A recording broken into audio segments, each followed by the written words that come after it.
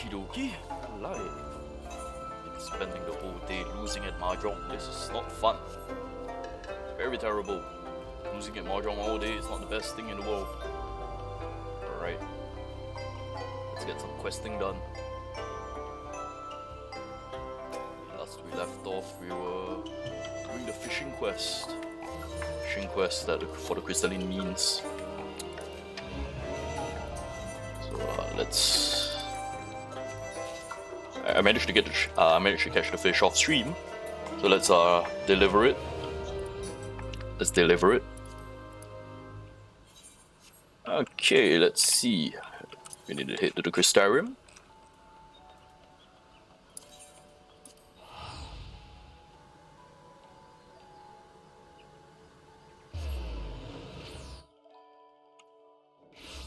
Maybe I can actually get I've been meaning to do the Eden raids, but it's I've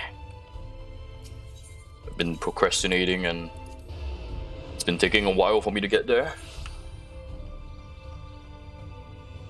But I'm sure we can do it today.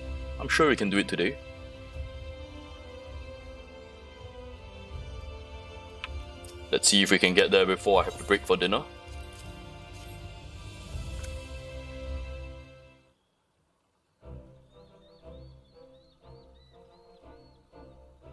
Look at that.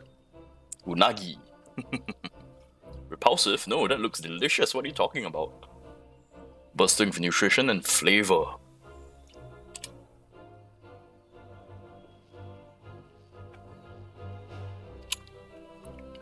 Oh, you just need to get a Japanese cook to make it look delicious, man. It's not that difficult.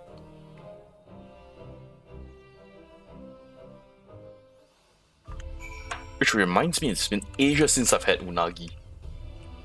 Need to check the COVID guidelines. Maybe I can get like some unagi dinner. Oh, I really should. Maybe I should ask some of my FC mates. Yeah, we could go for an unagi dinner. It's been so long. Holy shit. We're lifting some of the COVID regulations down here in Singapore, so. Ooh. Yeah, that unagi dinner is definitely going to be possible. Ah, here's the daughter of the fisherman.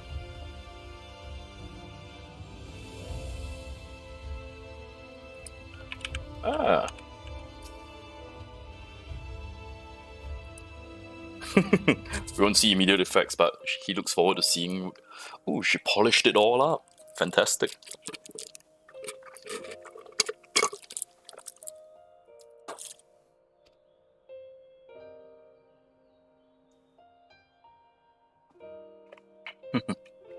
Good, she thinks it's delicious.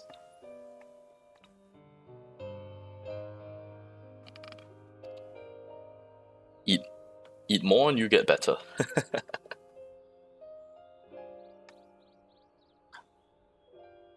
More appetizing than any medicine she's been given. Good nutrition is always the answer. Oh, he's chasing us away from his daughter.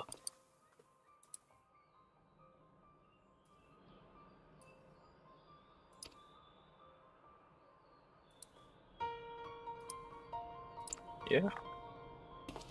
We got a cure, man. Work finger and bones to pay for her medicine, and you think you can do better? Oh, you're jealous! These type of diseases are caused by improper diet. What we put together is meant to give her what she's been missing.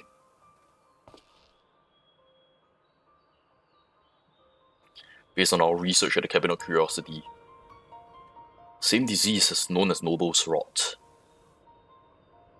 The Umorians used the eel as treatment. Brought some to try. Well, now he's accusing us of using her as a test subject. It's just food, man. There's nothing madcap about eating a balanced diet. Damn right.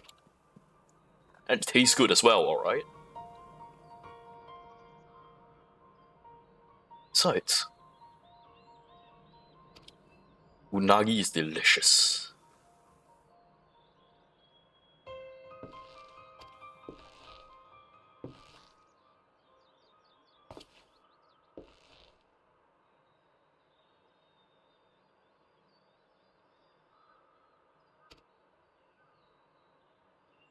Oh.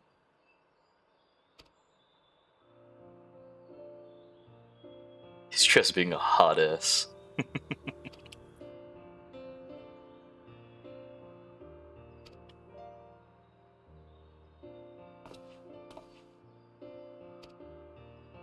Alright, go catch more eels. Go catch more Prospero eels.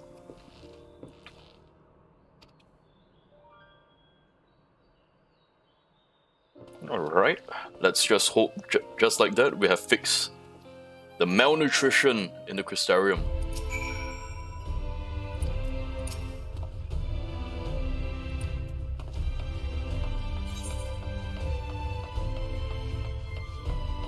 He had no idea we were working to save his daughter. We've been trying to help everyone in the Crystarium. Malnutrition ain't a joke, man.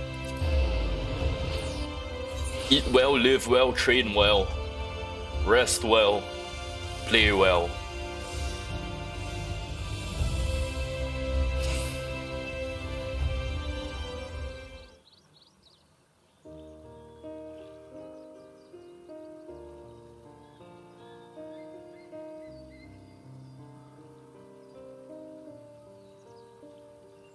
So if Loeb hadn't been so discreet, our effort may have seemed like a shallow attempt to use her illness to manipulate her father.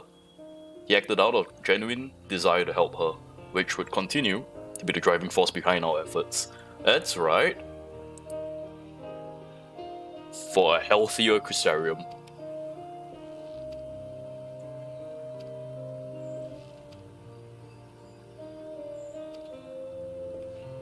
Alright.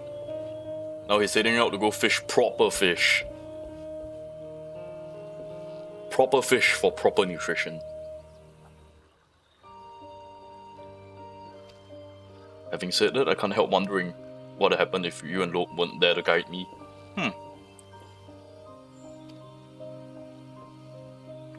It's not only me you've helped, it's everyone at the Crystarium. Once they get better eating habits, they'll be healthier and happier as a result. Damn right. Damn right. Why do you think some people are so miserable? They eat rubbish every single day. I mean, some McDonald's and KFC are great and all, but like, you can't have that every single day. That's pathetic, man. Have some variety in your diet.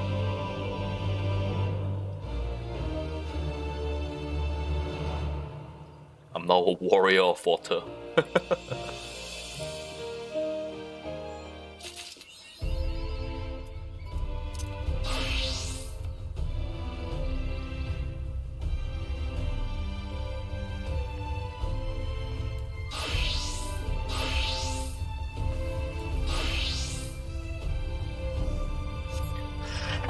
Excuse me.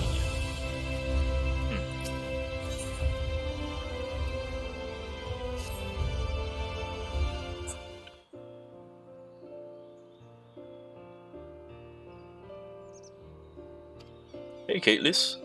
You've been busy killing eaters and wardens, and we heard all about the singing your praises your whole time. Though you're not content to make a difference that way alone, have you?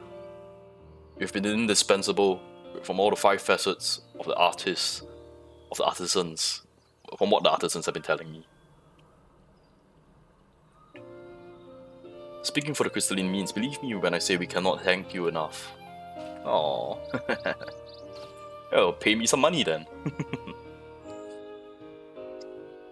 Oh, she has a request. An odd but inevitable one, given the centuries since we've had the privilege of a proper night sky. It's great and grand, but some of the children aren't taking to the change well. The dark is a strange and unfamiliar thing, and they see their worst fears hiding in the deeper shadows. Never mind to show them they did not fear the night, interested in lending a hand. Oh, it's for the kids. For the children.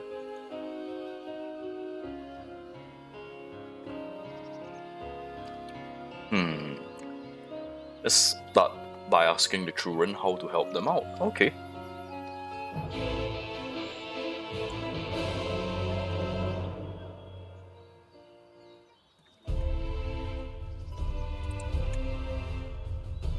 Okay, where to? Speak of the children of the Crystarium. They're all the way at the pendants.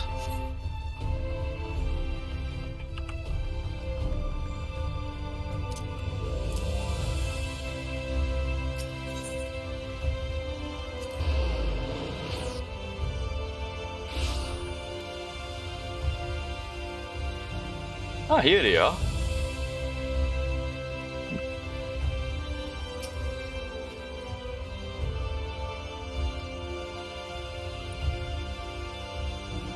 The night sky is pretty to look at, I suppose, but I have my own room, you see. When I have to go sleep by myself, it's a little scary. When you hear something out in the dark, you can't always tell who it is. Like if it's my little brother or a ghost. So she needs a light, night lamp.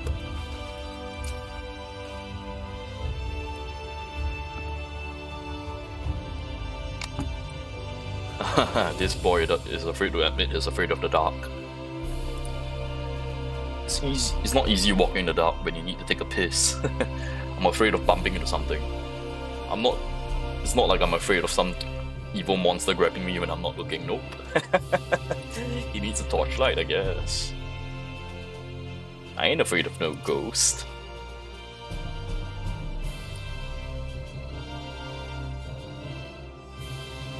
Does she think the night is scary? Of course it's scary. Even if you close the curtains when you're indoors, it never gets dark as it does now. It's hard to go to sleep not knowing what's out there.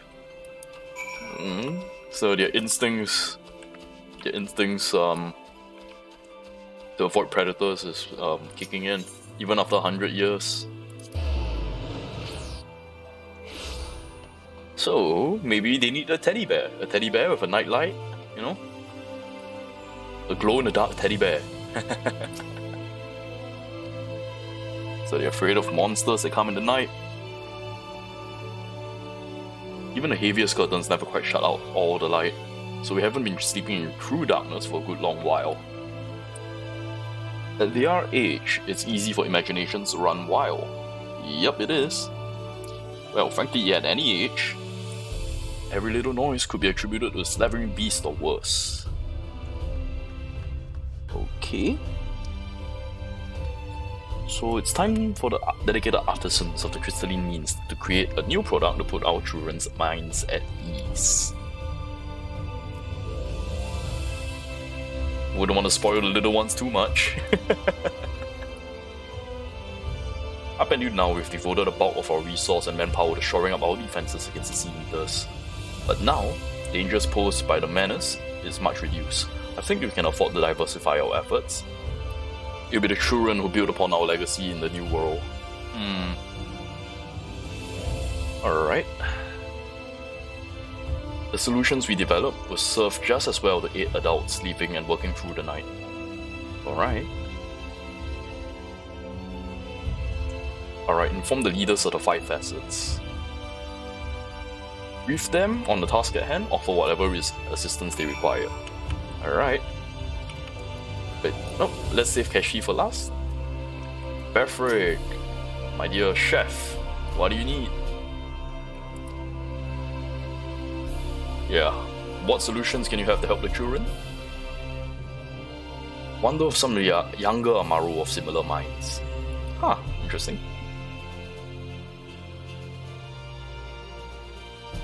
Key factor which determines whether or not recessive traits manifest in given Amaru. No, we're talking about children, my friend. Okay, he's just joking. The project to allay children's fears will have his undivided attention. Alright. You'll figure it out. Alright, what kind of fish can help the children?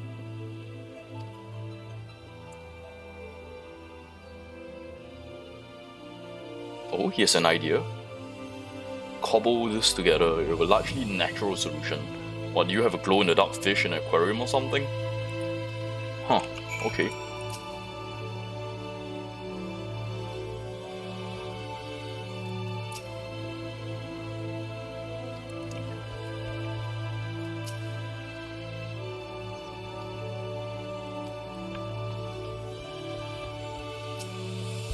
Alright, Wormita, how are you doing?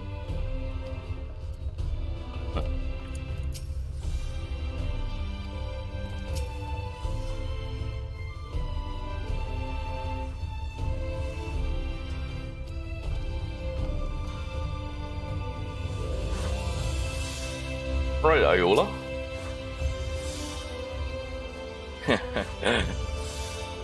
You're sweet, but you're not that sweet, Iola. Alright. Caitlus wants to picture in to comfort the little kids. Alright, yeah. So, even big, strong adults like you and me can have imaginations run wild in the dark of the night. Stop hitting on me, my friend. Alright, so she has an idea. Alright, we'll forge something for the children.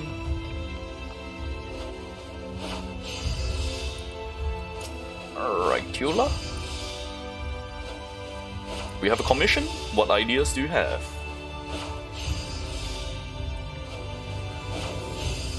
Is she gonna make a music box or something? I gotta tell Noddy to stop roaming at night. If the children keep bumping into it, they'll be afraid to release themselves at night. Noddy. Okay, she has an idea. Oh, she wants me to relax. Alright. And Keshi, my dear Keshi. Come to rescue her from a life of monotonous toil and drudgery. We are here to help the children. Children afraid of the dark, but the dark offers ample opportunities for creatures of the night to hunt and... well, that could be the problem, isn't it? If we help the children overcome their fears, they will surely delight in new opportunities to study countless nocturnal creatures. What solution do you have? Oh, she has an idea. And Keshi has an idea is never a good one. Alright, I've spoken to everyone. Caitlus. Yep.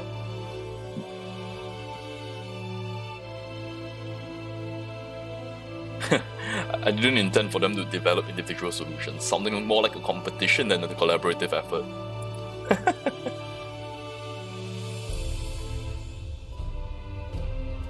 Alright, I'll wait in the rotunda for all your solutions. Rotunda. That's by the front gate area, okay.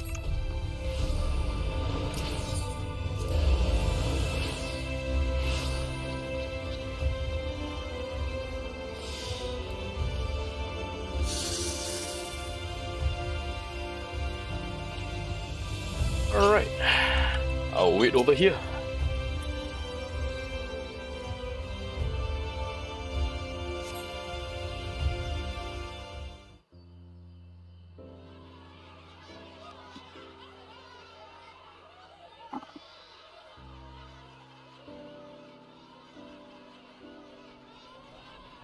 Oh, would you look at that? What's all that? Is that what they've crafted? It's a lamp? Okay. Iola created the lamp. Finest smiths in all Lakeland and all Northrend. The little project is less troublesome than breaking a new pair of boots. He likes the light of this one. It's nice and warm. So each of them created their own lamps.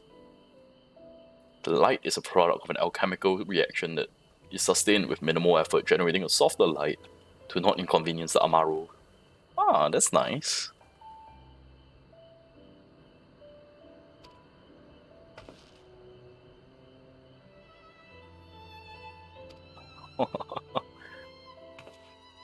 Oh my god!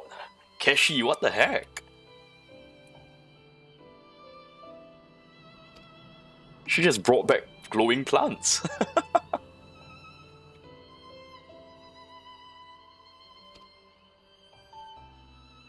Oh, it's a special seaweed that glows in the dark. Ah. Each of them have their own special lamp.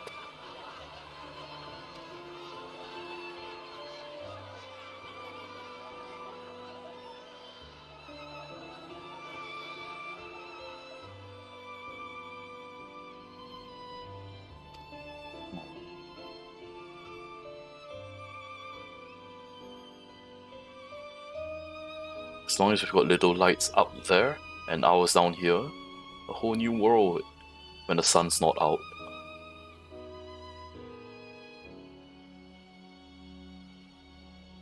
A new world with new things to see and places to explore. And we wouldn't have it if the night never came in the first place.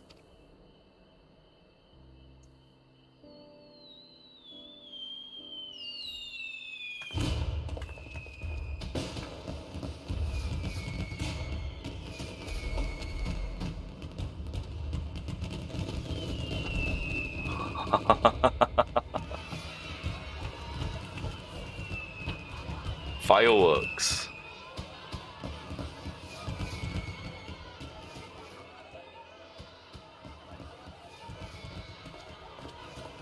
A little surprise she cooked up with the Exarch's help. Fireworks. Taste of Eorzea. From Limsa. Fireworks from Limsa.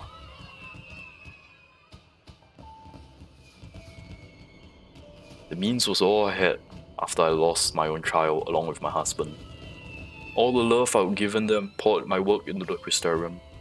Instead, hoping to fill a hole in my heart, or at least help me pretend it wasn't there. Whether or not it was right or wise to try, I do not know.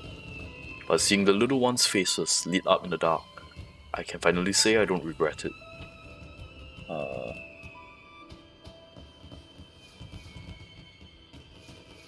Those two have enjoyed this, I reckon.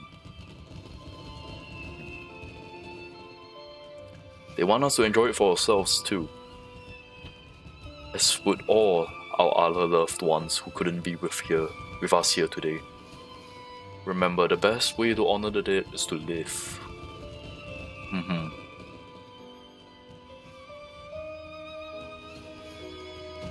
It's the small moments like this that happen in this game that is so lovely. Small beautiful moments like this.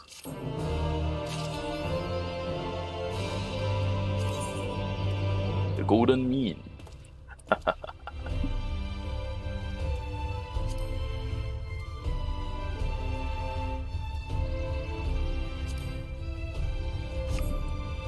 Alright, so I guess that's it for the Crystarium deliveries. That's it for Crystarium deliveries. Alright, fantastic. That means it's off to Armorang.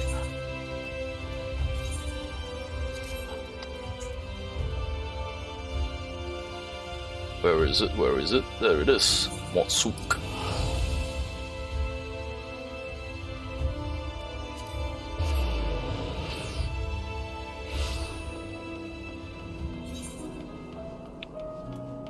Right. Hey there, Yellfoot.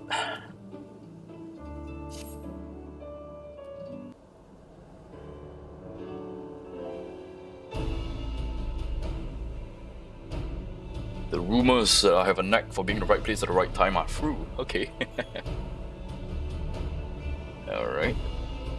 Just about completed the preparations for another expedition into the MT. Okay. Reen and Gaia agree it's high time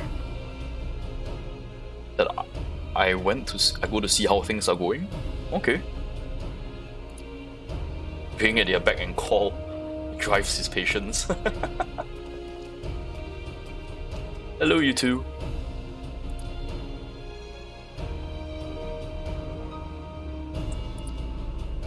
Alright. I'm sure you two need adult supervision. I know you two are adults already, but still.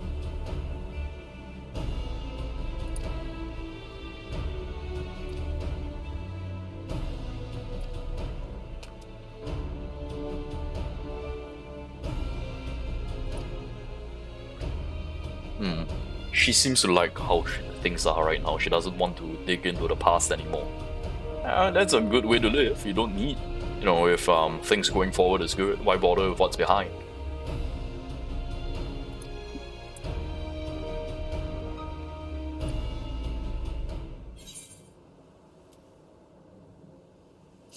Did you make the necklace? The ice crystal, yeah. The ice crystal necklace. They made it a necklace. And Gaia has it. Okay. She kept it somewhere safe.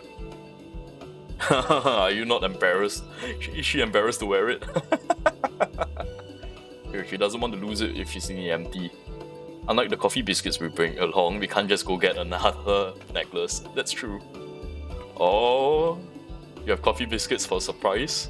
That's nice.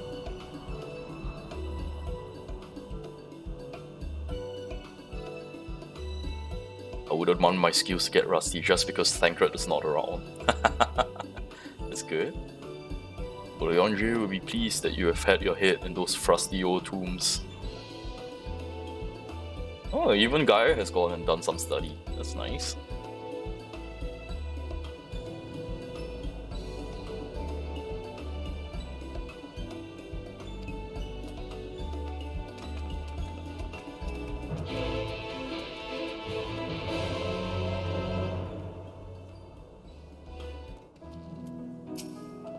Thanks for taking care of the two of them.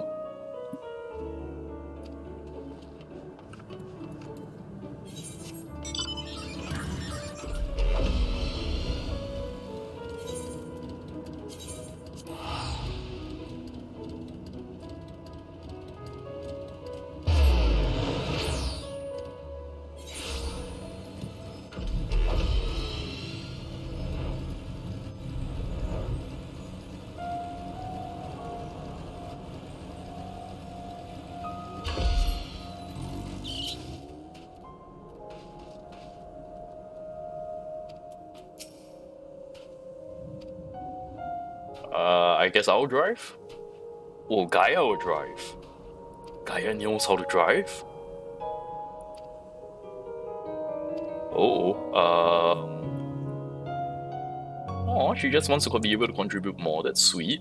Sit back, relax, and leave it to her.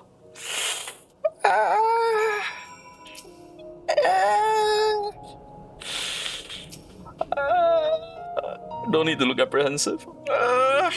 Okay. Don't crash.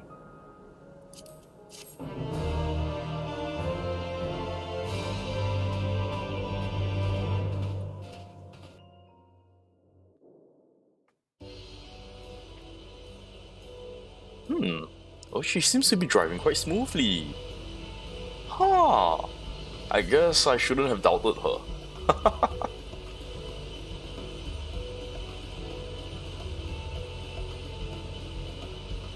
So strange to seeing you at the controls. Why didn't you tell me you've been practicing? I thought to surprise you. Oh, I am surprised as well.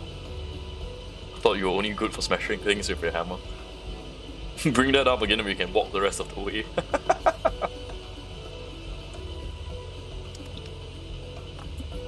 But I admit it's a lot more spacious right behind here without Eorzea. Festival?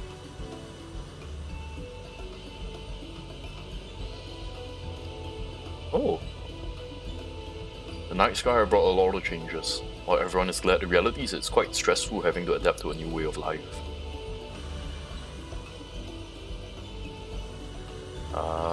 So they want to host an event, a festival, to thank everyone. That's nice. Irene is going to be one of the organizers. I'd offer to help, but I think you have everything well at hand.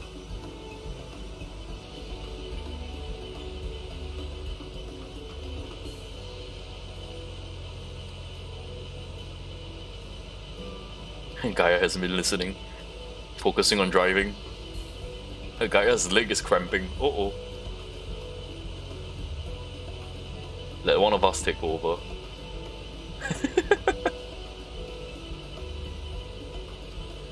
She'll be fine. I'm sure it'll be fine. Pretty sure this is an automatic transmission rather than like a manual vehicle.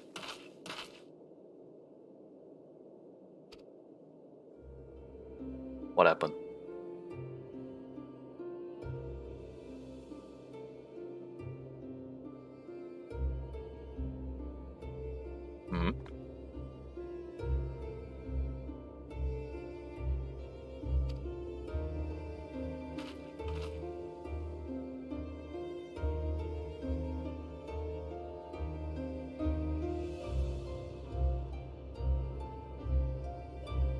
I wish Eorzea is here to explain what's going on. Imbalance.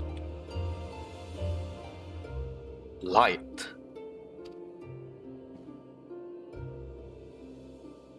Might be the result of losing control when you restore light's element. Even though I tried to use darkness to hold back the light from spilling forth, it wasn't enough.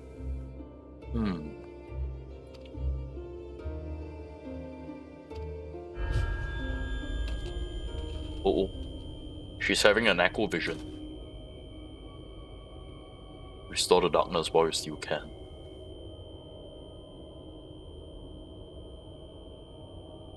What's going on?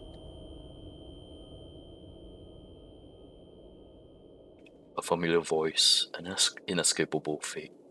The promise of salvation at the precipice of ruin. In the remnants of a lost past, I will find my truth.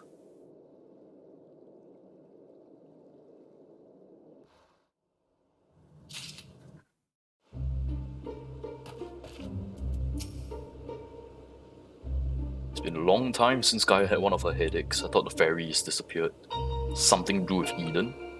You know, Eden actually reminds me of Sin from Final Fantasy X.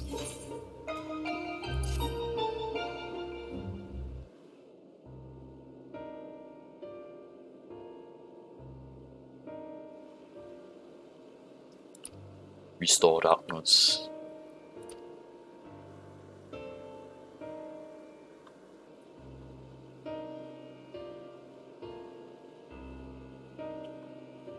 Restore darkness to the world flooded by light. We've gone through most of the elements, but we did not go through light and darkness. Oh. We thought we restored balance to the 6 elements, but perhaps they're so strongly aligned to the light. We need to set things right using darkness.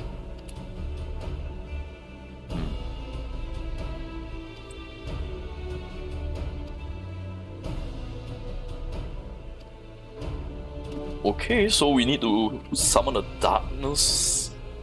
darkness-based primal. We have Odin. We also have. Well, I'm not quite sure if Cloud of Darkness is a good idea.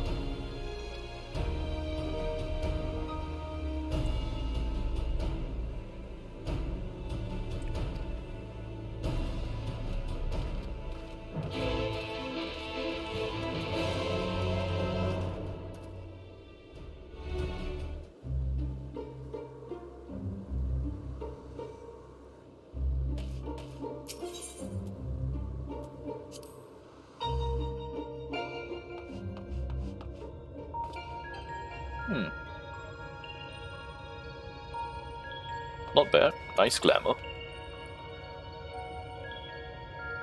I'll be the one to save before we start. If this goes horribly wrong, don't even think about pinning it on me. Not that it will, of course.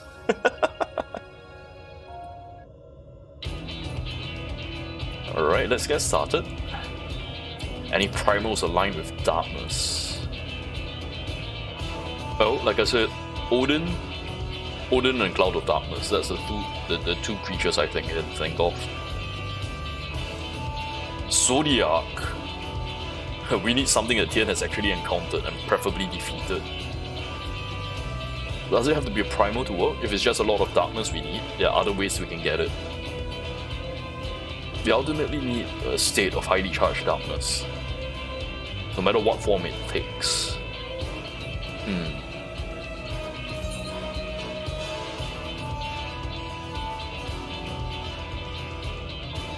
The Flood of Darkness has a fair bit of darkness.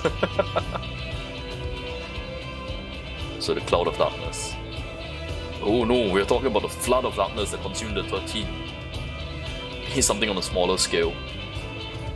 Yeah, the Cloud of Darkness.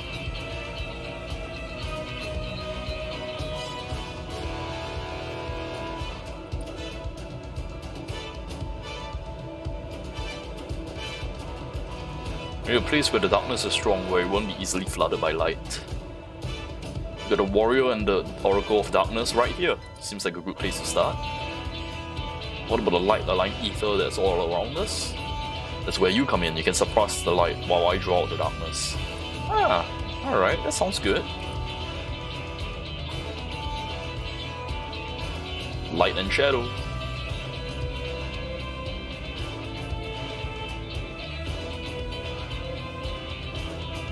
She's quite worried that all this might go wrong. When all this is over, we can reward ourselves with delicious treats at the festival.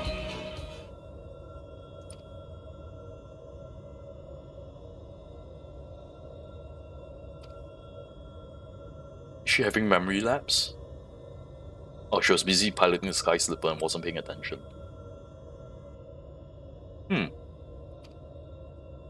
Is she having memory lapse? Oh, that's not good if she's losing memory or something.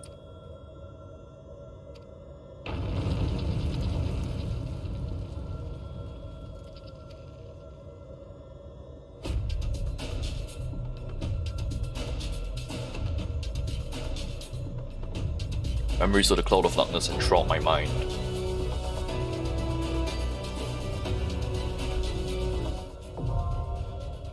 Eden's Promise, Umbra.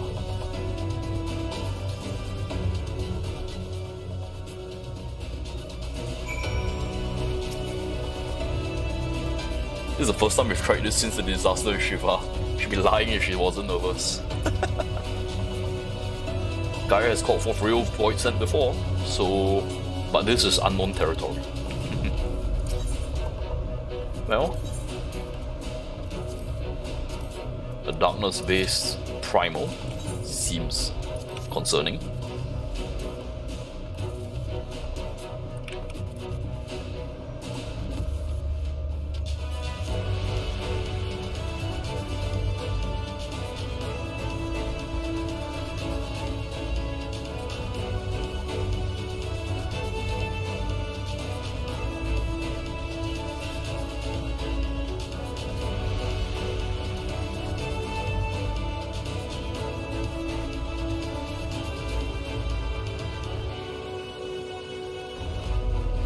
I wonder how long it will take. Well, while waiting.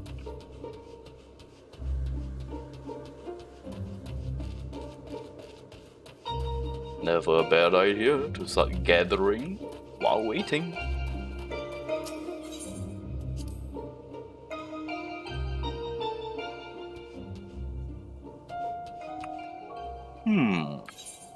Can't remember what's good to gather around here.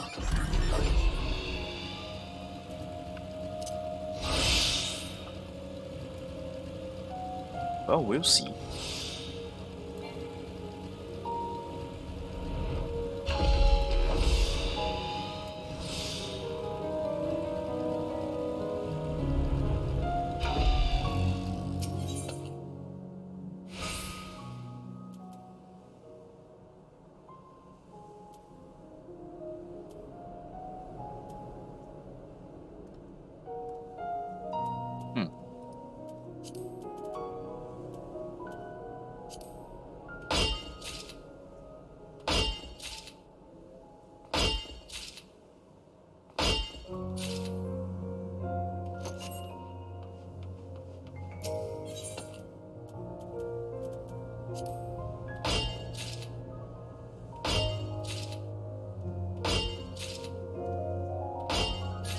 No idea if this will sell well at all. Let me check.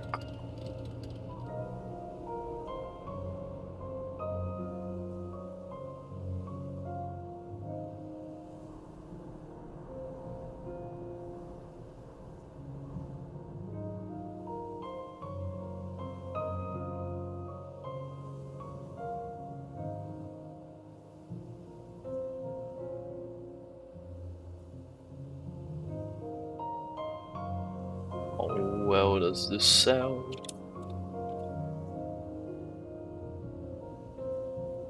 Coarse saltpeter.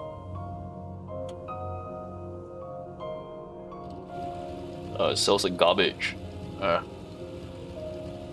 Alright, let's go find something else to mine. Might as well just vendor that.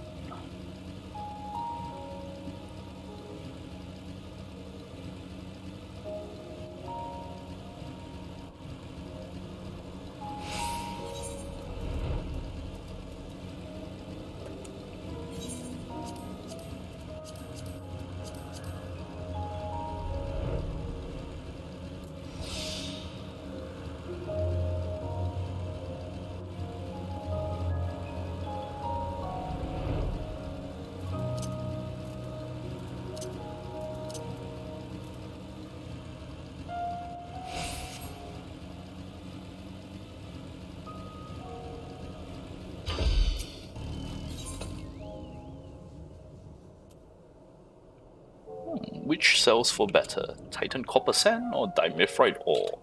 Dimethrite sand. Let's just check with a friend.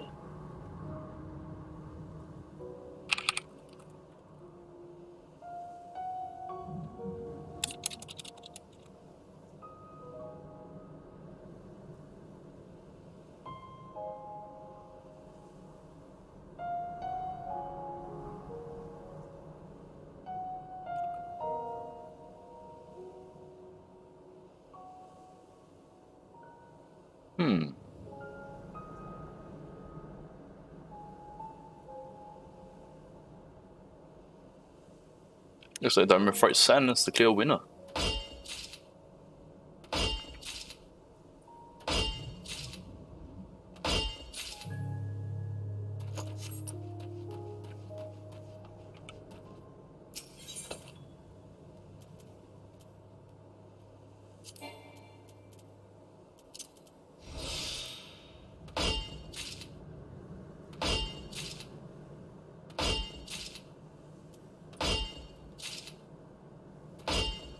Okay, we're just waiting for 1 tank and 1 DPS.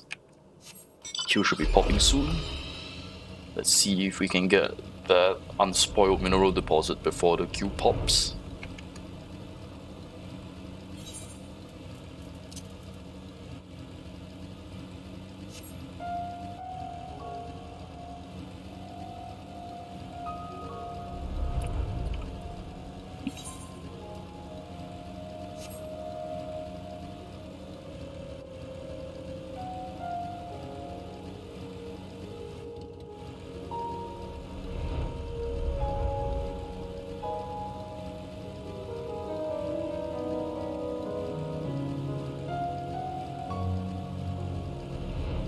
It's like so relaxing here.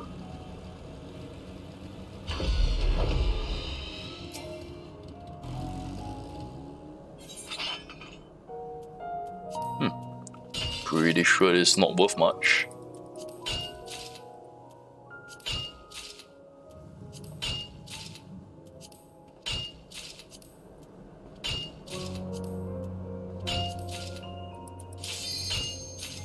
There we go.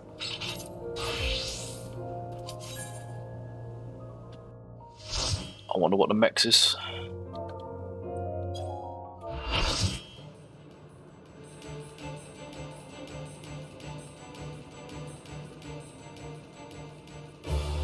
I'm drawing out the darkness. Get ready.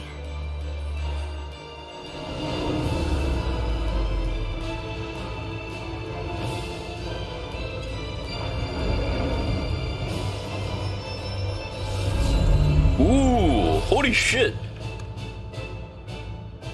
This is Cloud of Darkness straight out from the Dissidia. Worked, Gaia! We've done it! With a smidge of Kafka?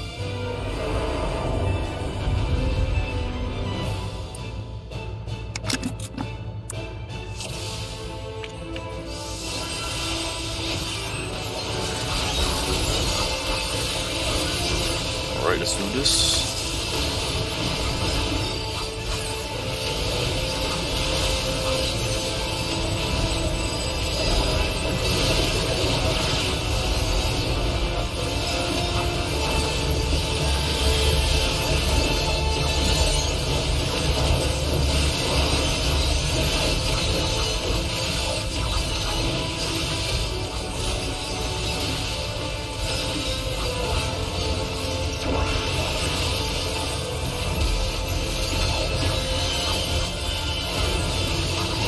Zero form particle beam, that's on the tank.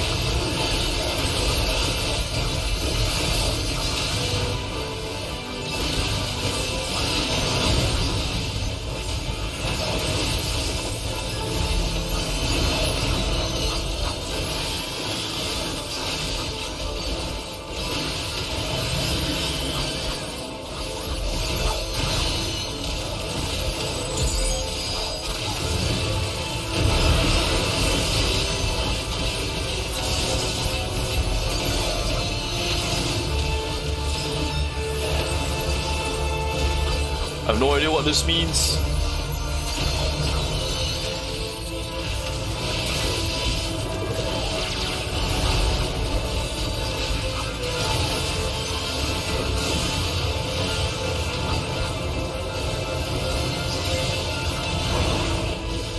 Ouch.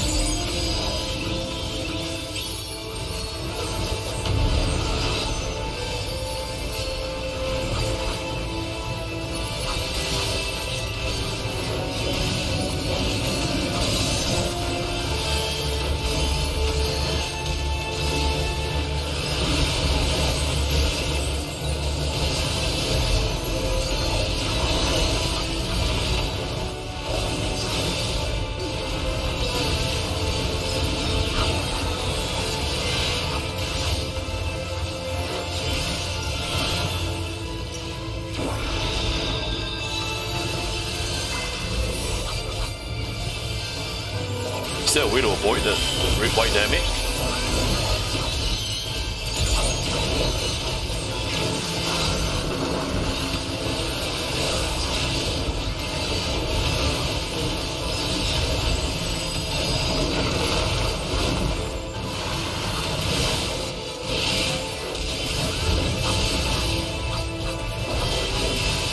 Deluge of Darkness. That's red white.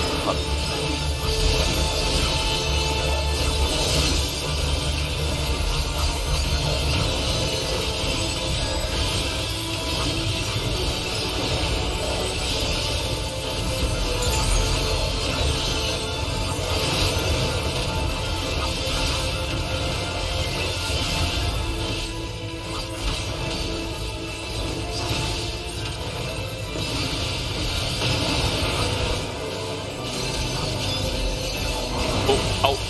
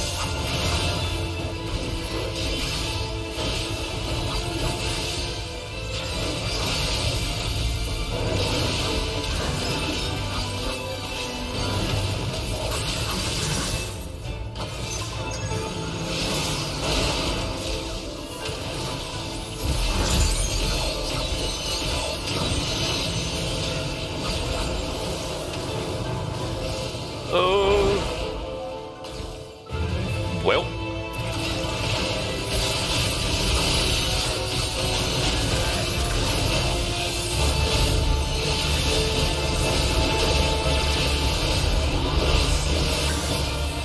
I do not understand how this phase is supposed to be working.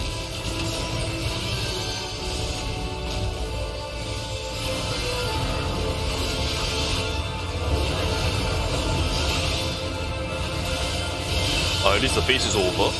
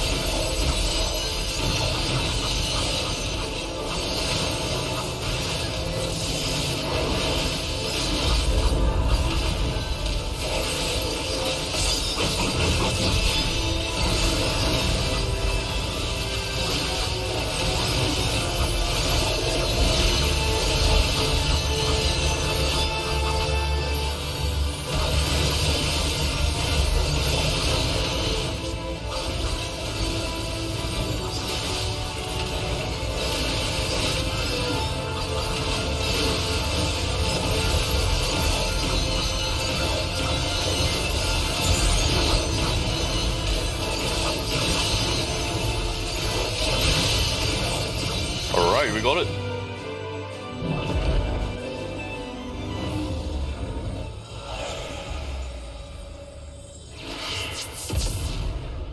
It is a sexy cloud of darkness straight out of the CDR.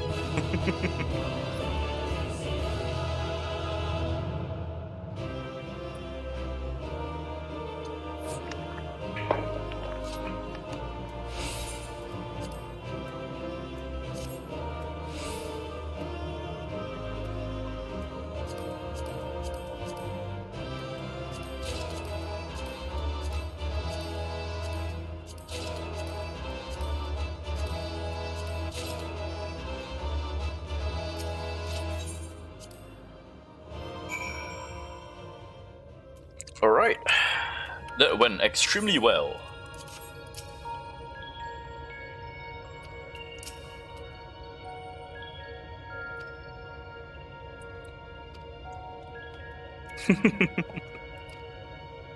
The two girls are so excited about us having success. Alright, let's go see if our work has paid off.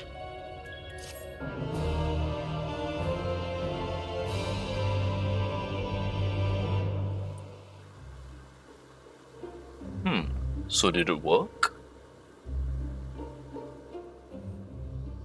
The plants are still as lifeless as before.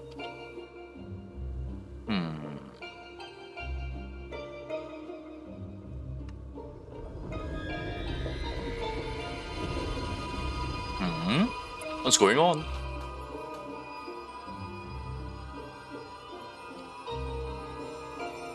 Huh. Rainbow? In fleeting hues and endless warmth, a gentle light washed over me. Huh. I guess it did work. A glimmer of hope once lost.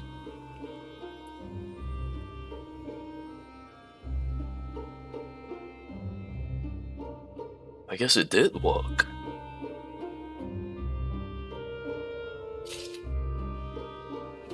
I do wish Eorzea is here to explain what the heck is going on.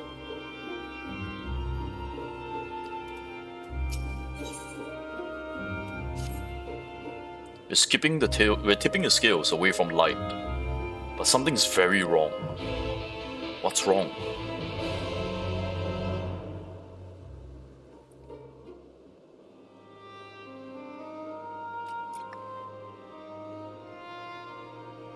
Hmm.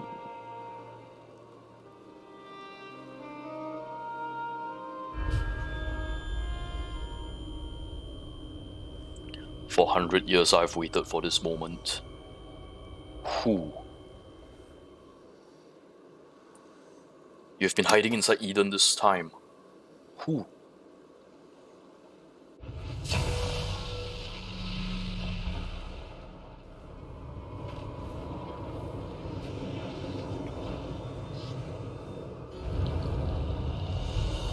An Asian.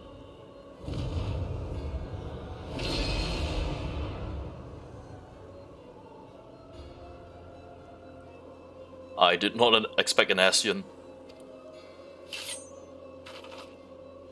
Mifron, servant of Zodiac. The voices whispered to Gaia all her life.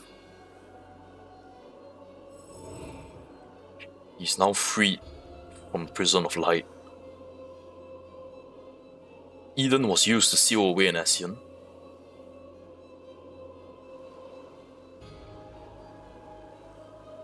Minfilia, what do you do?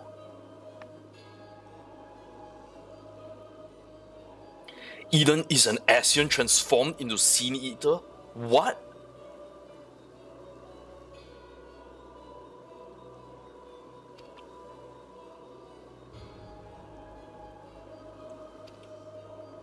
So it was Mifron's plan to restore darkness this whole time.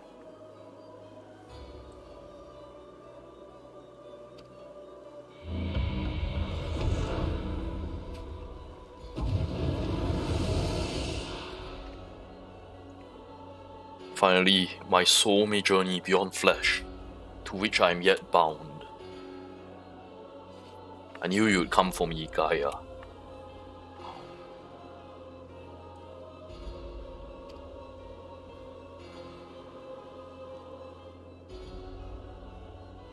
Even now your memory eludes you. Hearken to me, Gaia, and remember. Remember what?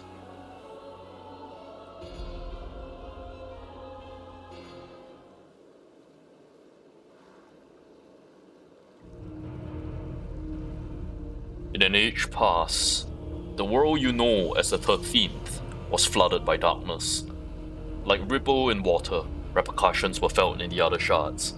None more so than here on the first. It became perilously imbalanced and susceptible to the influence of light. With the light to consume the first as darkness did 13th, it would become likewise a lifeless void, lost to our cause. We could not allow this mistake to be repeated. It was our duty to safeguard this world from the selfsame fate. After a time, I myself conceived of a plan to trigger a rejoining, utilizing the very light we had labored to keep in check and tasked us with bringing the plan to fruition.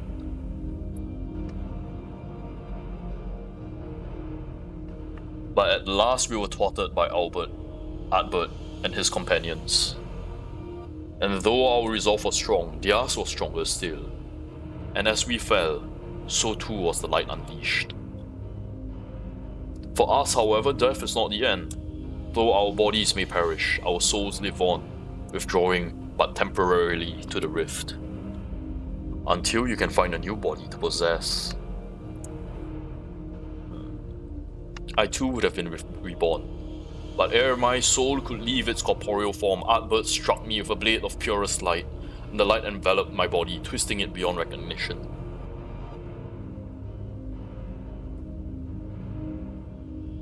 Artbert created Eden, the first Sin Eater.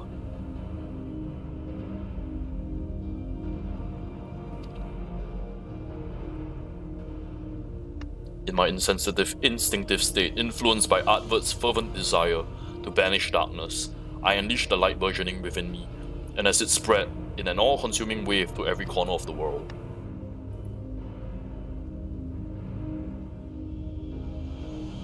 So the flood of light, that's how Sin Eaters came to be.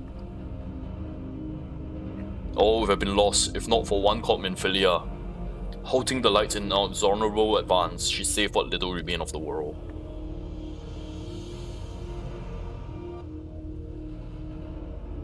In the process, she also restored to me a sliver of my consciousness. Though I remained trapped in my altered form, motionless, I was able only of feeble whispering. Emmett Selk couldn't save you? Perhaps he could have, if it had been his wish. Far easier, however, to find another piece of his fractured soul to replace him. From his perspective, there was no need to intervene and potentially disturb the balance of Aether, and so here I remain. So after he failed, Emmett Selk left him to rot.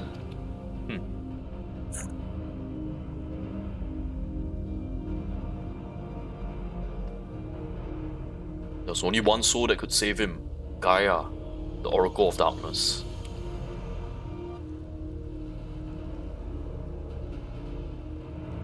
You had forgotten me, forgotten our duty. The vestiges of your true power remain, and you could not wield it. You could not wield it at will. Is Gaia ASEAN as well? The light began to subside and the darkness of night returned.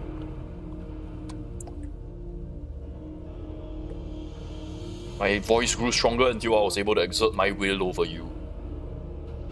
To free his soul from Eden.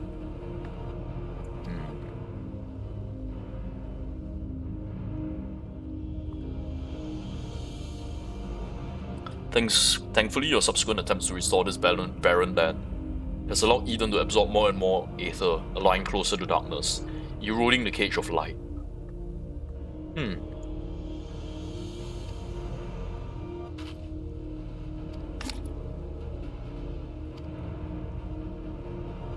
So what is his plan? What is his grand plan?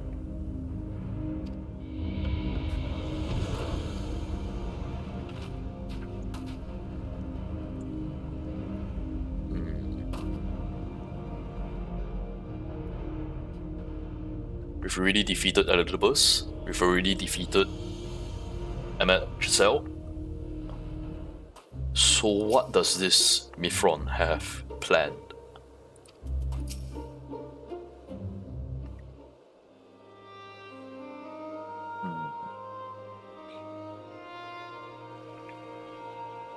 If Eden has been absorbing all the rebalanced aether, that must be why we have struggled to restore life to the empty.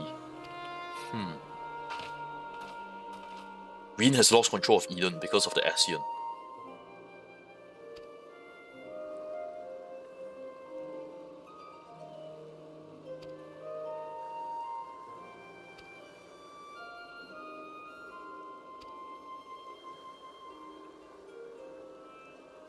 Gaia has forgotten Eorzea and Thancred?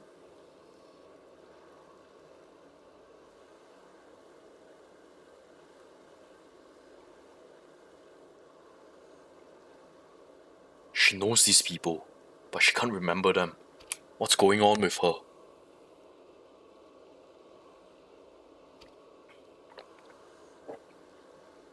Mithron is taking her memories?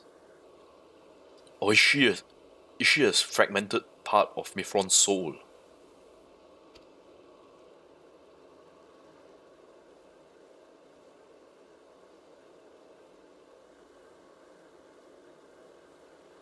That won't happen. For every memory I lose, we'll make 2 more together. Oh, that's so sweet.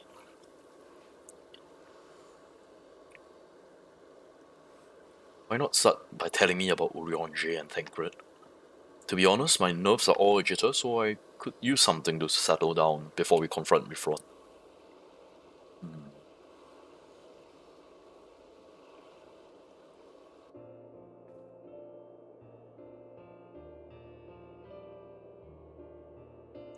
Eorzea is the most intelligent person I know. He spent lots of time reading. He also says you can't learn everything from books, and encouraged me to go out and see the world for myself. Sounds sensible? Better to experience things firsthand than to read about someone else's. Like coffee biscuits. No book could ever describe how good they taste. These 2 love their coffee biscuits. What can I tell about him? Yeah, bloody Shakespeare. He can walk on water until he can't. So he walks on water instead of swimming. Something he never quite mastered. He ended up getting wet anyway. The whole thing is more trouble than it's worth. It's true. As for Thancred, he's the one who freed me from Euromore. At first, I thought of him as my knight in shining armor, but really he was much more than that. We travelled all over Northrend and he helped me become the person I am today. He even gave me my name.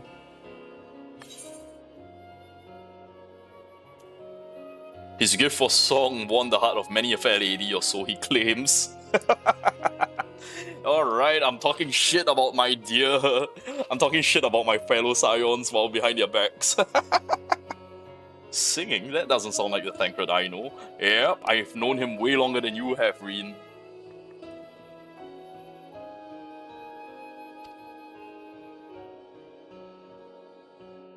Thancred is also a piece of shit that I want to beat up all the time. Oh, that's Thancred's gunblade.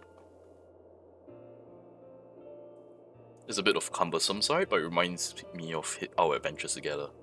Even though there's little chance I'll ever see him again, it still feels like he's here with me. Aw, that's so sweet. Keep your memories close.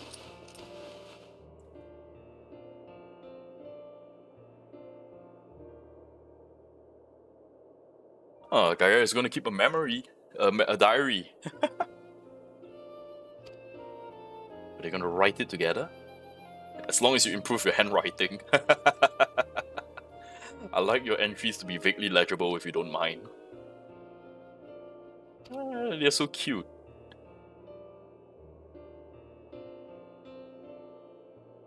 Alright, let's go kick Mifron's ass. Well, let's figure out what he wants first.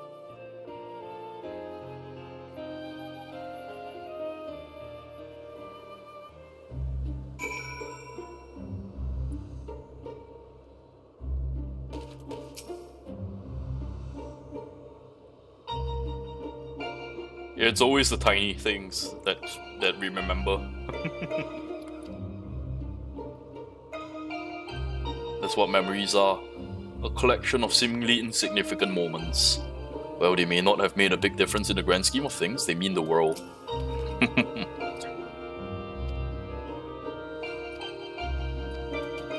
Alright, let's get your memories back.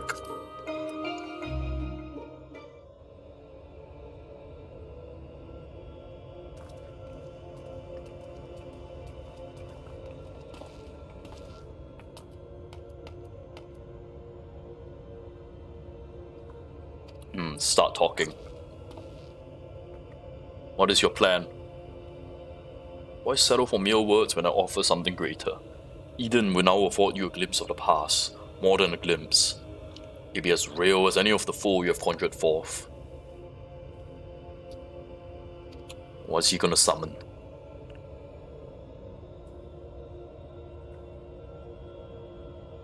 Recreate the battle 100 years past.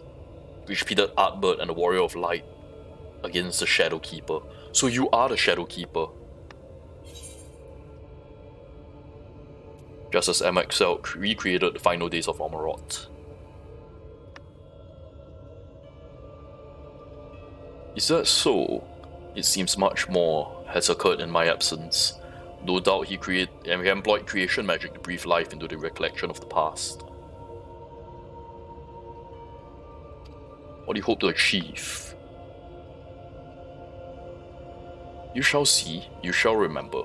Now your very soul will revisit the fateful day 100 years ago. Gaia was there 100 years ago?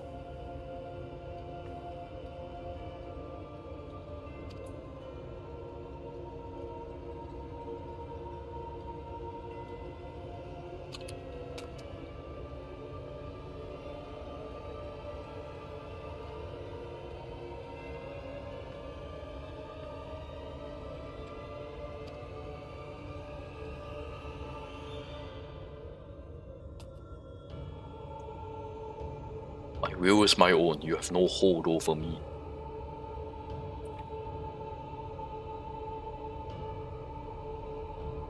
I hope that's true. This is all you're doing, accursed minions of light. I should be the one at her side, not you, not anyone else. I will take her beyond the reach of your poisonous influence and keep her safe. Huh. What is your history?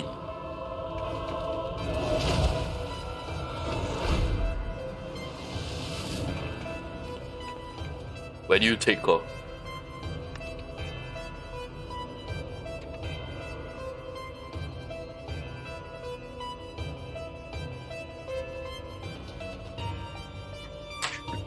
Mifron must restore her to her true self, and we will help him by conquering the adversary he presents before us.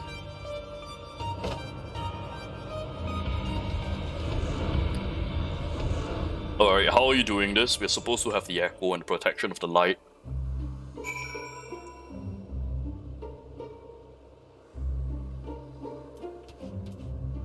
He expelled us from Eden.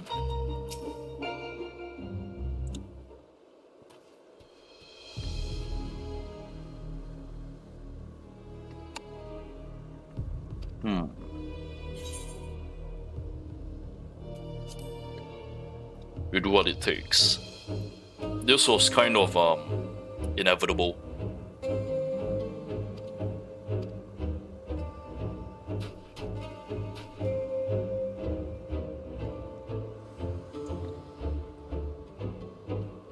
Alright, so Reno sent me to the battlefield. Alright.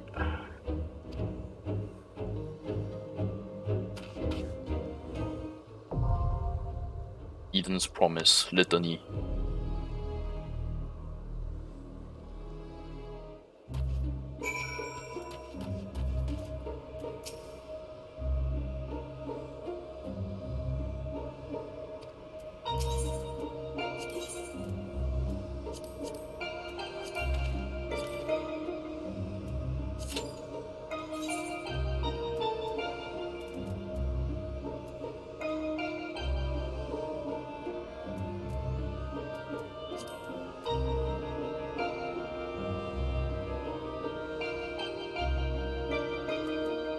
So there should be four encounters. 1, 2, 3, 4. 1, 2, 3, 4.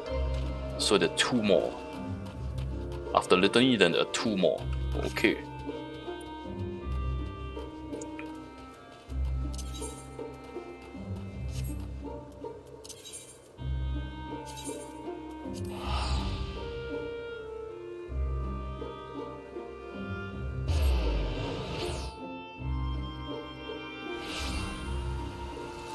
Alright, water my plants.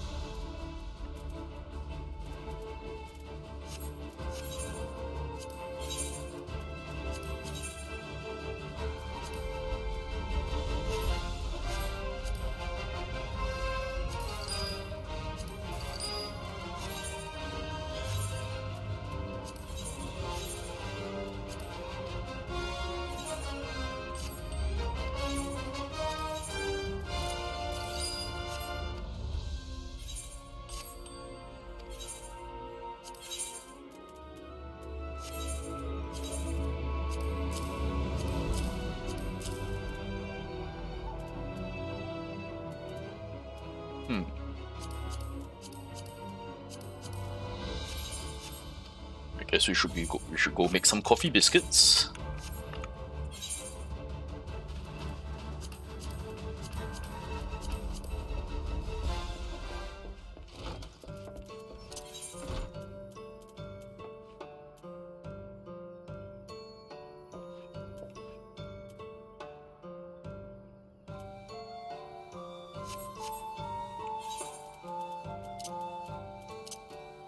I have 36 beets, 27.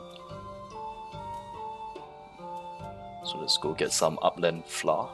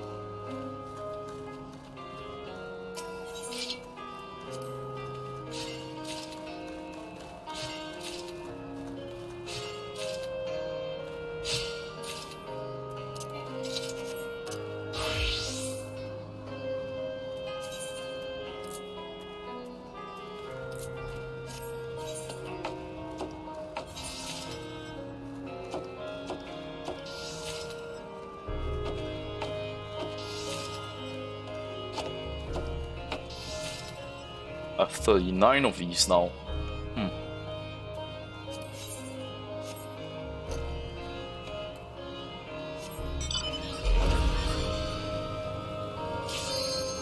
Oh, would you look at that?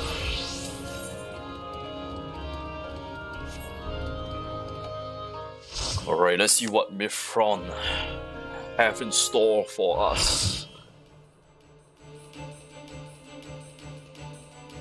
So we're reenacting Atbert's final stand against the Shadow Keeper. So this all took place 100 years ago. But what does it have to do with Gaia? Beats me. Ravening anti-hero, the Shadow Keeper.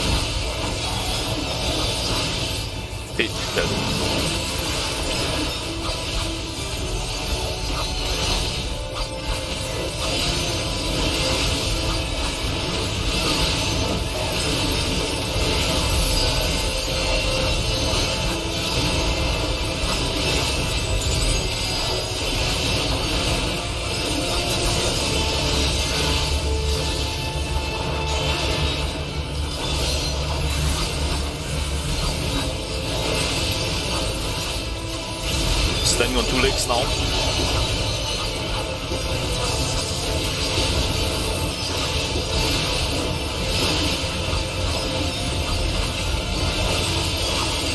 As a tank buster.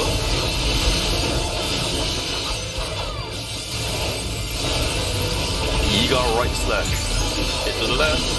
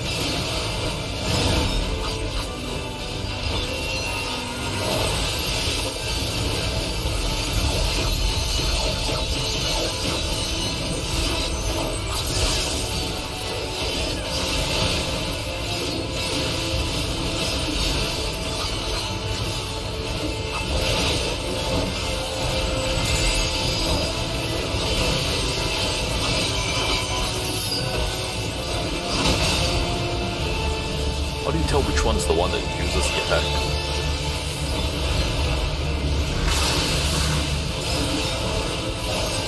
I'm just following where everyone else is going.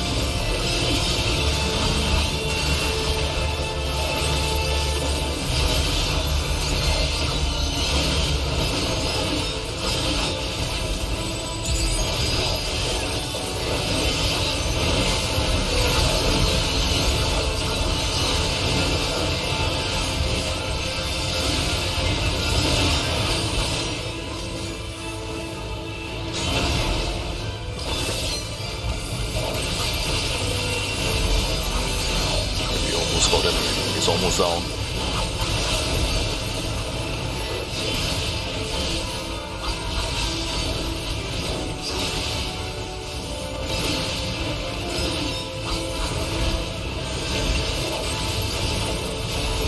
Got right slash, we are safe.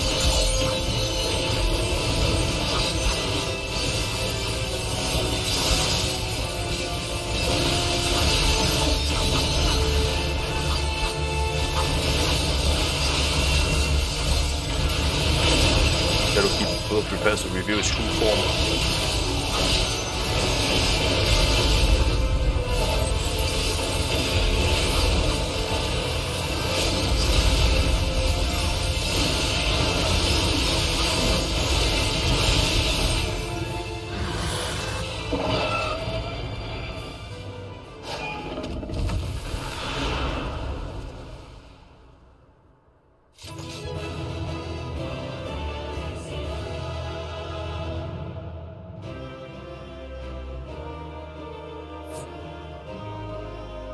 Alright.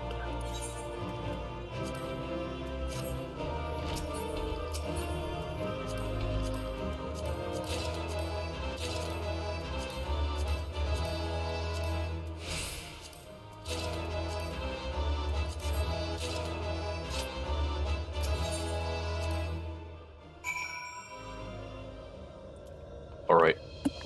I'm gonna hit... Oh, Gaia's back! Alright, I'm gonna hit for dinner. I'll be right back. Alright, after dinner. We'll continue this in about half hour.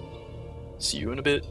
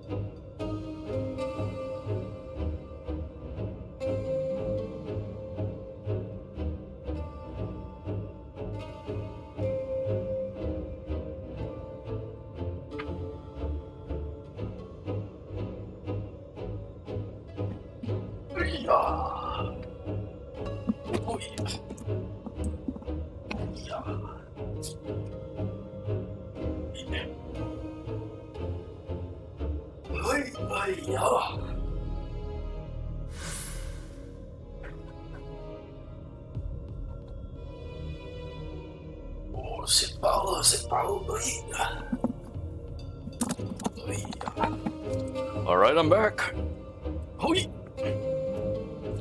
Alright, so Gaia's back. Huh.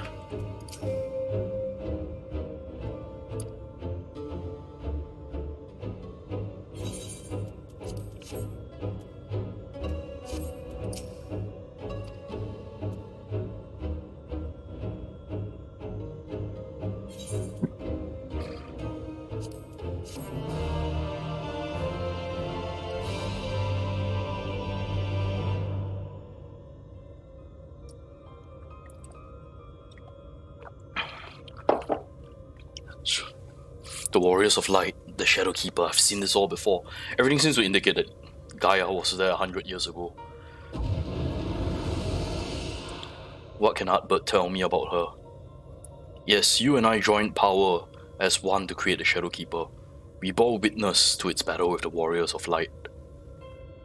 Our power? So I was there? I wasn't alone? How could you have been there 100 years ago? Gaia is an Asian. Look deep inside. You know it was real. Cast aside the worthless memories and embrace who you truly are. Worthless?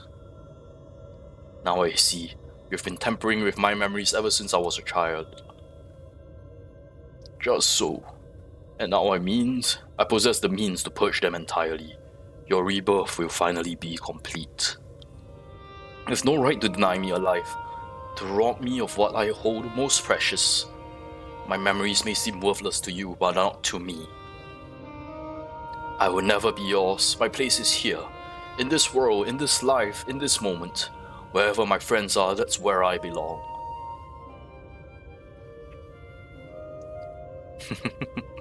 These two young ladies.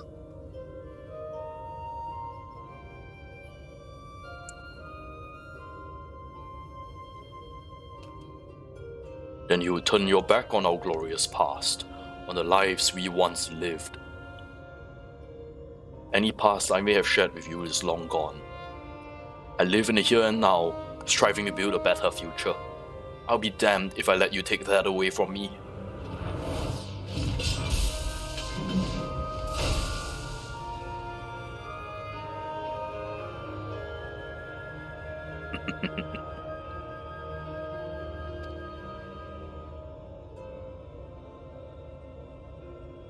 Would that I had died with you to be reborn. Even without your knowledge of your past, we may yet forge a future together. I'm sick of your riddles. Speak plainly or not at all. You and I fought the Warriors of Light as one, joined in both body and soul. When Artbird struck his final blow, the light tore through the bonds that held us. Though you perished, I was condemned to a far worse fate.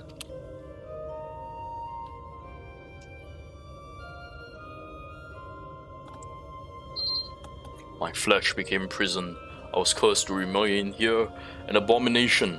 While you lived on with others at your side, I will suffer it no more. You belong to me. I too was once held against my will, robbed of my freedom. To be trapped, alone for 100 years, I cannot imagine the pain you must have felt. But that doesn't give you the right to deny Gaia a chance at happiness.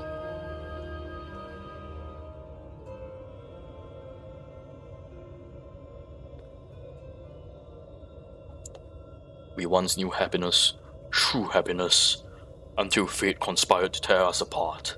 I will never allow that to happen again. We shall be joined as one, my memories, yours, together for all eternity.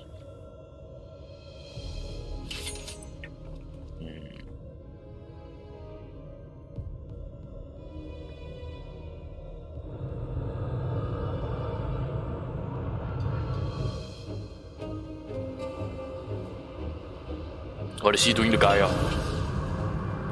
He took her hammer from her. The darkness is rising within her. She is Asian.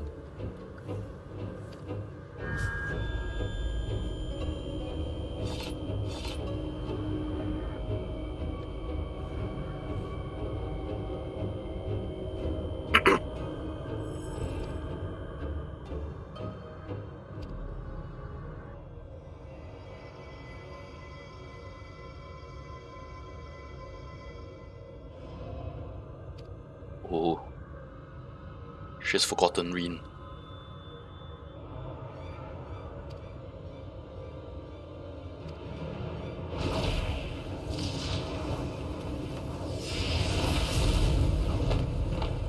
Oh wow, it knocked us both down. Oh, they're fusing together. Oh dear. Okay, I've seen this one before.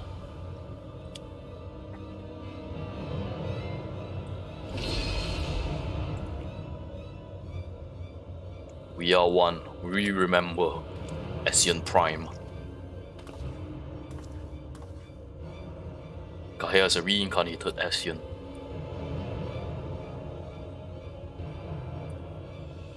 The girl you know is...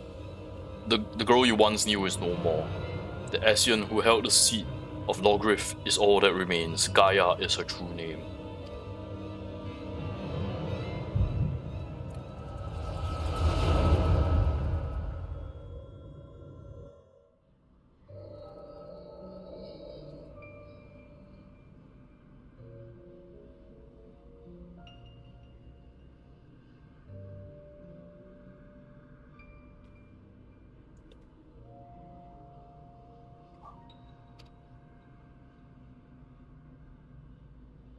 Oh, that's Gaia as an adult. Were they lovers?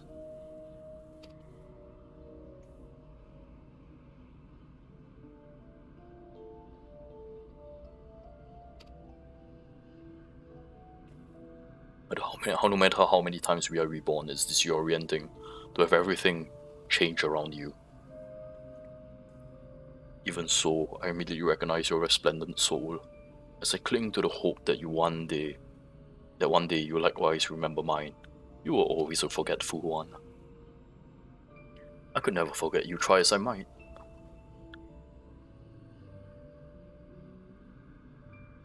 But tell me, what do you know of my past? I admit my memories may need refreshing.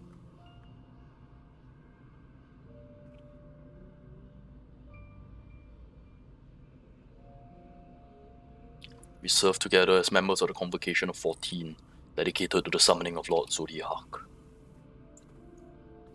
Though the task assigned to you eventually fell to Elidibus. She was the original Elidibus.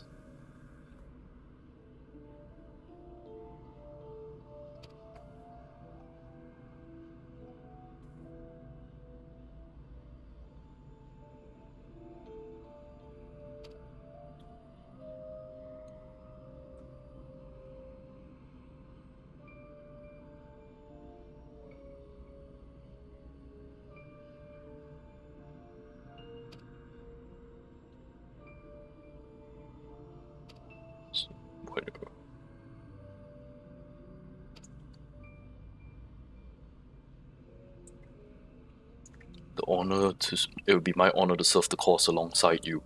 I shan't take no for an answer. The honor is mine. As much as I tried and tease you, you are everything to me. My inspiration. When I'm with you, I fear nothing. Promise me that we'll never be parted again.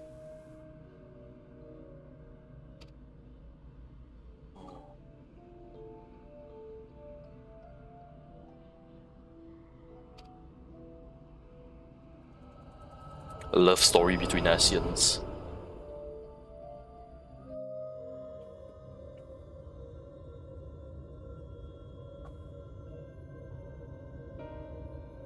We were destined to find each other, to awaken our buried past and be born anew.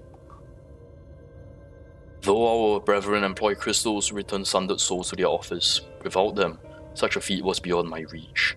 But by becoming one, in mind, body, my memory are yours. At last you have awakened. Now it's time to restore our world to the utopia it once was. You are not worthy to speak that name. If you must call her anything, use the name chosen by her parents. Even if you know what it is. Even if you even know what it is. To me, her name is Gaia. Nothing you say about her makes any difference to me. I don't care if she's Asian, she's my friend. Was your friend. Never again will she answer to your cries.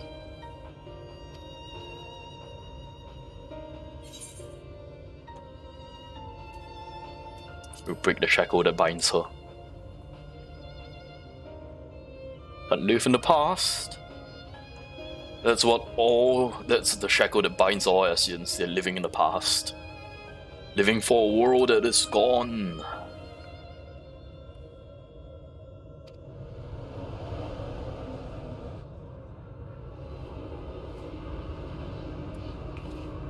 What are you doing to her? Visions in her mind? A summoning? What is he summoning? All your fears and hopes turned against you. There's no escape from your past.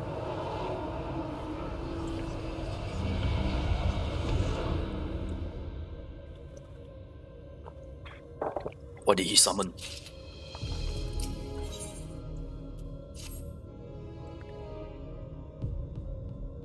Green's memories are being used as a fuel for summoning.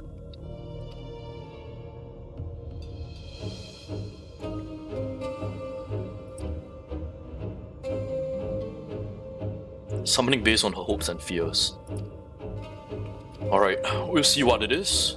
We've dealt with worse.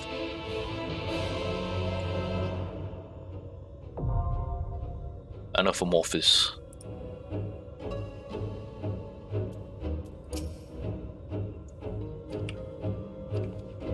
We've defeated Elidibus. We've defeated MXL.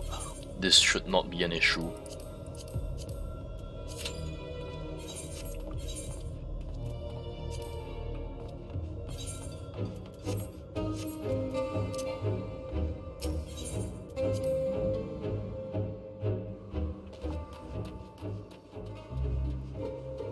Should have figured out that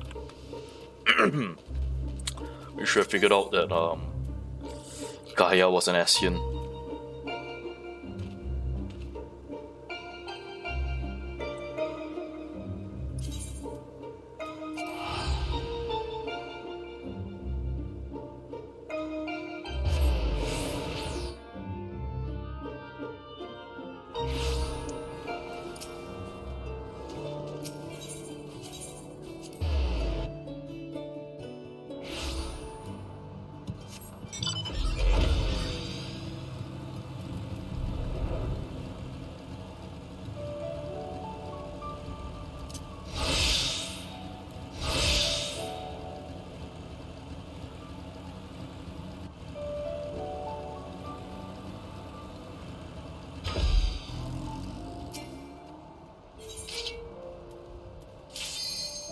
Oh, that's fast.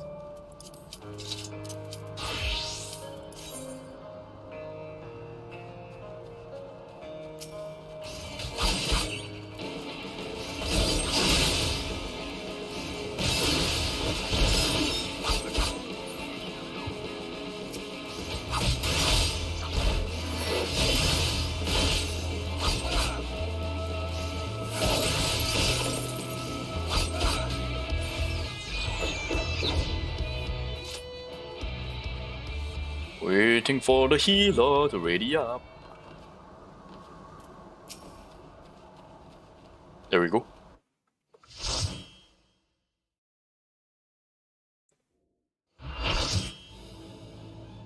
Alright, a summoning based on Reen's hopes and fears. I know this place.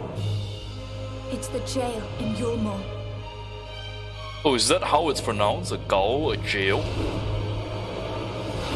Huh. It's Ranjit Thancred? The Fatebreaker. Whatever stands in our way, we will never give up hope. A Ranjit Thancred Sin Eater. Huh. I'm the only one fit to protect her. This could be born from my bones.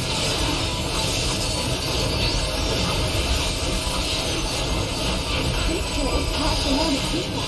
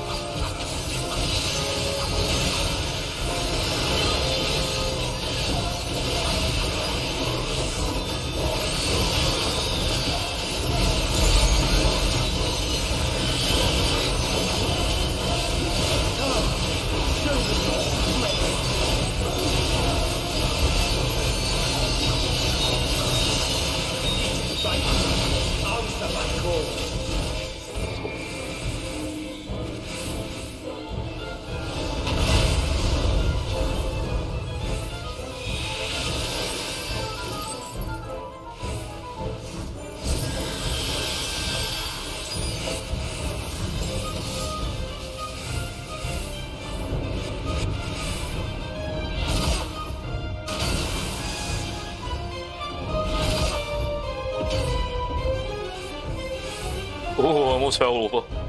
Yikes.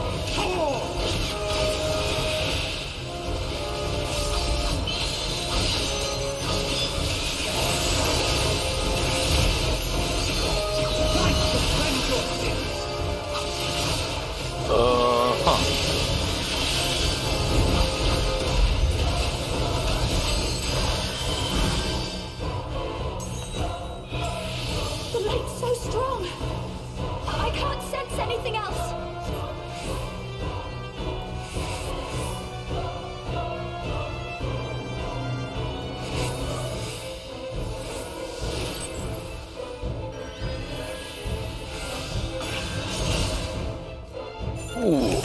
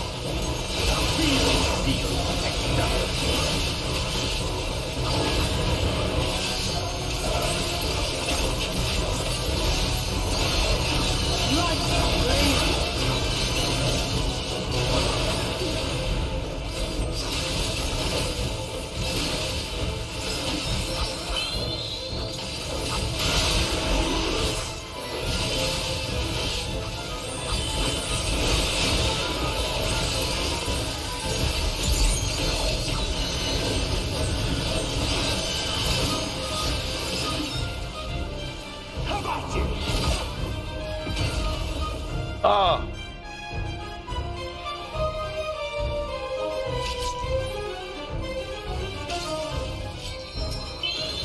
Thank you. Alright, I'm back. Let's finish him.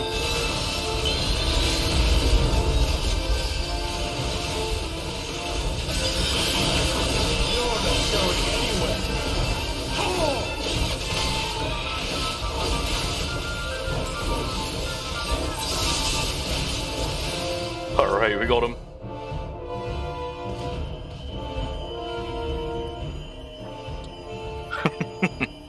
A Thancred Ranjit hybrid. She deserves all the happiness in the world.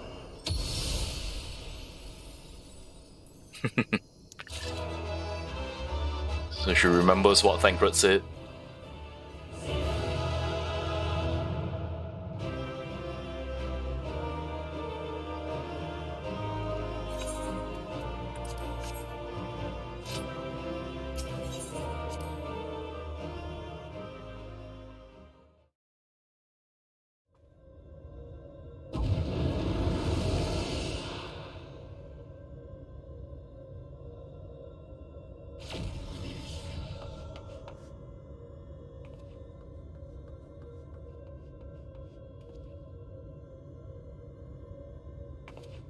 So this is the way of the Asian, to use memories of our loved ones against us.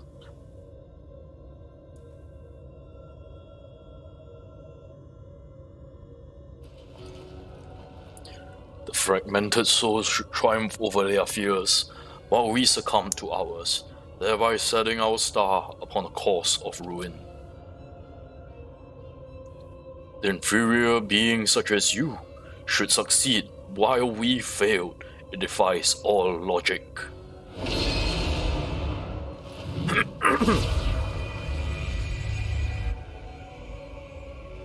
What is this, a spirit bomb?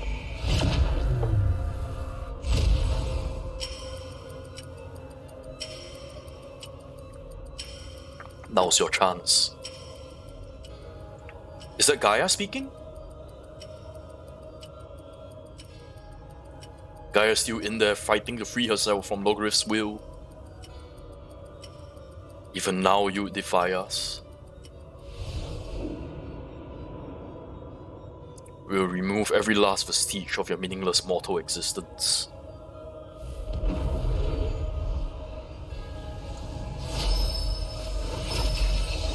That's the memories. That's Gaia's memories.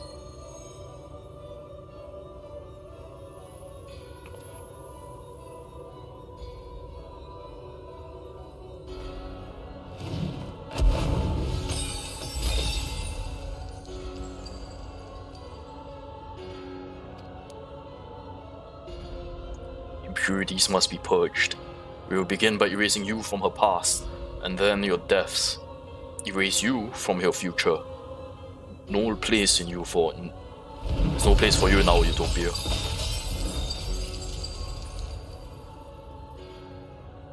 It's just killed Gaia.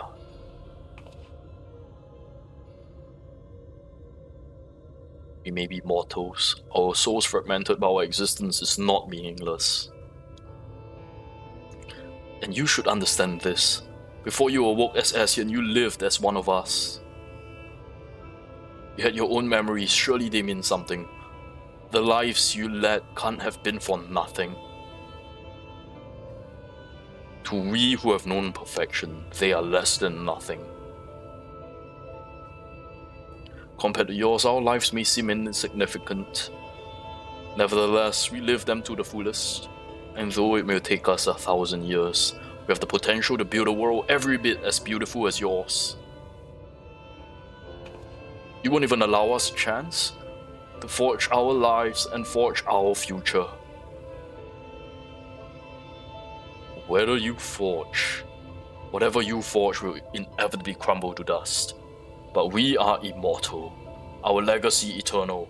If our world cannot be made as complete as it once was, we will create the perfect moment that will last forever. By our hands shall our paradise be made, where there is no beginning and no end. Time magic?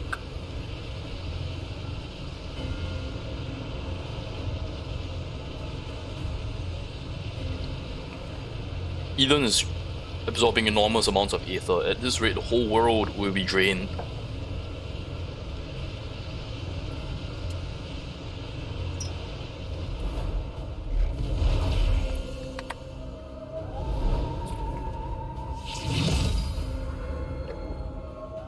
Light and darkness, the elements of nature, all in harmony, a sublime utopia where time has no meaning.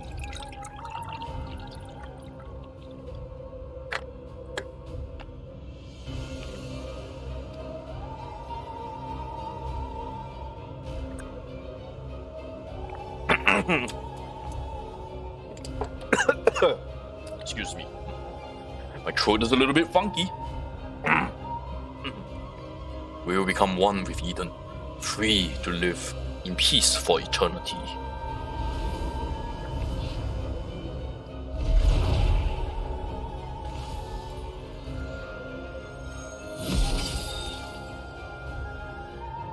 What do you do? What is that? You've never done that before.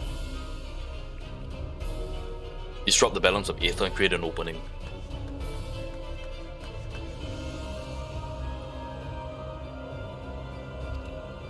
Alright.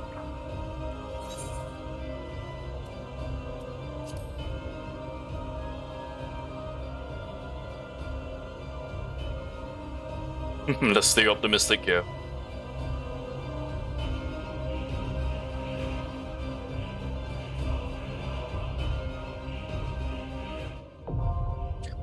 Eden's promise, eternity.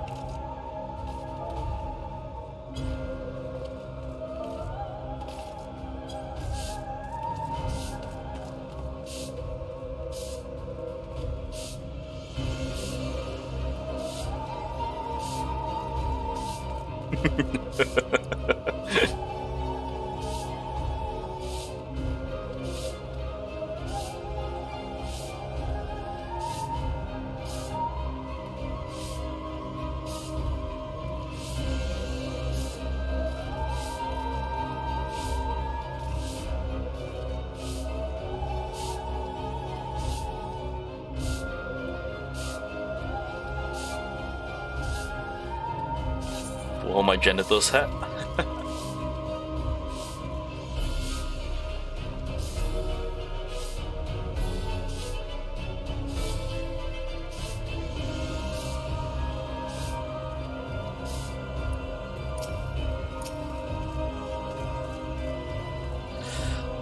A place where time has no meaning, where there's no beginning and no end.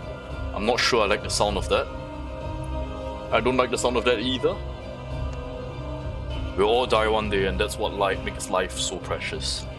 Damn straight, Reed. Damn straight. I know Gaia wouldn't want that, to simply exist without hope for a future, to stay the same forever. That's how she lives is up to her, not for Mithron or others to decide. We'll free her from that feeling and give her the chance she deserves. Yep.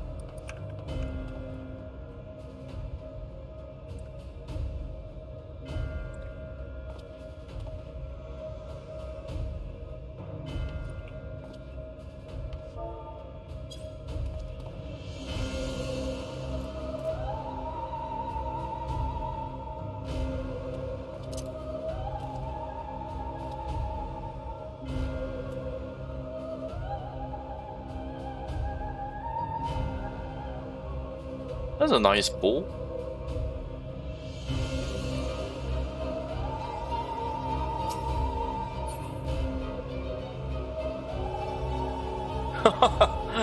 Oh, look at this Lalafell.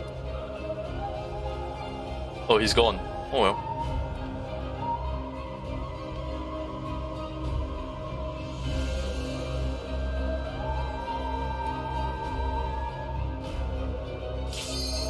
There we go.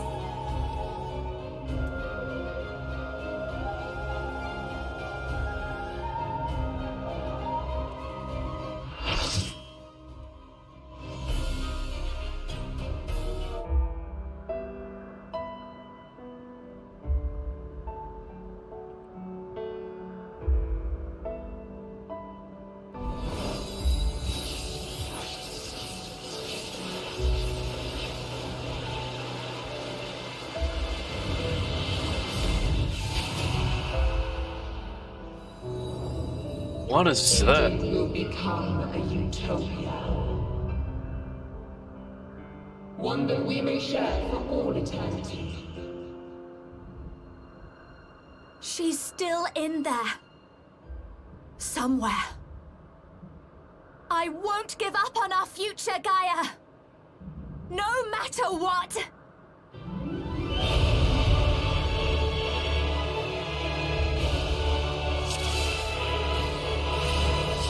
Ethan's promise.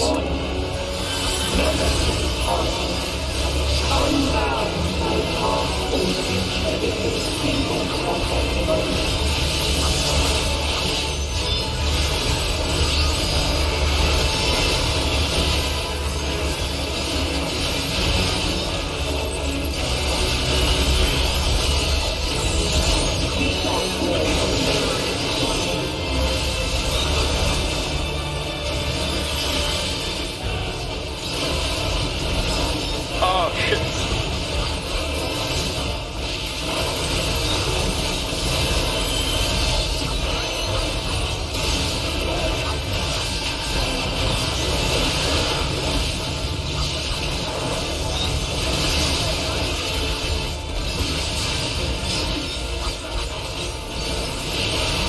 How am I supposed to know what to attack?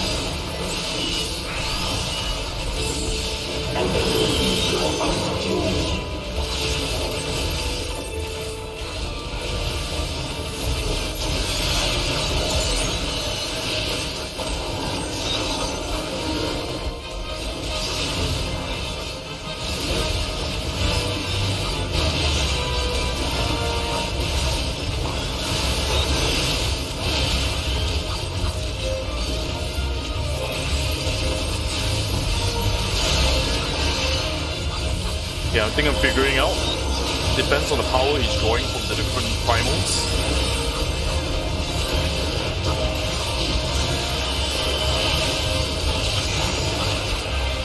Oh, okay, new phase.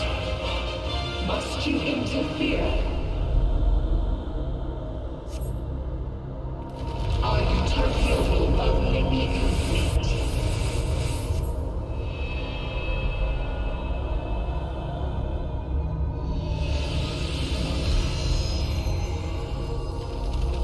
Once you are erased from our memory,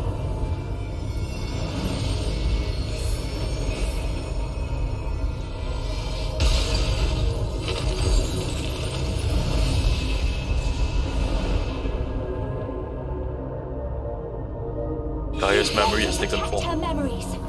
Hurry! you would defy us. Oh, Delicious, aren't they? oh dear. These are actually Let's have another one.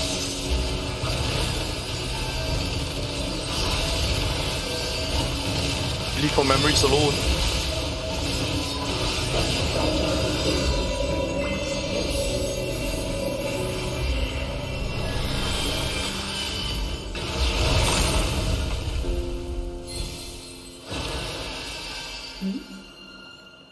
What happened to the other half? Am I being erased from her memory? Oh no. Albert!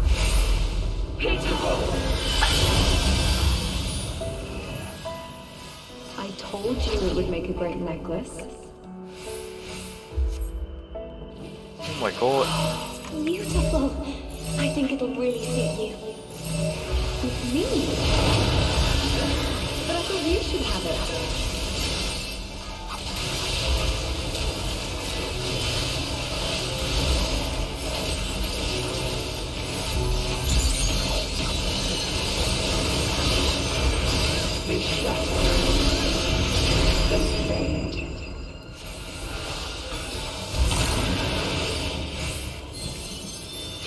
Oh no. Is this ice?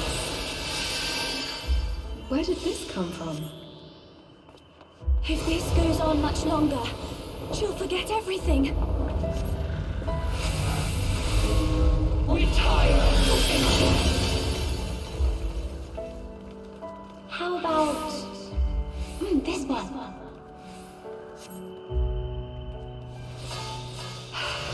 That's my color. Now, this one on the other hand.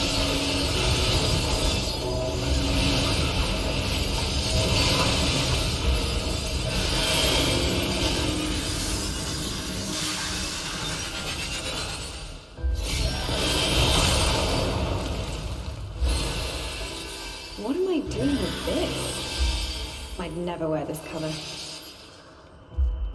No! We can't let this happen! You are unworthy of our utopia.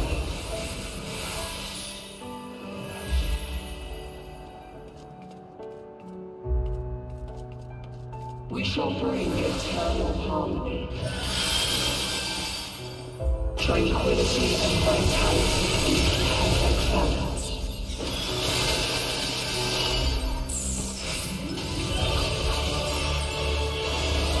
Why would you not disappear? No, our utopia cannot fall.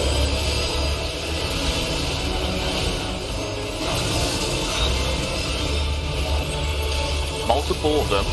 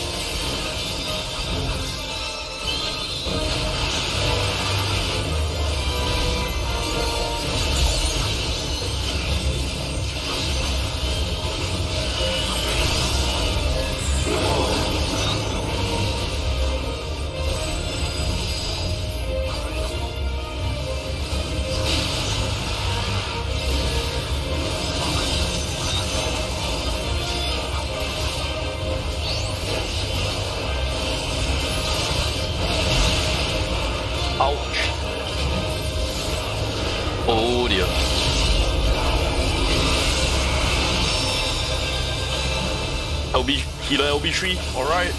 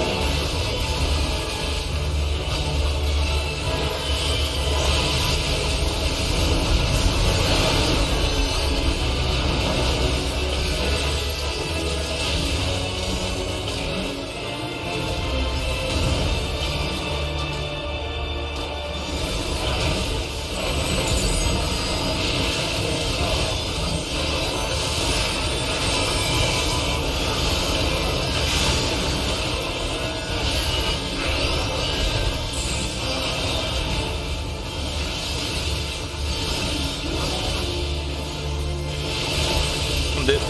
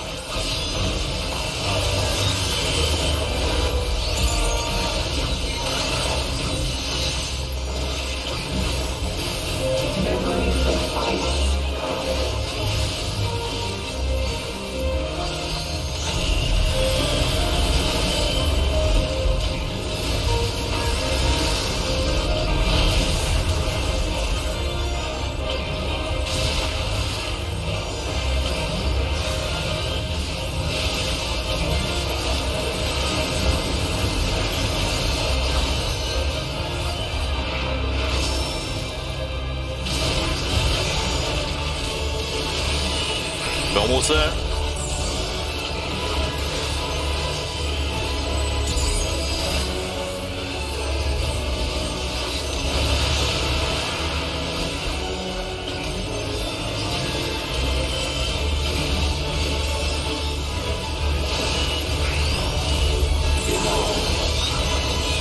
Alright, we got it. Oh, that was rough. Are you telling me I'm clean?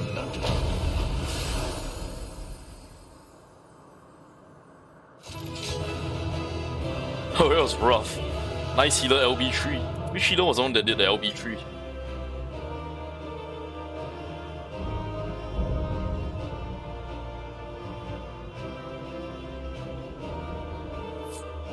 Oh man, how difficult is this on Savage?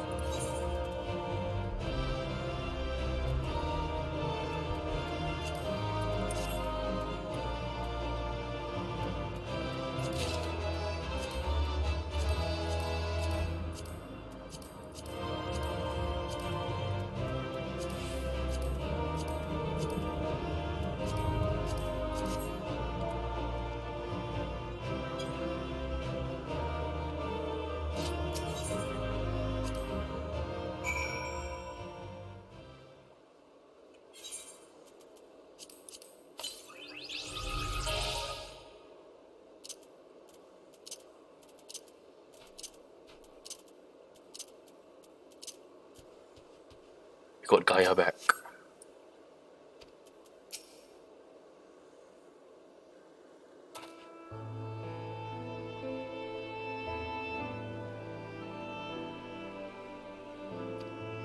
She won't wake up. Gaia, I don't know if you can hear me. Or remember who I am. Just give me a sign you're alright. Please say something. Anything.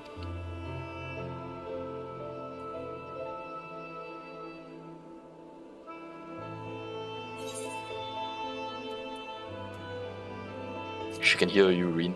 Keep trying.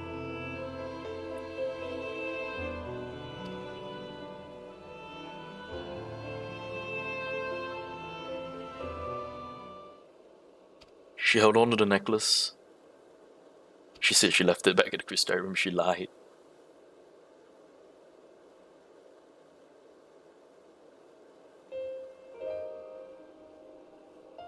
Maybe she likes it a lot more than she lets on.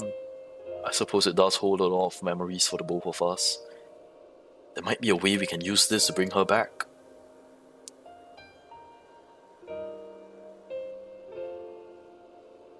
Try calling Gaia's name to bring her back to her senses.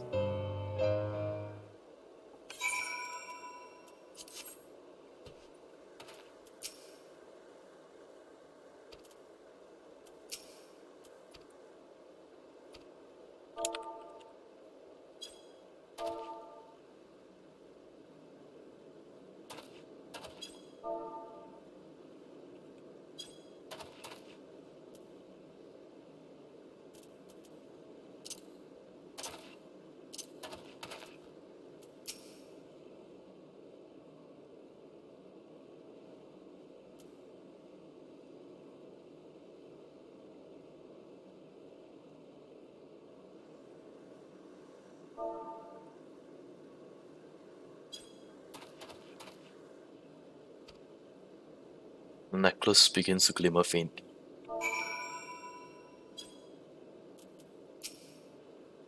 Can only hope that Gaia is able to hear our voice.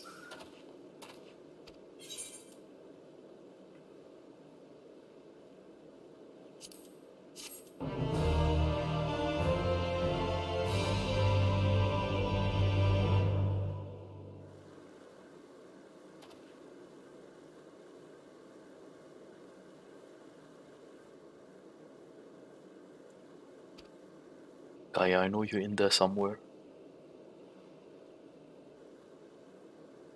If you're lost, I'll find a way to reach you. I swear it.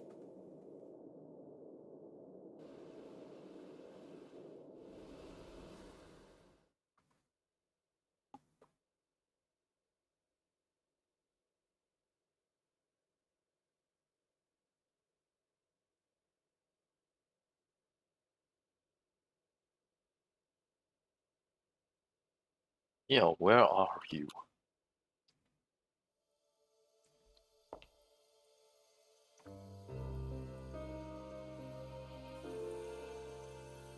Ephron, I'm finally free of you, it seems. My dearest Gaia, that fate should part us once more. Still, this is what you wanted. There's no need to be quite so upset. What do you mean?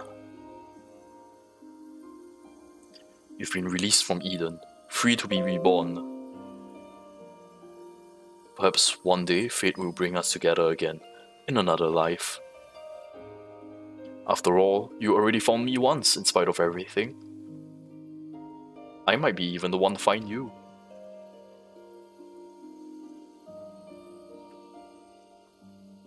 I fear you will come to forget me, to forget the times we shared.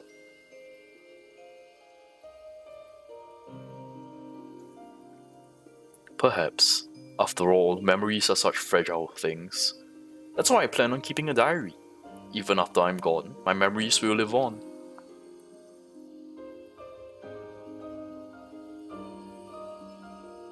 For future generations to discover.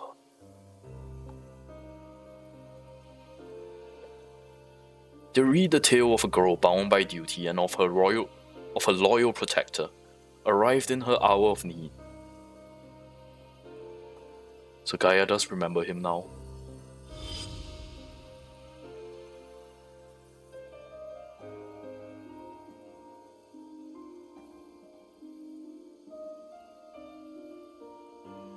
Perhaps you might leave out the part where the protector was the one who needed saving. You have grown strong, Gaia.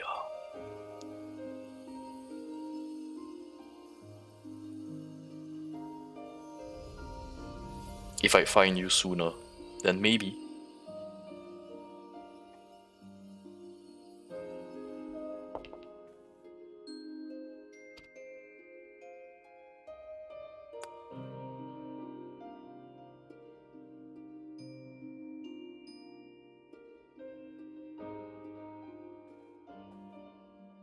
Until we meet again, Artemis.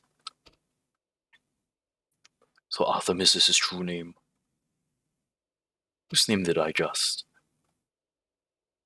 You just remembered his true name. So Mithron's true name is Artemis.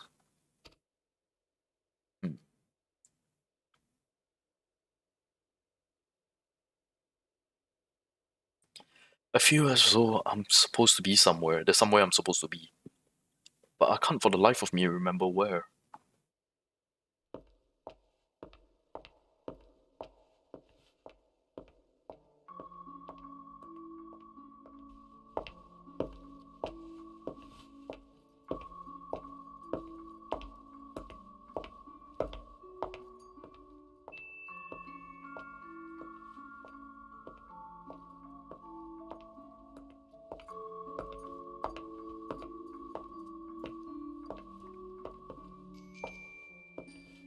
Yeah, and walking so long in those heels. She is a very strong person.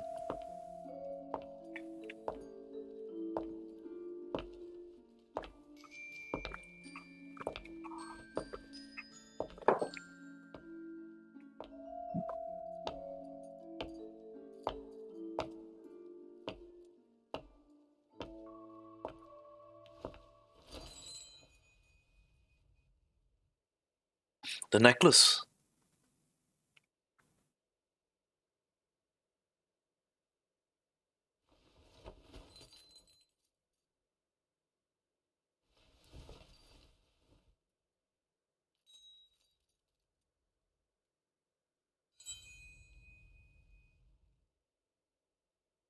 What's this? Is this ice?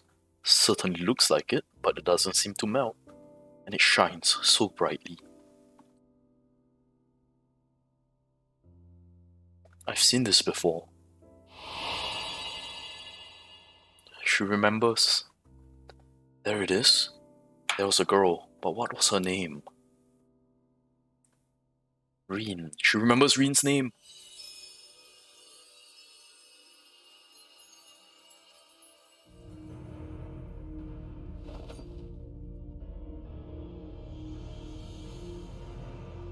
She can hear us. She can't find her way out of here.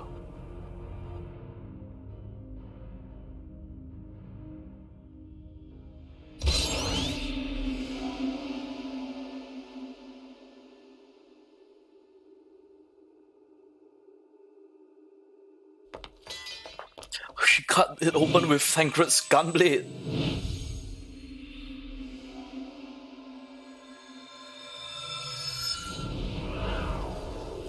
Oh! Oh!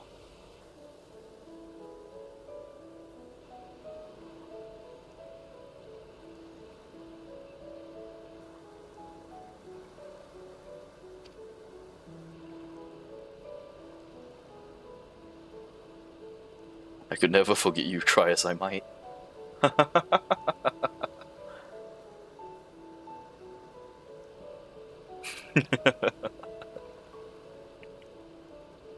Look at that, she's holding on to the necklace. Look at that.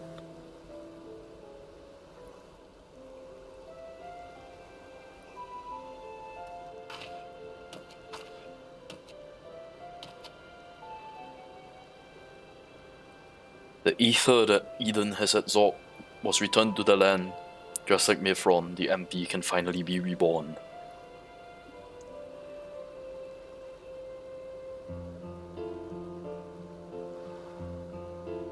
Though it can hardly be called the empty now, it is a utopia.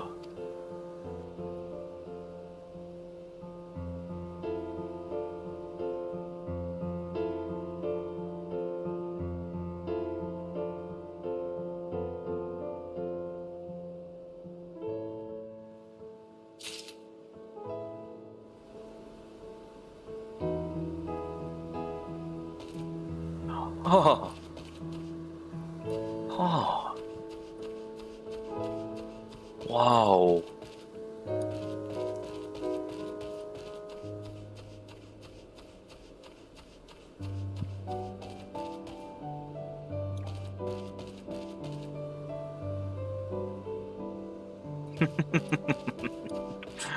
Well done.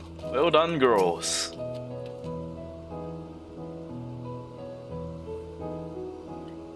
She can't stop thinking about Mithron and Logrith. It seems to me they were only bound to their duty because of their memories. It seems there is something within that doesn't want to be forgotten. Their souls live on, no matter how many times they go through the cycle of death and rebirth.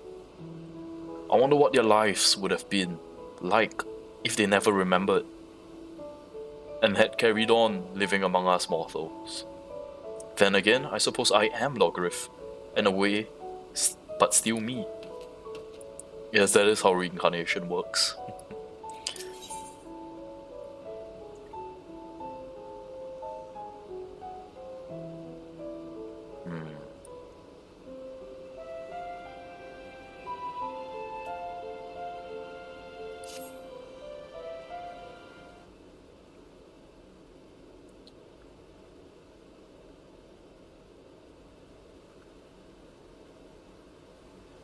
Wow.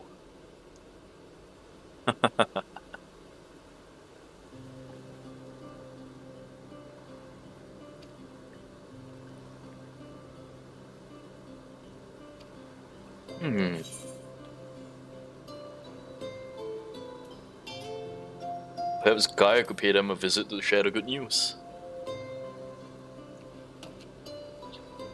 How would she do that? Asians can travel between worlds, can't they? She might be able to do it if she finds a way to use her Asian powers. Though it might be a bit tricky now she's separated from the front.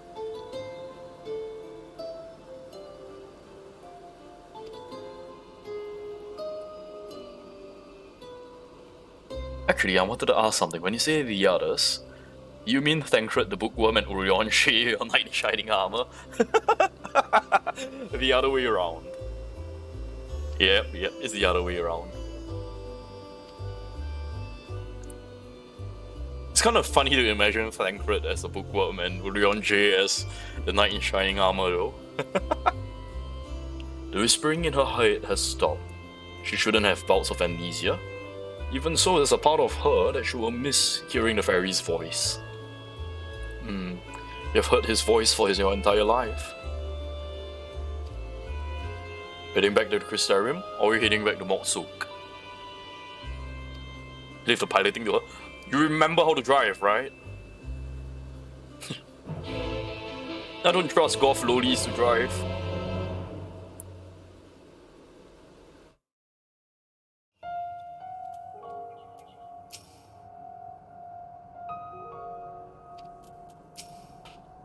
Oh, she didn't crash a sky slipper.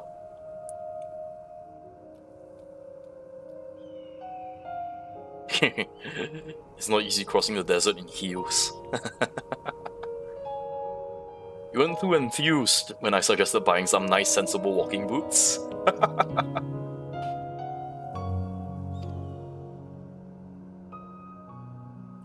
She's gonna get her own sky slipper. Can't just buy one, even if you could, it costs a fortune.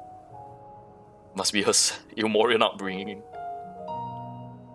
She's almost as comfortable in humble settings, like Motsuk. Alright, let's head to Motsuk then.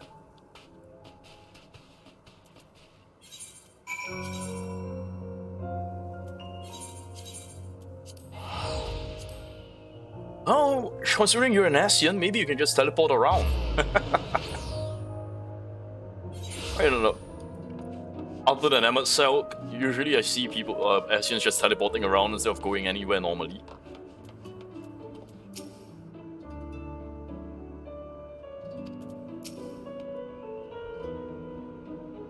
For better or for worse, you never forget the smell of this place.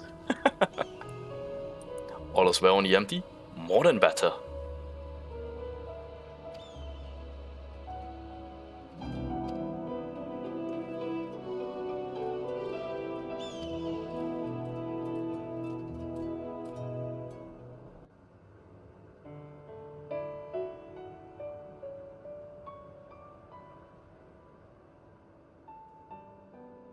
I'm pleased to say I have good news to share. Our investigators in Eorzea have finally found information pertaining to Gaia's true identity. Really?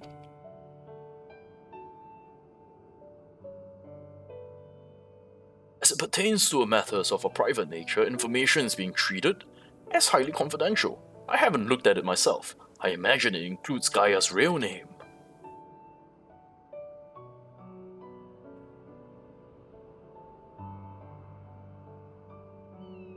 To be honest, I prefer not to know. But why?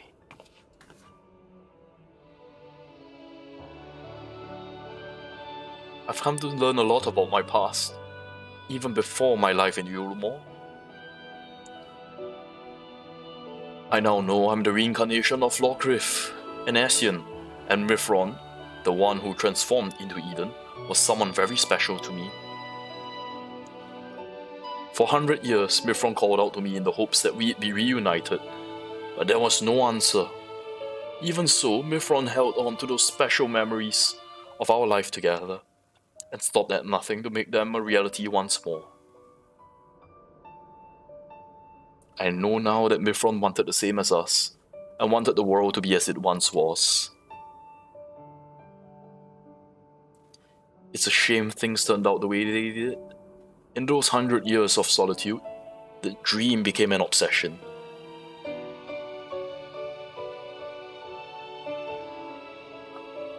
I would have likewise succumbed to the darkness if it weren't for Reuben Kee. If someone had been there for Mithron, who knows what might have happened.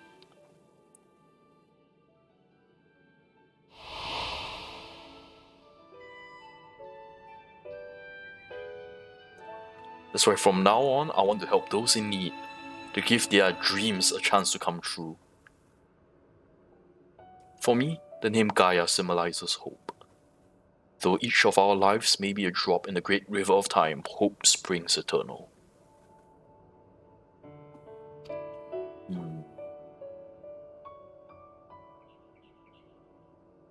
While I appreciate your efforts to find my past, I look forward to the future now, as Gaia.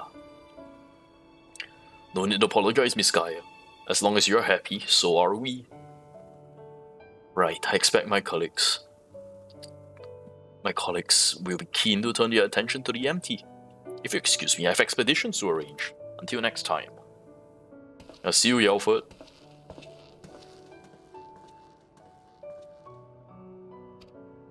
I'm guessing we're going for coffee biscuits? We have the festival?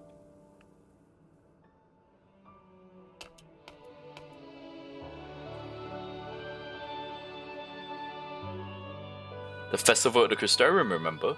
Don't even think about leaving me out. I wouldn't miss it for the world.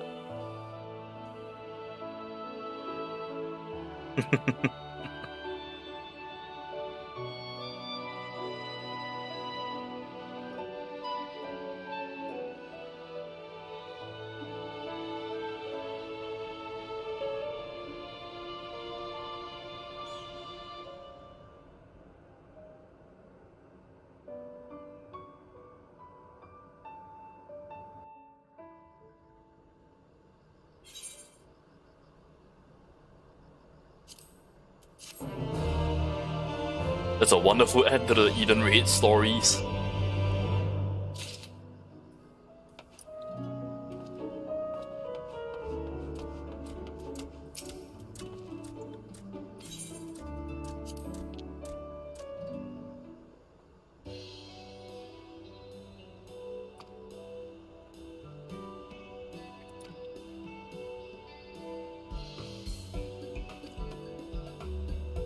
Alright, here's the report. Miss Rin tells me there will be a slight delay. She'll inform me when it's finished, and they are ready to make the journey back here to Motsuk. Alright.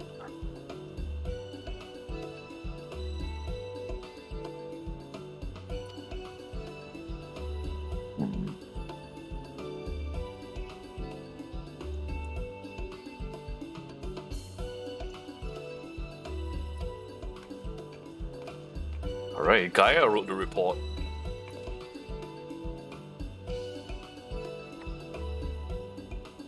You've taken over from Miss Reen on this occasion. Yeah, Reen's handwriting is horrible, supposedly. She has become interested in writing. She is writing her diaries. An objective account of events that would be straightforward, but surprisingly difficult. Creative liberties? Because she couldn't remember.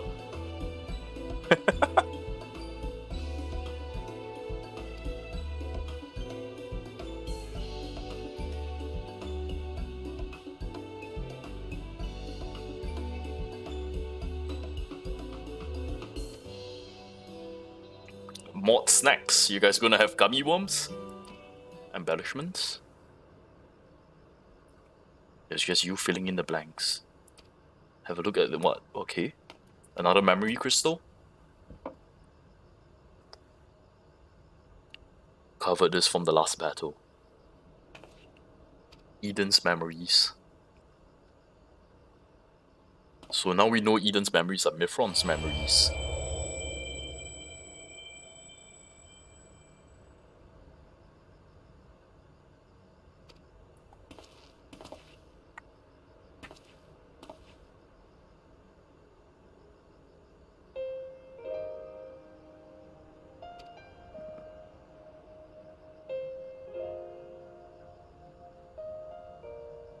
We owe it to Mithron to keep these memories alive, altered they may be.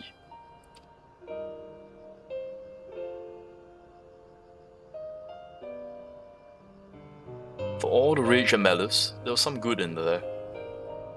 These memories were of me, so she wants me to take the crystal as a parting gift from Mithron. So the Ascians really are just tormented souls that we have to release. It's good to know.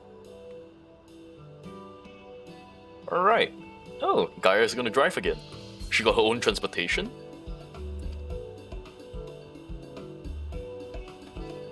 Her only room for two. Oh, you're taking her out on a date?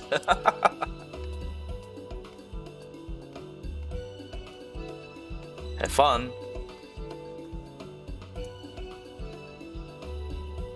And there they go. Whatever Miss Gaia beheld in the crystal seems to have resonated with her. If you like, I keep it here on your behalf. Whenever you wish to gaze into its depths again, you only need to say the word.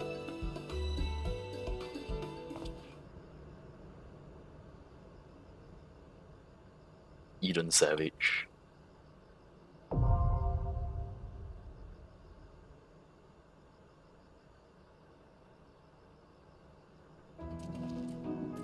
Alright.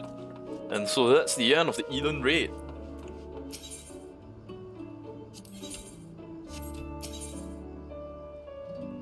Let's see here. Ooh, 510. Let's see. It's an eye patch. Oh no, it's more of an eye flower. That reminds me of Dragon Guard. I can see Yoko Taro's influence.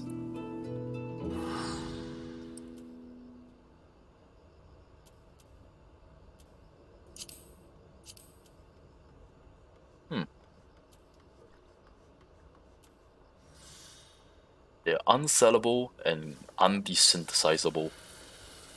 Huh. Oh well. 510. Let's see, is there... I can probably get some upgrades.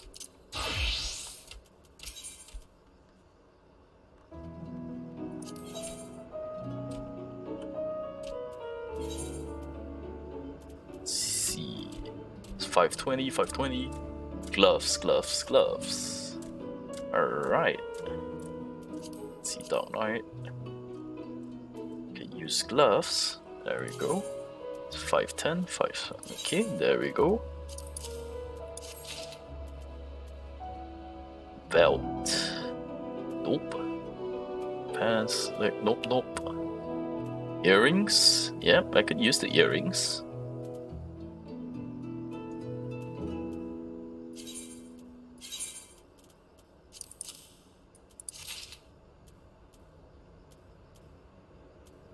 ring. Definitely a ring.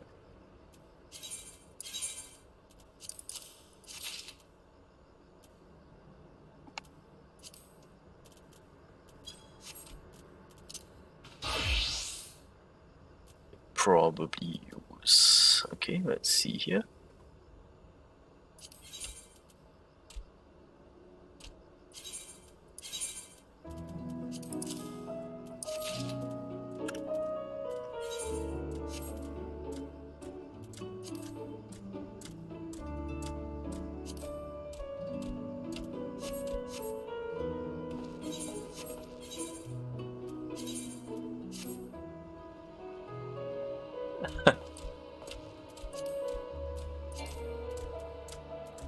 Alright, let's head back to Limsa Lominsa. Returning back to the source.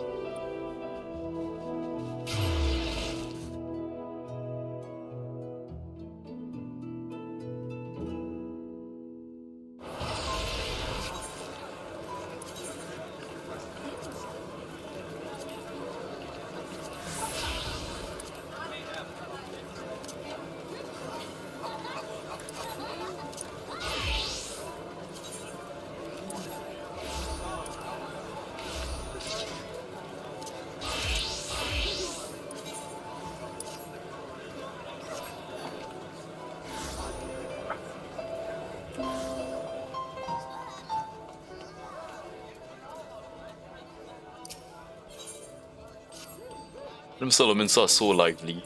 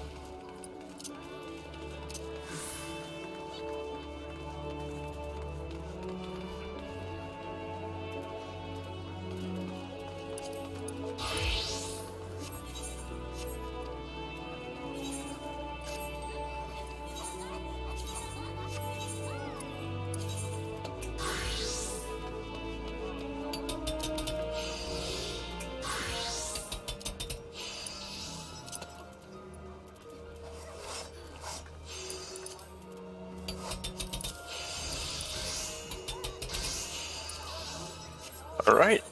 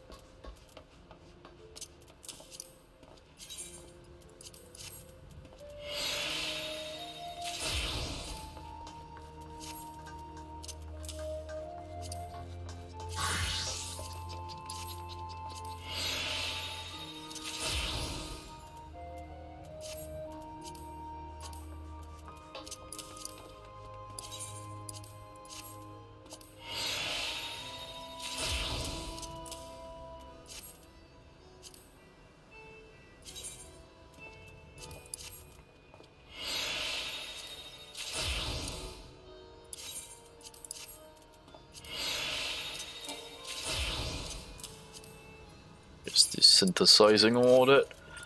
Leveling up my dissynthesis. Leveling up my dissynthesis. Alrighty. Let's do some busy work.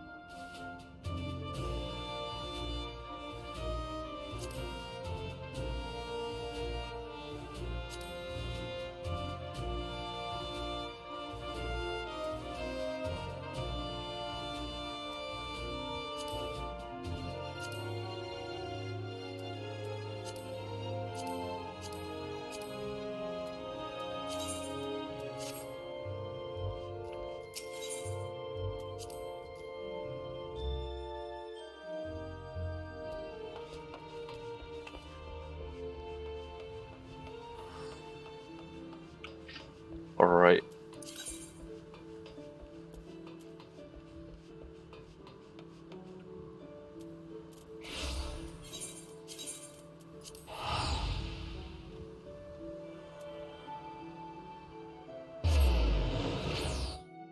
So last we left off on MSQ, we finished Matoya's... I can't remember Matoya's little library place.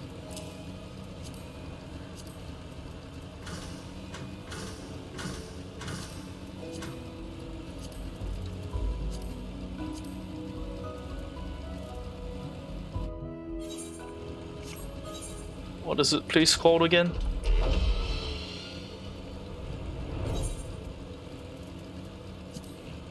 Matoya's Relict. So he created a queen poxy. That's right.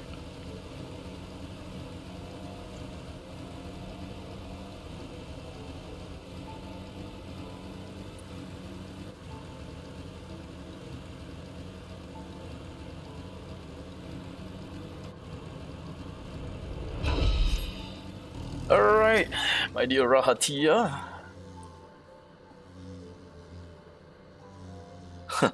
As I follow your deeds through history, I came across the names of a great many distinguished individuals, such as Commander Hext, that's Lys, Master Matoya, and it's been a delight to meet them in the flesh. I heartily look forward to making acquaintance with the rest, not least the Azure Dragoon. I'm sure Estinian would enjoy meeting a young kid like you. Let's see here. Brilliant minds, rapier wits, humor drier than Tanalan. Appearances aside, the two Matoyas are mirrors of each other.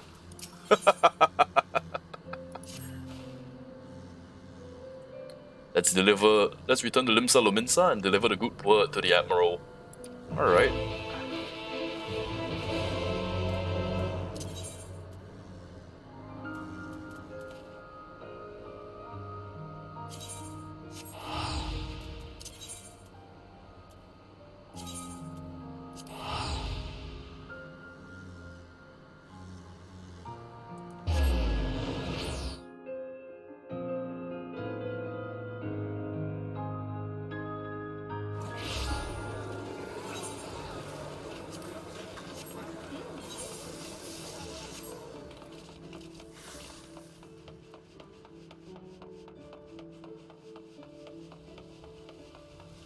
Ah, look, everyone's here.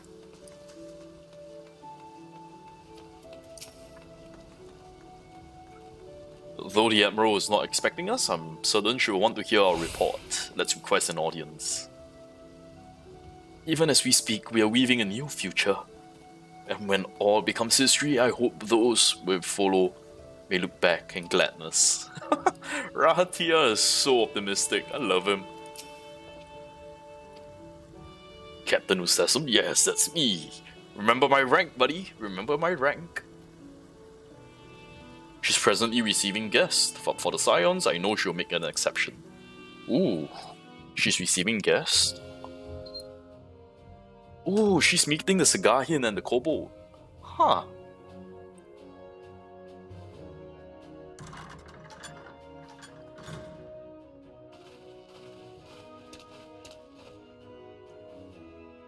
My friends, what brings you here this day?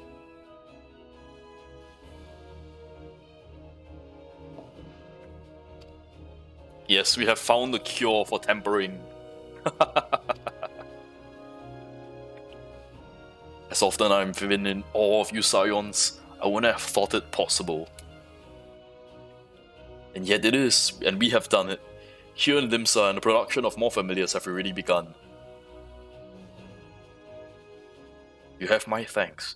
Truly, this will do much to advance the cause of peace. Yet I fear it will take more to close the rift twixt man and beastmen. Bah, even to speak thus divides us. As welcome as a cure is, a cure will not guarantee reconciliation between our peoples. For though summoning and tempered may serve to fuel the conflict, they are but symptoms of it.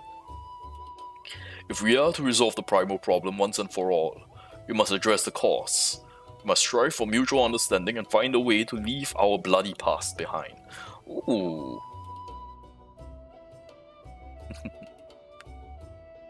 It was I who moved the Alliance to renew its push for peace. Coming from the city-state that's most hostile to the Beastmen? Well done. Since our ancestors came to this shore 7 centuries past, we Lombinsons have been at odds with those who share our island home.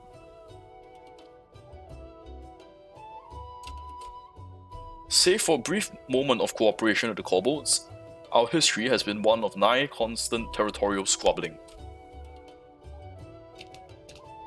Meanwhile, our struggle with the Sagahin for control over the seas have only grown fiercer. A matter made worse by the Tri-Stamp calamity, driving them to seek new spawning grounds. With survival at stake, each had no choice but to fight, and so I dismissed peace as impossible. Impossible is a word coined by the weak. I proclaimed to all who listened and then gave up. You and yours put me to shame.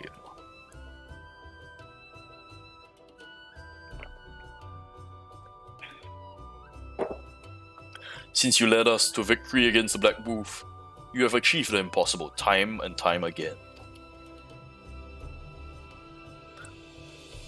I thought it nigh that I followed suit, hence my proposal to the Alliance Council.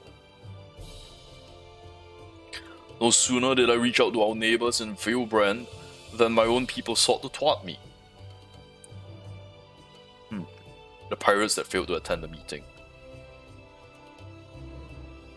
Acting through a friendly faction among the kobolds, we intended to seek an audience with a prominent patriarch. But the bloody executioners will not hear of it. Their absence sent a message to the rest.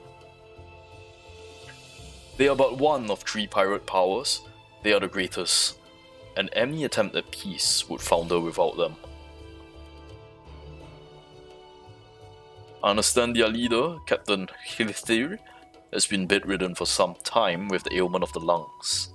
Too much smoking, I guess. In his absence, his right-hand man, Sicard, recently risen to prominence among their ranks. Save his disdain for authority, little is known about him. We have invited him to speak, but he will not come. The Yellow Jackets and the Rogues with uncovering his motives, but they have not learned anything of value. Leave it to us. I am a captain of the Maelstrom after all.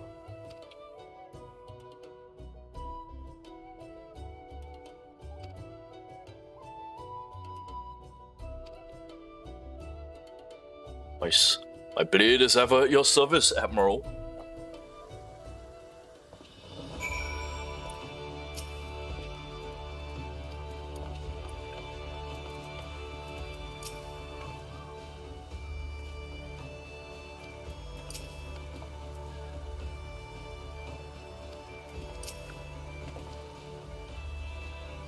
Alright, split up and look for clues. I will approach the pirates. I'm quite well known among them, I suppose.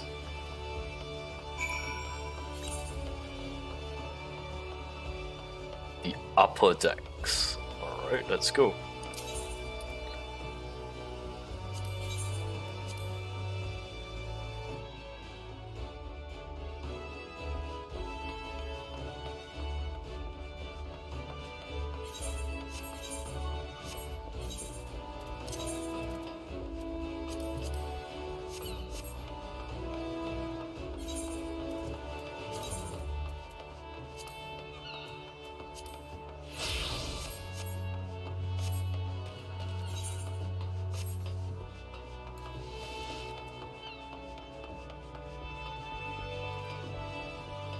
Hello.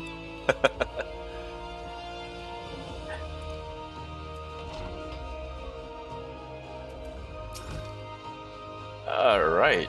Hello, Sanguine Sirens.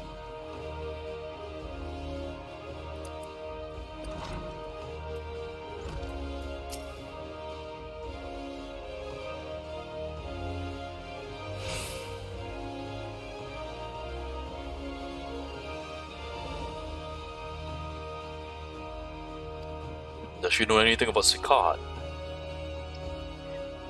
Found clever way to make coin, traded for Monsgate's place. There's a time we race the executioners for peak of the Empire's fleet. But with the Guardians gone and them with them. Okay.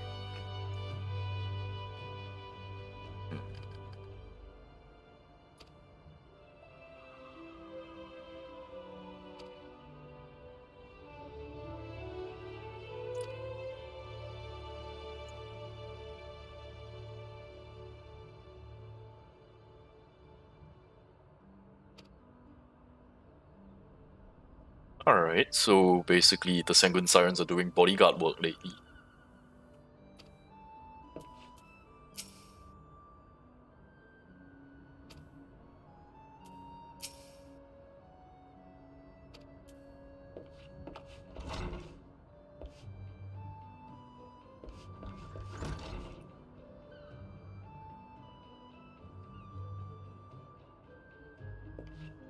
Oh, these two!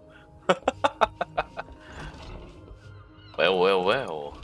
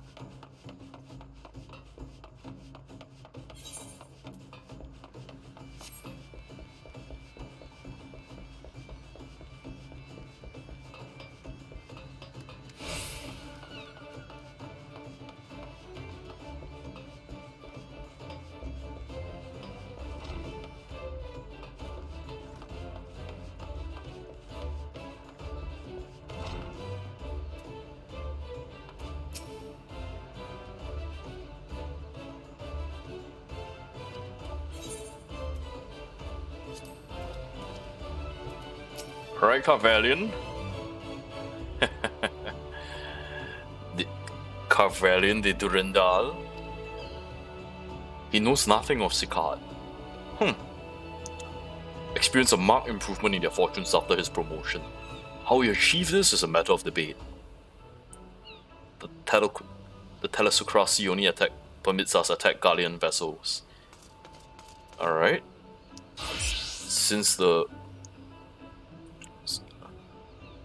So ever since the Galleons are engaged in civil war, they have vanished from the sea, okay. The Krakens have taken to trading with the East. Oh, that's good. Ever since we went on our little trip together, eh?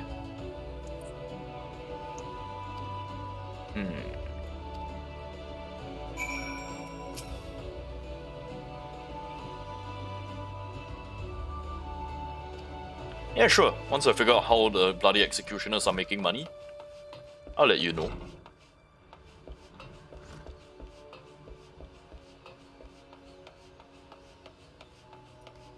Give me a second, I want to check something.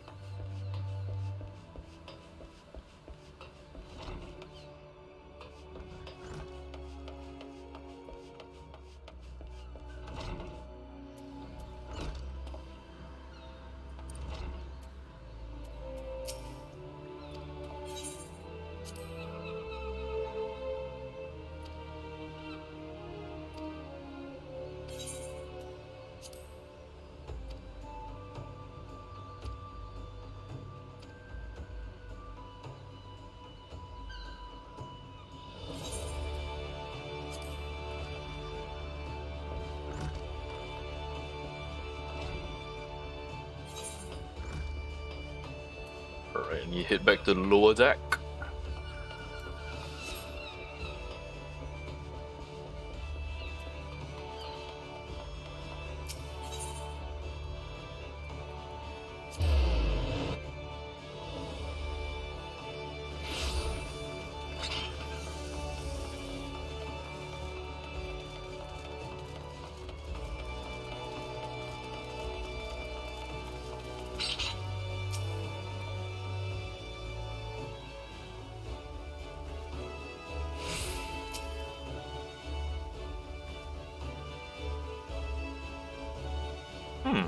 A shop that boasted sweetmeats. And take Gabu and Graha there. We should. Alright, it seems I'm the only one with information. So the bloody executioners are somehow making money, and we have no idea how.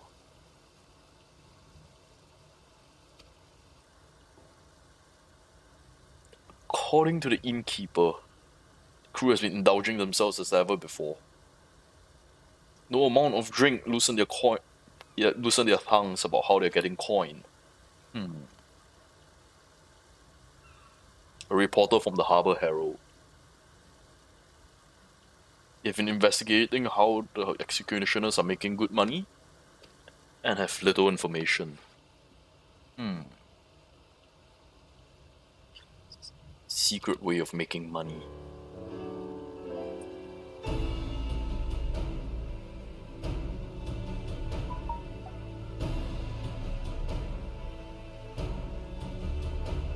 Give me a second.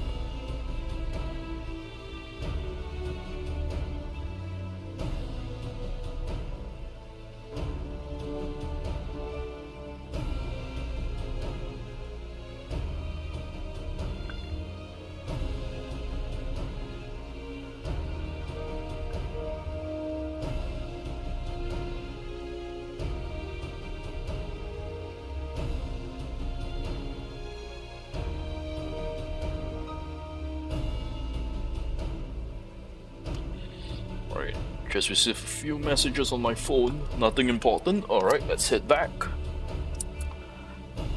Alright. The price of crystals went to a sharp decline, a sudden fall in demand.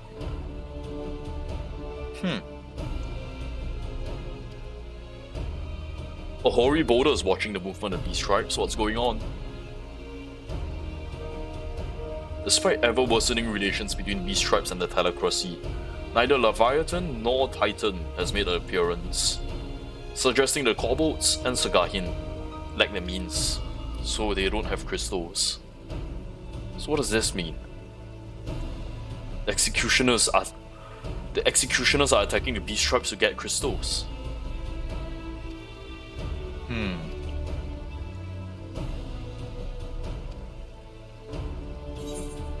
Alright. Sounds like our dear Alphano has a plan, as always.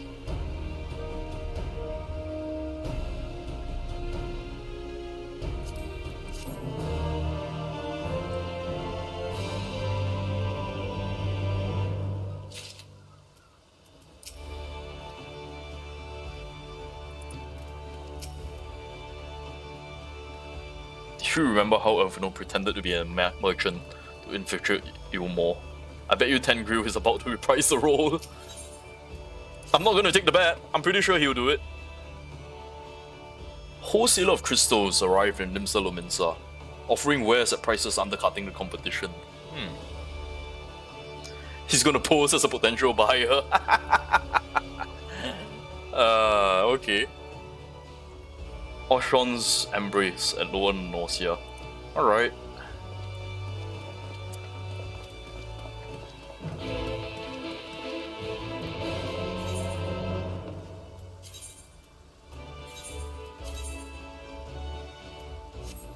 I can just...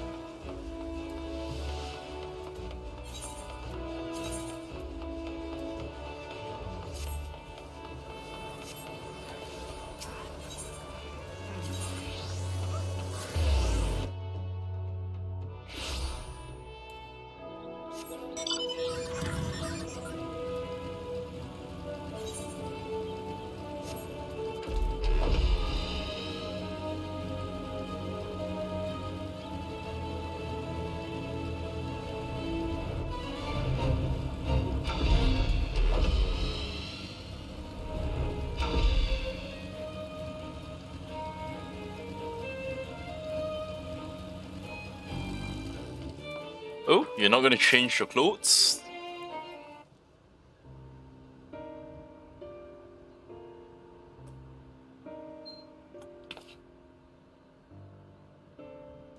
It's a Lalafell.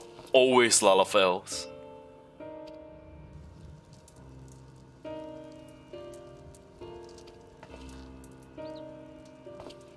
Yeah, he's just an unfamiliar face. Let him play the role. Clever, clever. He is a new Scion. Most people don't know about him.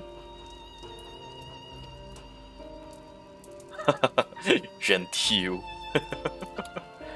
Yeah, you're too upper class, dude. Too atas.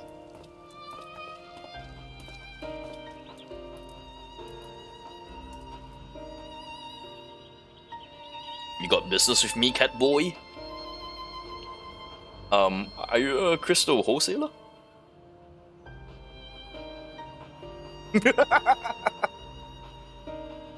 You're no merchant. What do you want the crystals for?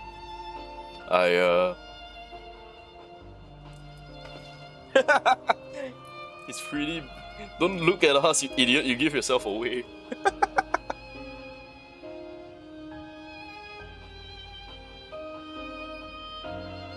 I see, you're a weaponsmith, am I right? And you need crystals to make stuff like the fine specimen you got there.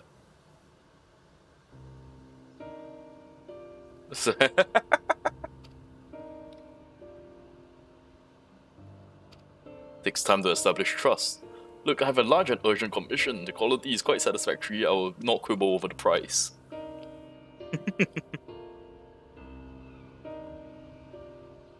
It's plain as no ordinary crystal adorning your stuff. I'll make an exception. Come with me. Why do I get the feeling they're gonna, like, rob him?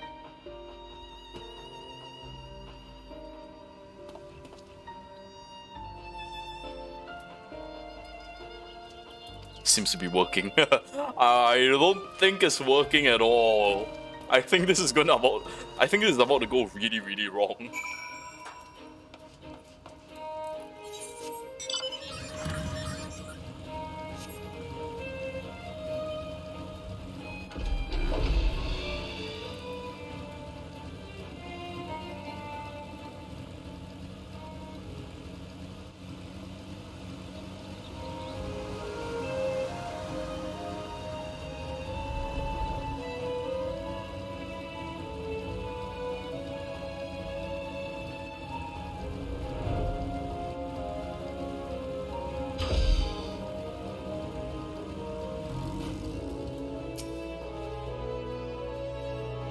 Given how long he spent playing the Crystal Exarch, you think Raha would be a better actor.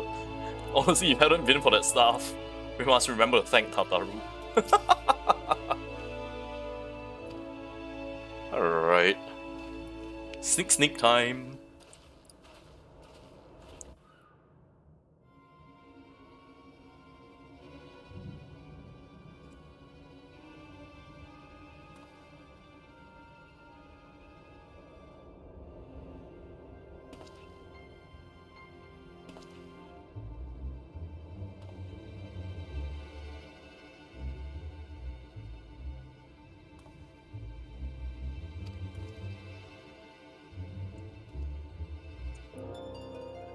I expect to pay double for such quality. How could they possibly be so cheap?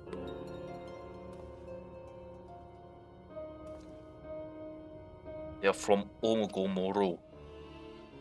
So they did steal it from these tribes.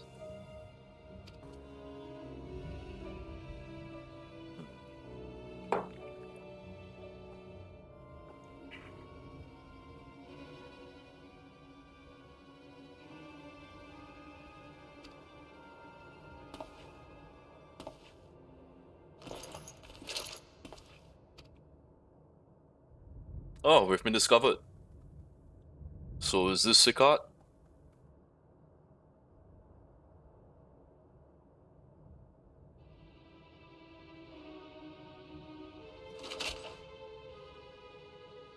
Acting captain of the bloody executioners. Alright. He recognizes us as Ions. Of course he would. Everyone knows we've been chatting to the Admiral. The only true pirate crew left in Limsa.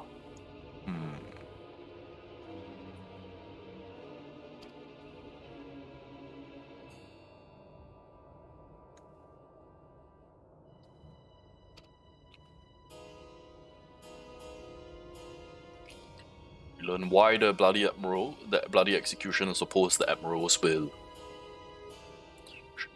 We have our answer. Should Limsa make peace with the kobolds, they'll lose the source of their newfound wealth.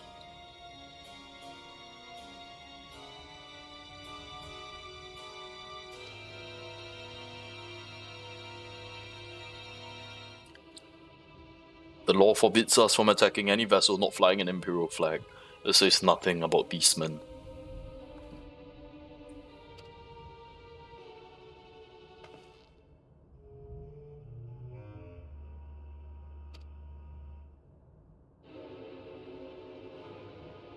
Oh no, Maelstrom worries about dirtying their fancy red clobber.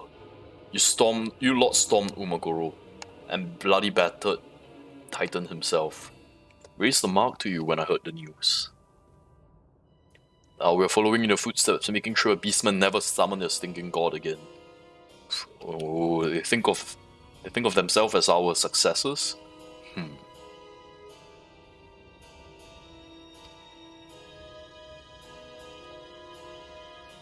Contentious though some may find your views, it is true that you have broken no laws.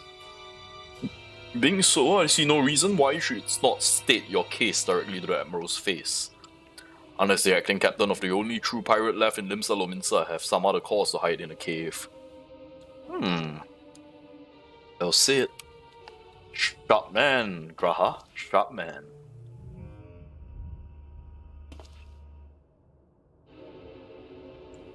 The venue. On his own ship. Is he planning on mutiny? Sounds like he's planning on mutiny.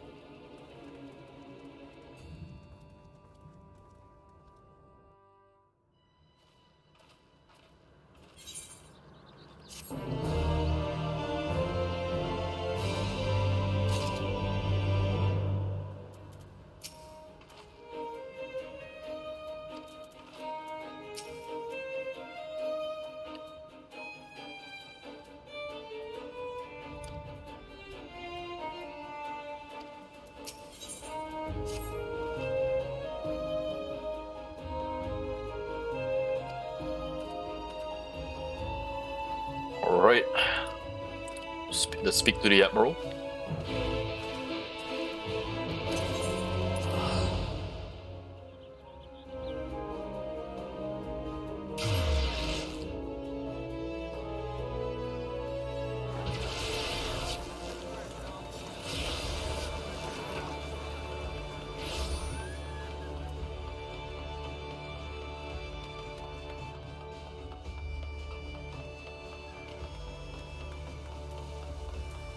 I have a stinking feeling we're going to experience a mutiny. Come armed, come prepared.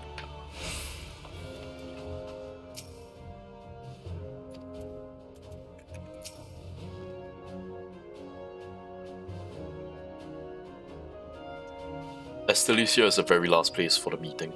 The Admiral will be walking into the Crow's Den. Don't worry, I'll be there.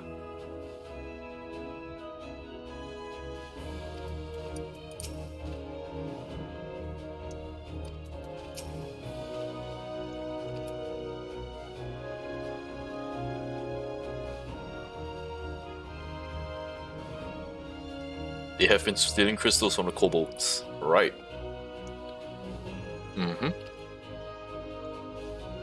She will accept Sicard's invitation and have us at her side. That's right. Who better to be your bodyguard than the Warrior of Light? That, and I'm a captain.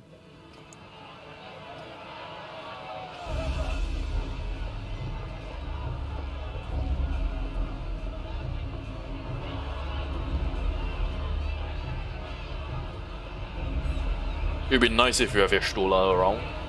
Look who's come crawling! Traitor! You can shove your piece!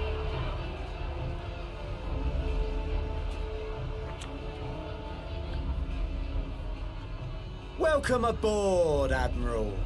I'll wager you don't remember me. Sicard, acting captain of the bloody executioners, at your service. 'Twas kind of you to invite us. Now, if Captain Hillfear has a message for me, I bid you speak it.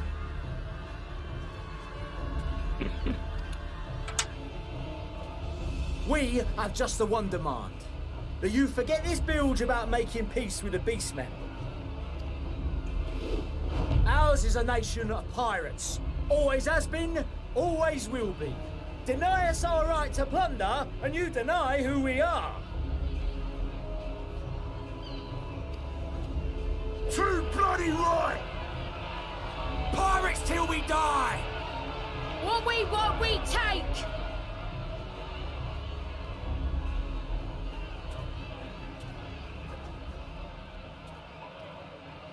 Piracy has no place in our future. What'd she say? Pirates have no place. Our nation has prospered through piracy, 'tis true. Yet it is but one part of our long and storied history.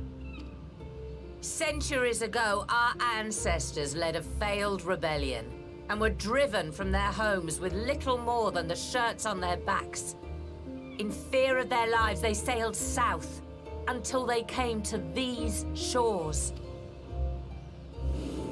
Finding the land occupied by kobolds, however, they were forced to turn to piracy in order to survive. And survive they did. But not so long ago, when the Empire threatened to crush everything we'd built, we set aside piracy and joined hands with our neighbors. This too was in order to survive. And survive we did. Time after time we fought the Empire, and time after time we won. And through trade with our newfound allies, we prospered more than we ever did through pillaging and plundering. The Empire teeters on the brink of collapse. Ere long, provinces like Wurlit and Bosnia and many others will regain their freedom. So that's how you pronounce Bosnia. It's Bosnia. Yeah.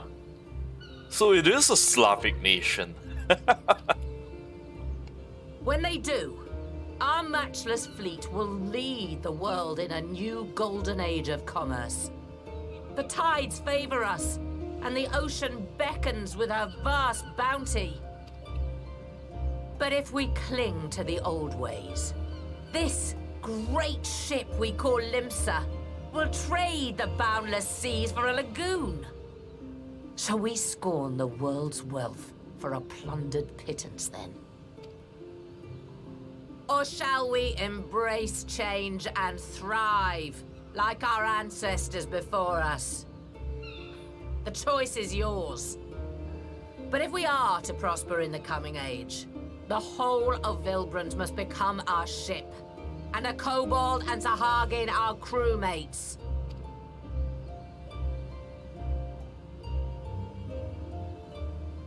Rousing words. Might even be some truth in them. But pirating's all we've ever known. And we ain't about to give it up just 'cause you say so.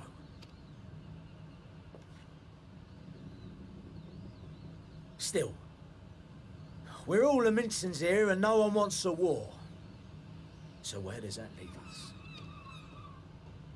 Long before you became Admiral, I heard you was captain of the League of Lost Bastards. That true?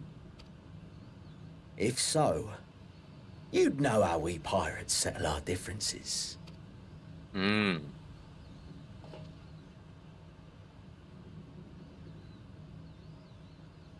A duel. Very well. As Admiral of Limsa Laminsa, I accept your challenge.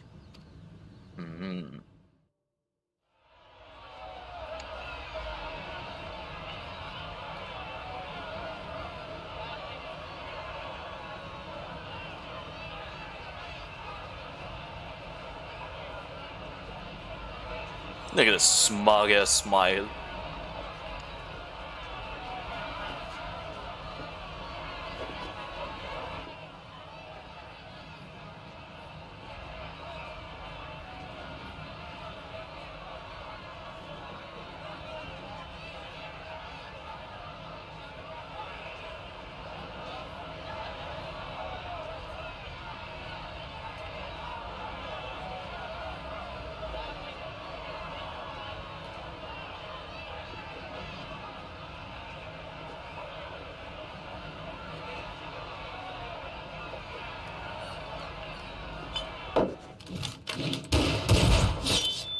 Oh!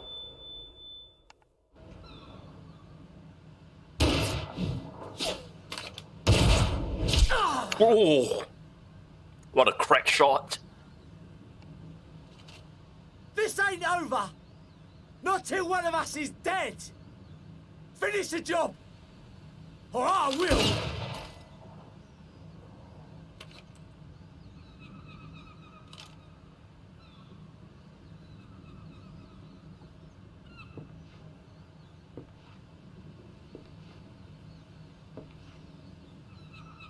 It's the captain!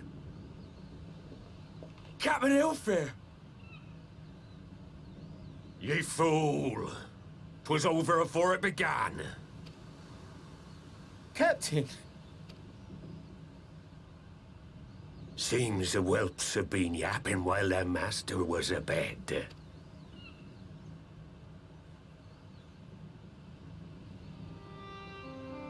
Listen well, all of ye. Since the signing of the Galadian Accord, we all of us have been part of the same crew. The crew of the good ship Limsa Laminsa. At the helm of that ship is the Admiral. And 'tis she who decides where we sail. Was I not clear on that point? Or did you forget whose deck you stand on? Nay? Then what in the seven hells are you playing at? It's all we know, Captain. If we ain't pirates, what are we? You're bloody idiots is what you are. Idiots with your own lives ahead of ye. Ye can do anything ye want. Be anything you want. We're pirates, aye. And we pirates love our loot. But that ain't our first love. Our first love is the sea. The sea!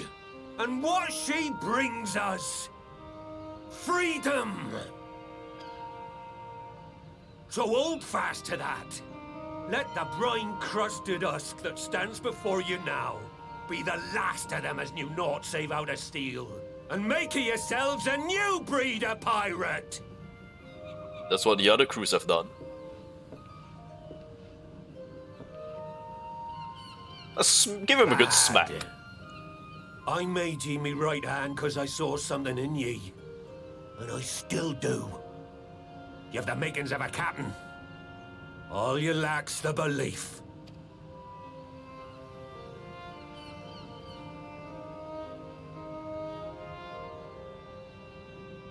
Well now, it seems we're of one mind after all. Apologies for the misunderstanding, Admiral. We're with ye, wherever ye be headed. You have my thanks, Hilfir.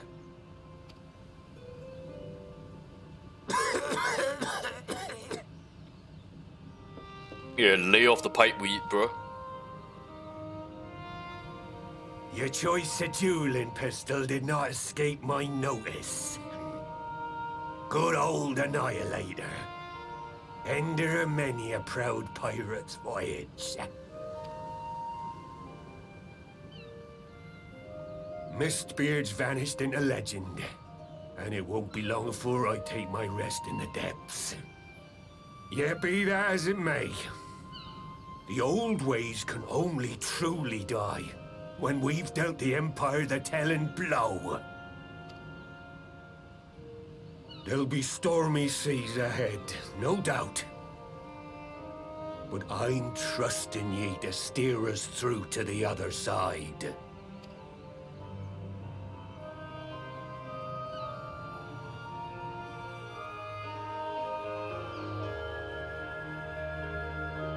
For a guy who's that sick, that was a bloody good shot.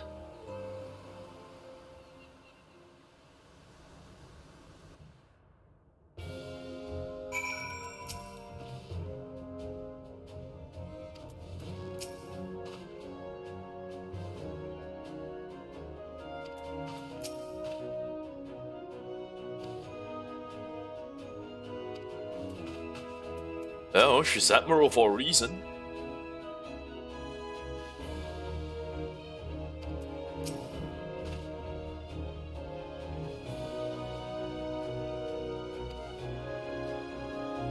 To have been ashamed to kill the boy.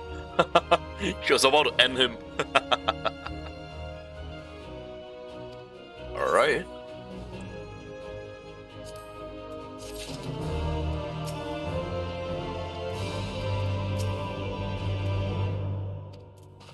Right, what's next?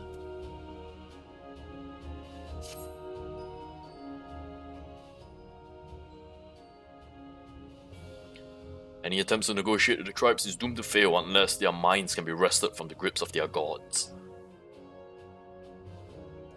Alright, we're gonna arrange a meeting with the kobolds.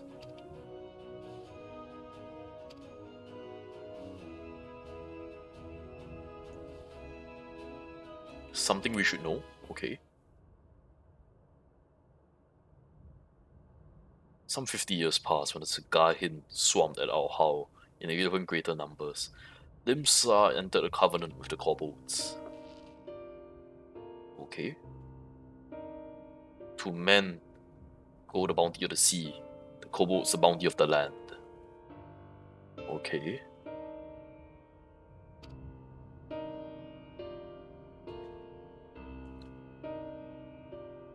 Inevitably or not, the wording was ambiguous.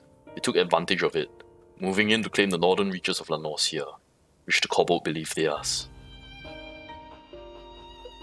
Okay. And this is how the war between Limsa and the kobold started.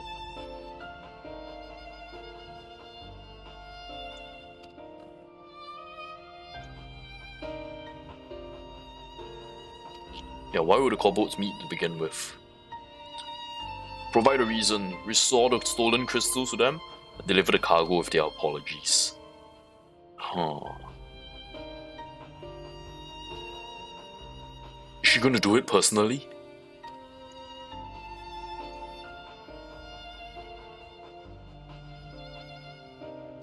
They might summon Titan there and then. And the High Priest will be there. Okay. Admiral's gonna give herself as bait?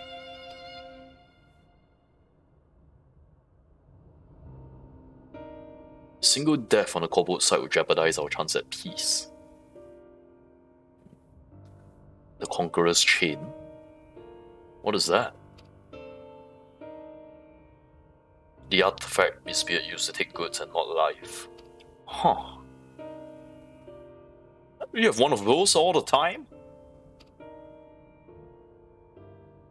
The effects of tampering are cumulative.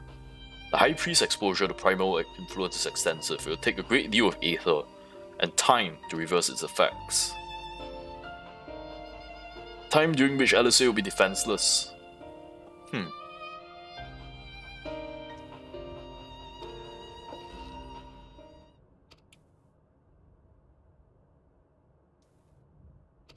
So we're just gonna take the risk.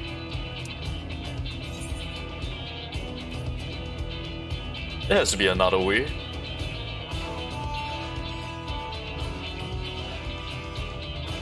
We don't need one. She's just trusting me to keep her safe.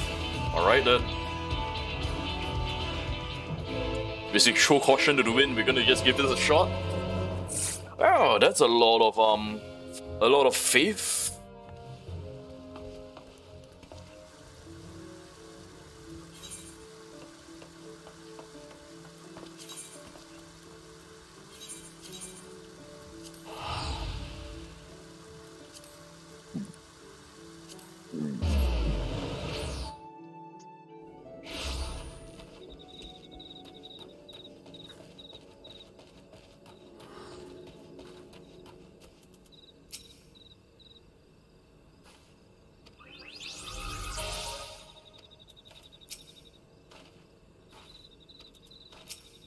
Alright, so Eorzea is going to try to cure the High Priest.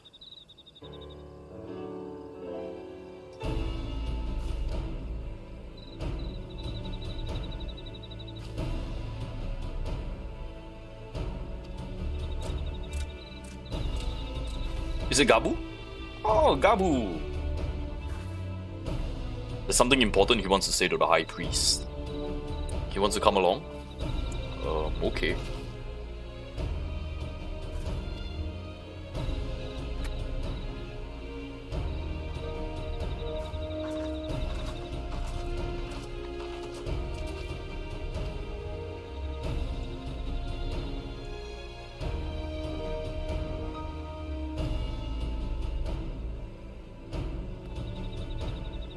Patriarch Zada of the Second Order.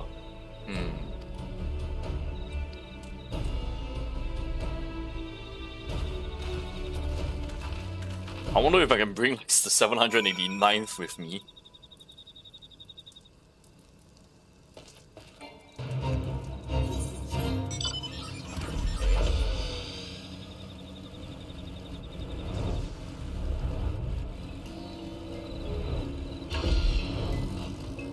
How have you guys been?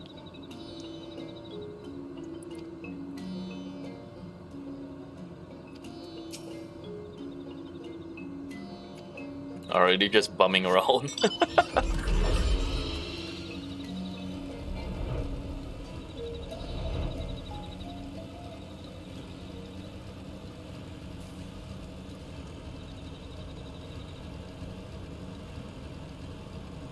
It's been a while since I've been here.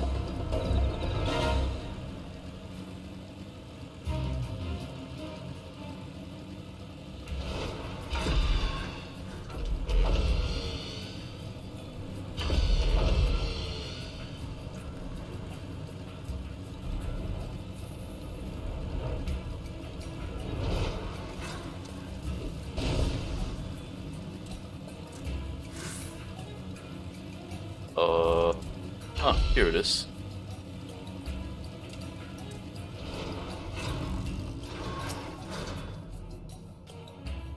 Eorzea can be forgiven a certain amount of recklessness, but she goes so far as to contemplate sacrificing herself. I will remind her how she responds when I thought to do the same.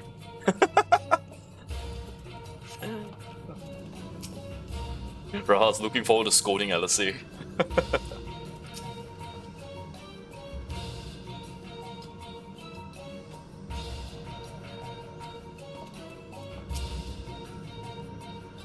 Conqueror's chain stands ready. Weaken their foes and you'll see them subdued. Okay.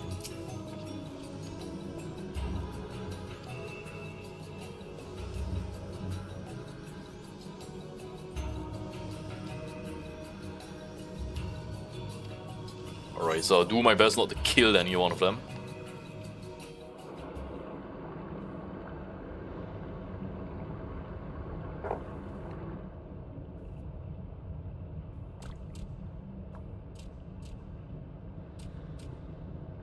Looks like they're raiding the sacrifices.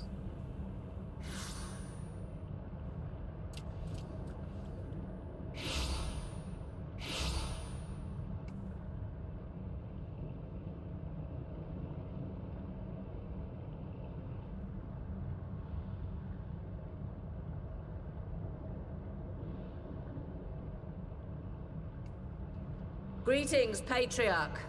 I am Merlwib Blufisvin, Admiral of Limsa Leminsa. I come before you to offer my sincerest apologies for the many wrongs committed by my people against you and yours.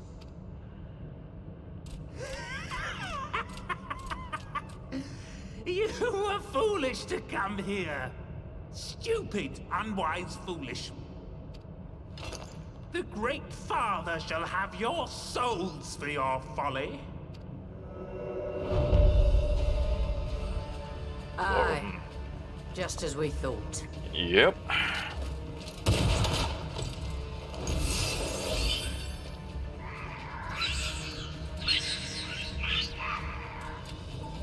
Now, Alize! Quickly! You don't need to tell me. Foxy! Let none pass. We must grant her as much time as we can.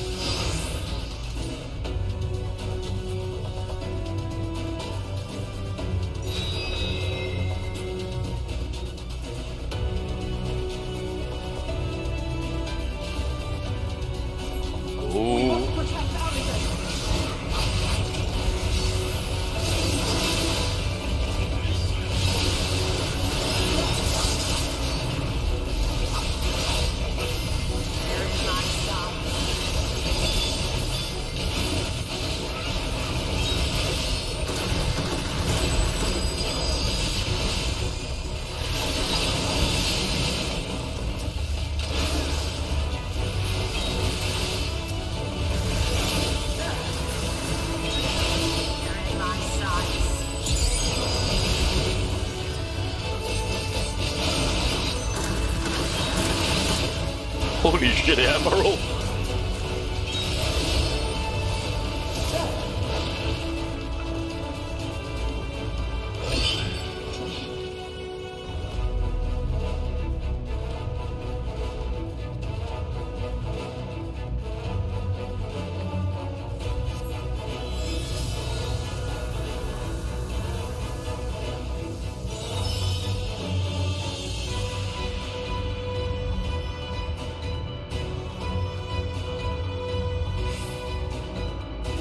Alright.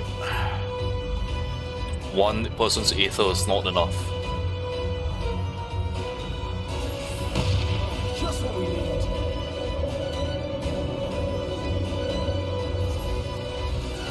We're not alone.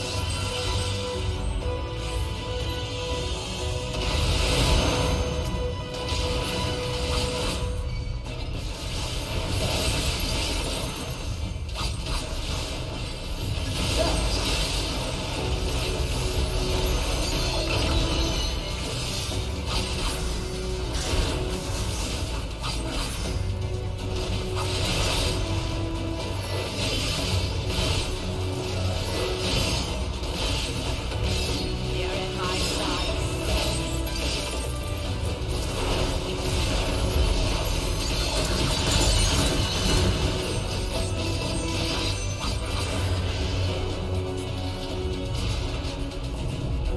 Alright, Rahan. Here you are, Alize.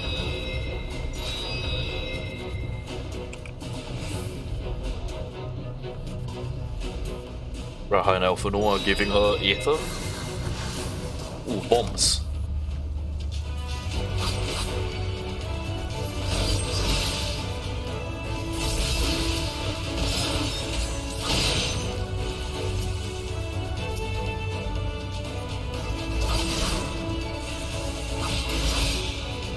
Easy peasy. Oh boy, big bombs.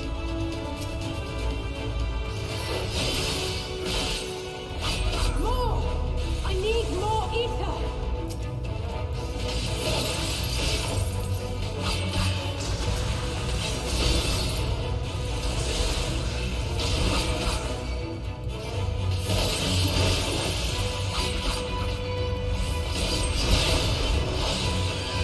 Just a little more!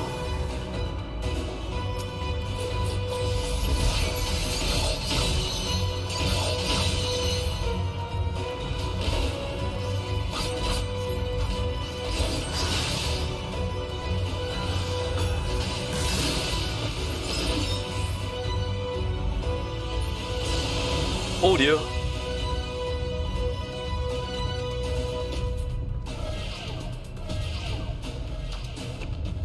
Admiral and Miss Beard are down.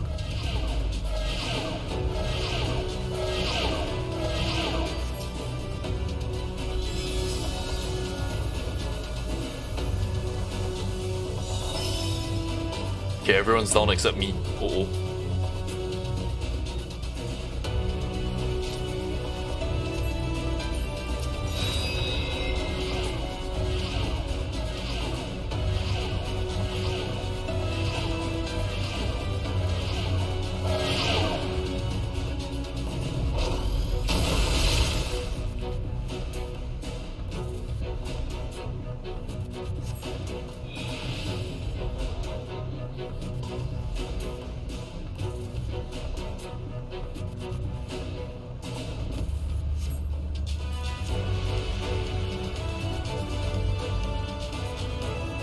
Admiral. Oh my god. Ah.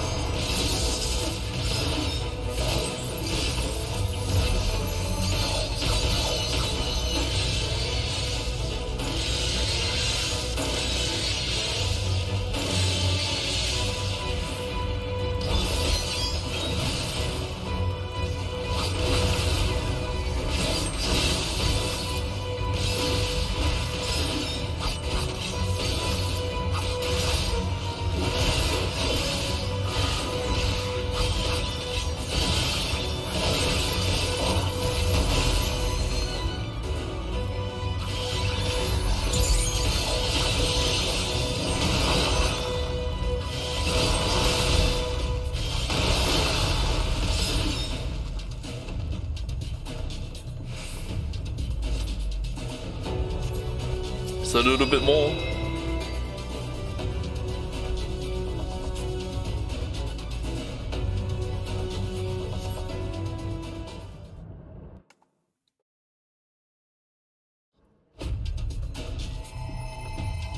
Yes, this will do. Here I go.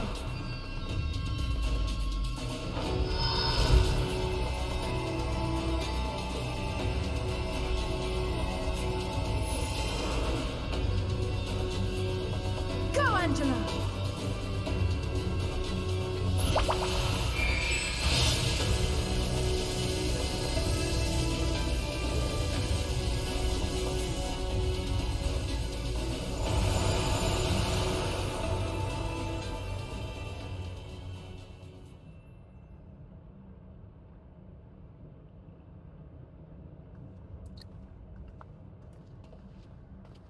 Alright, everyone's alright.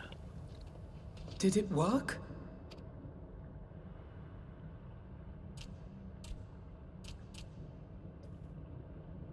What?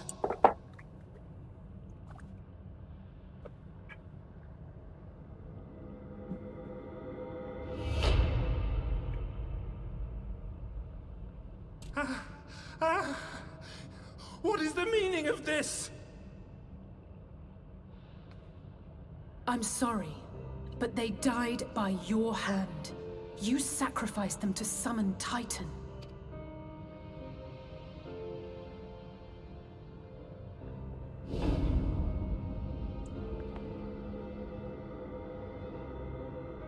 No. No, no, no, no! Why? Why would I do such a thing?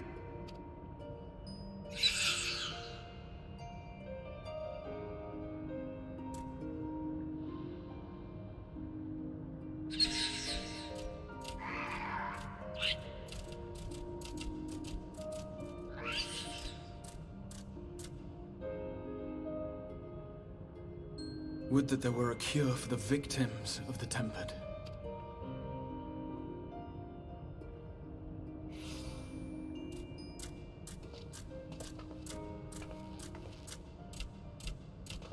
Gabu! What are you doing here?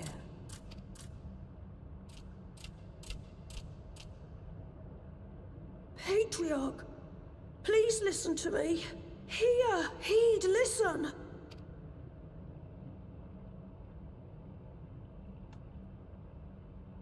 The Great Father we have been summoning is false. He only hurts us and those we love. For a long time, his voice filled my mind. It told me to do terrible things. But I didn't give in to it, and you mustn't either. There's been too much pain already, so please, end the suffering.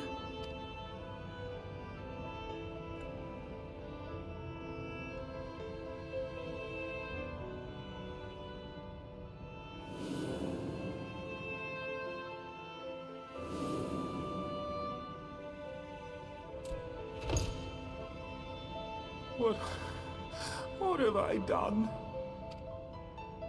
We share this child's desire, Patriarch. An end to summoning, for it spells naught but misery for both our peoples.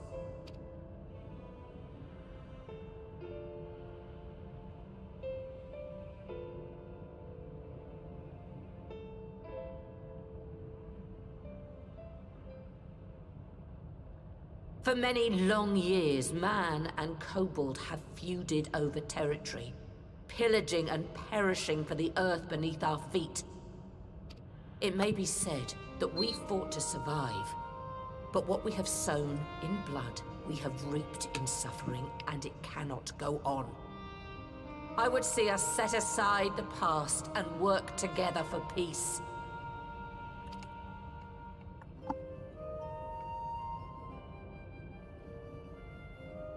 It was wrong of me to hurt my own in the name of the Great Father. Sinful, evil, wrong. But that doesn't mean there can be peace between us.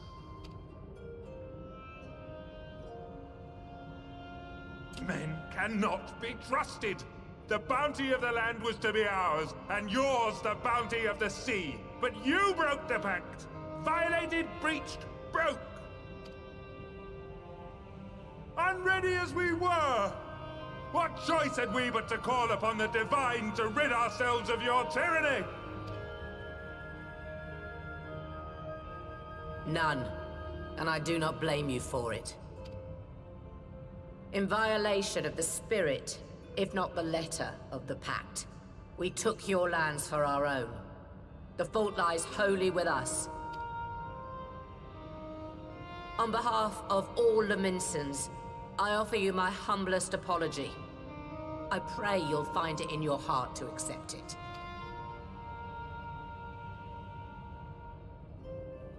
Yet I know an apology alone will not serve to make things right. So, we will revise the pact to leave no room for doubt. And any who violate it shall face justice, swift and certain. No, we won't be fooled. Not again! Please, hear me to the end. Fleeting though it was, there was a time when man and kobold abided together in harmony, in cooperation. In those days, your people shared the secrets of smelting. Knowledge which allowed Limsa Lominsa to thrive. Much of what we have, we owe to the kobolds.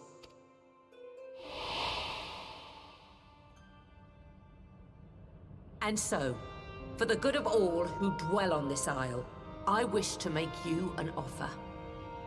We will bear your people's wares to every corner of the world, and trade them in your stead. In return, we will bring you the bounty, not only of the sea, but lands both near and far. Whatever you desire, the Navigator as my witness, you shall have it. There will be no more man and beastman, just the crew of the great ship that is Vilbrand. And together, we will share in the wealth of the world, if you'll only accept our hand in friendship. We want to believe you. We truly do. But we believed you before and you betrayed us. Fooled, deceived, betrayed us. There are bad men, it's true. But there are also good ones. And the ones before you are the best of them. They were always kind to me. Caring, nice, kind, and I trust them with my life.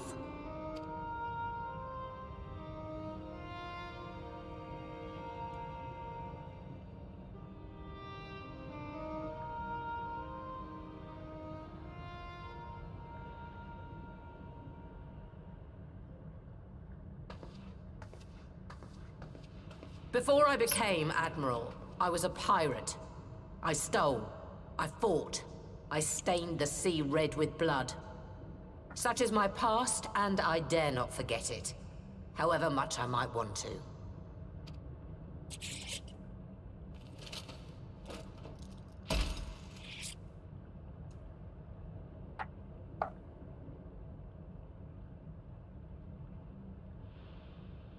That is death penalty. The pistol I used to pass judgment on my own sire when he fell thrall to Leviathan and betrayed his comrades.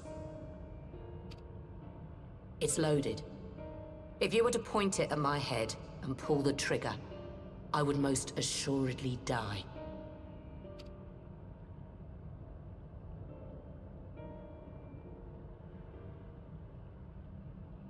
Though it isn't much, my life is the single most valuable thing I possess. If it will suffice to atone for past wrongs, take it. A single bullet to annul the old pact, and my blood to write it anew.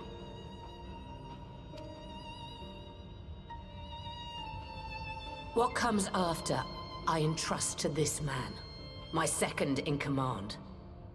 I know that he will do his utmost for the happiness of all who call Vilbrand home.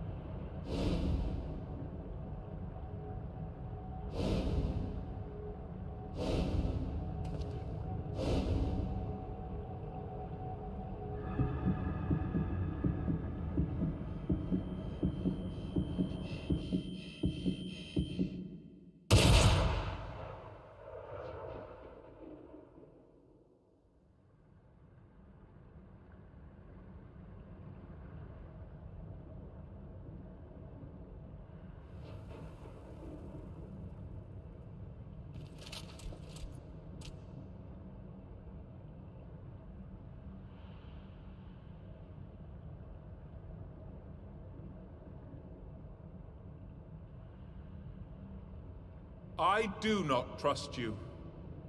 Not yet. But Gabu does.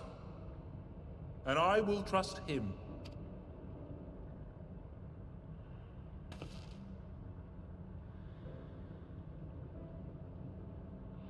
Elf no.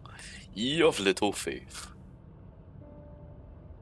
We want you to know that we respect your faith. There's nothing wrong with giving thanks to the land which sustains you. But summoning is different. Should you hear of anyone who would attempt it, we ask that you appeal to their better judgment, or failing that, seek our aid. We're always ready to help. Many and more of my brethren are yet in thrall to the Great Father, just as I was. If you could free them too, I would be grateful. Appreciative, thankful, grateful.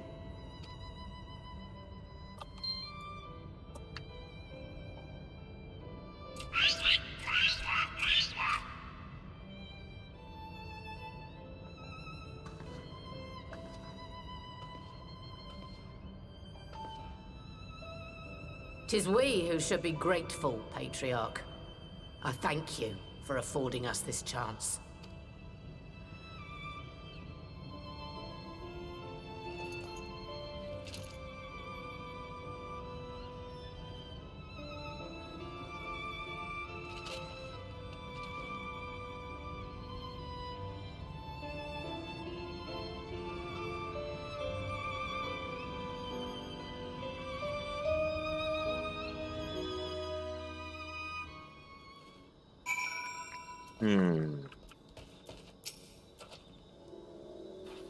The Admiral seems hell-bent on worrying me to death.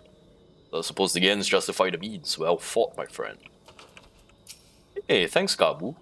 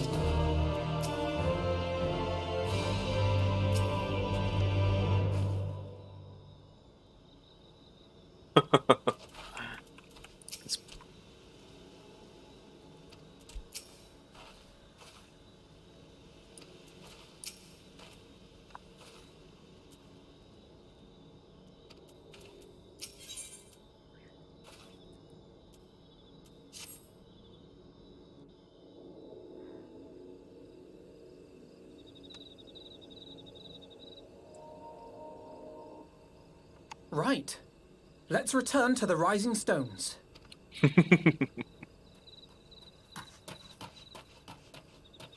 Admiral, something strange is afoot at the floating city. Breathe, man. What is it? I think it's best you see for yourself. Please, come with me.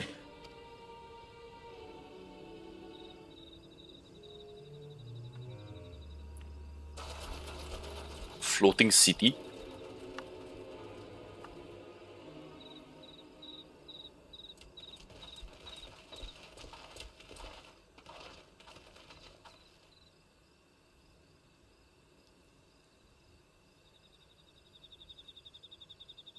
What in the world is that?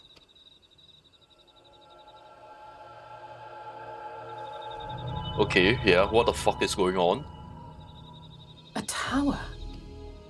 You can see it too, then? I feared I was losing my wits. One moment I was patrolling as usual, and the next it was just there.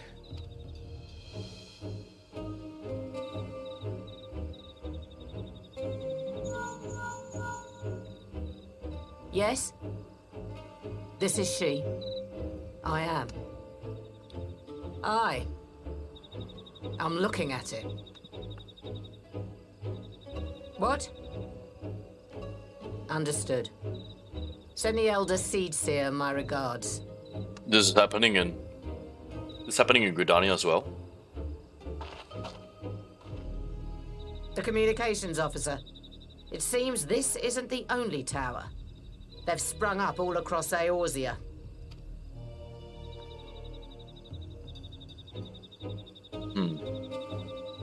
Nothing more is known, only that they appear to be of Garlean construction. Our allies on the Alamegan front are on highest alert. Garlean? Forgive my directness, but would you join them? They may well need the help. Of course, Admiral. We shall make all haste. My thanks. I will return to Limsa to weigh our response.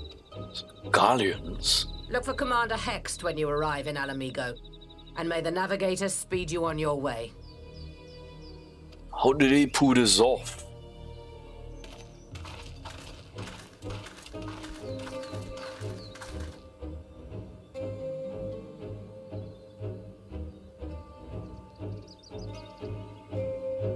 How did the Guardians do this? Like, when did they have the time? And the resource?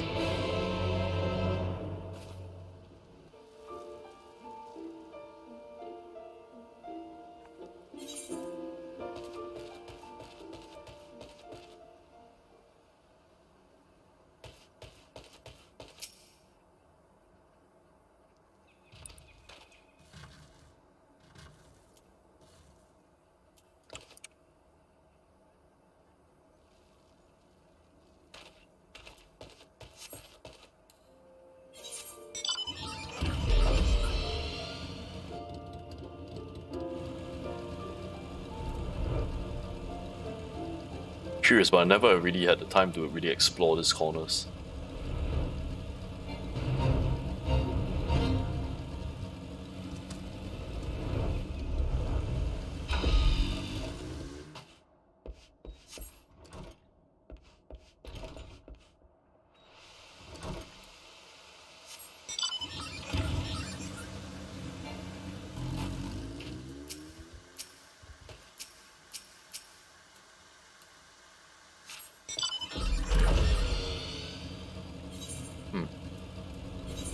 Alright. To the Alamigan quarters.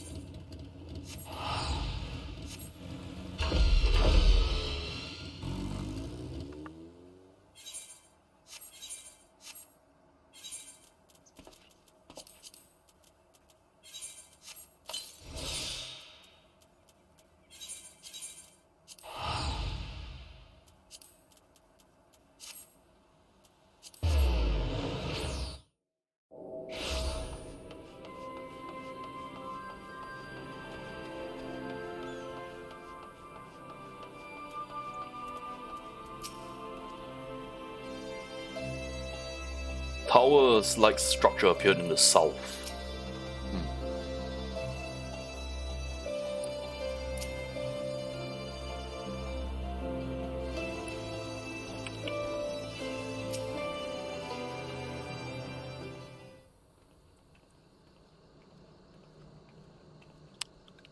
Thank you for coming so soon.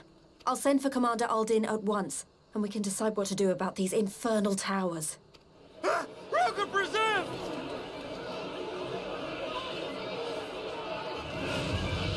What is that? It can't be.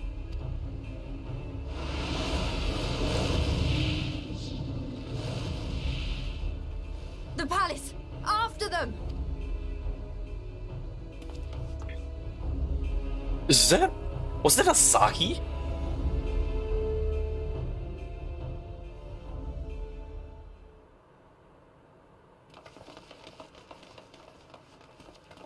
You're here, good.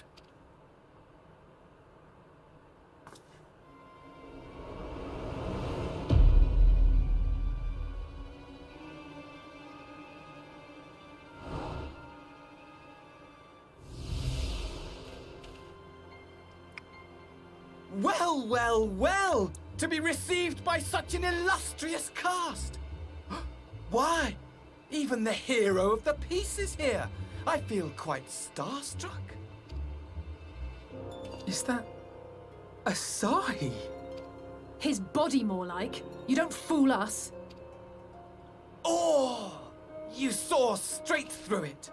Anyone would think you dealt with Asians before. Permit me to introduce myself.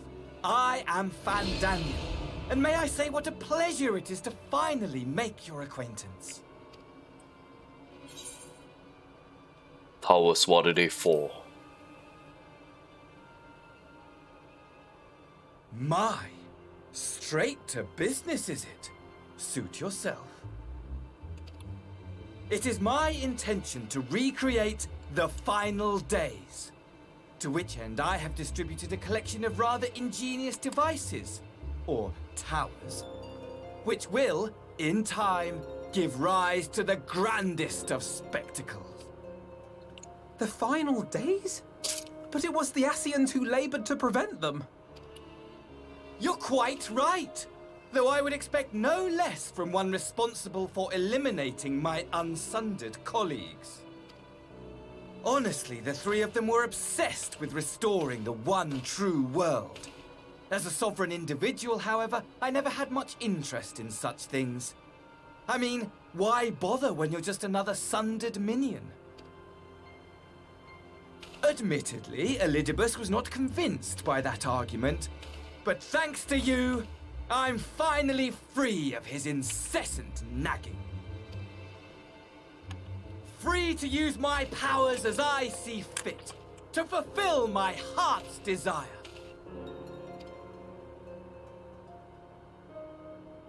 And my heart's desire is to lay this half-broken world to waste leaving nary a fleck of dust behind! Okay, this guy is nuts. What? Why would you want such a thing? Because I want wretched creatures who ask such meaningless questions to die! You! And you! And you! I want you all to die! And I want to die too! Oh, yes! I want to die and take everyone with me in a paroxysm of pain and suffering! This guy is insane. I'm different, you see.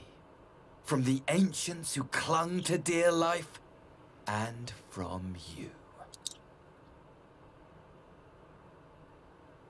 So don't bother trying to reason with me. You will find I have no reason, or creed, or any such tripe. Oh, glad we cleared that up early. I just want to destroy the world. But please do resist with all your might. It will add to my enjoyment. Now then, ladies and gentlemen, keep your eyes peeled, for the curtains have risen on the spectacle to end all spectacles. We, the Telophoroi, shall be your performers, and this very star our stage.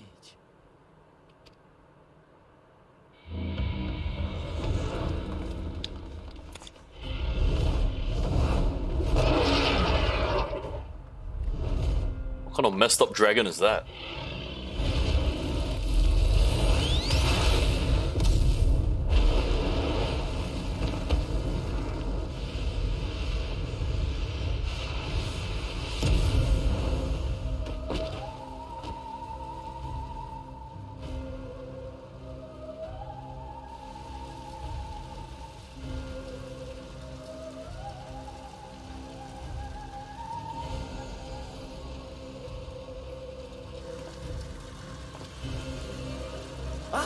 But I nearly forgot.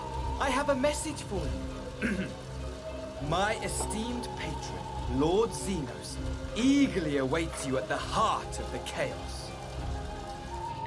While I wish only to destroy the world, he exists solely to relive a certain, transcendent moment with you. And it is for that reason he would reduce all to ash. Let's Pray up. see to it his dreams do not go unfulfilled. For if you should disappoint him, my trusty companion here, whom I've dubbed Lunar Bahamut, will burn your cities and everyone in them.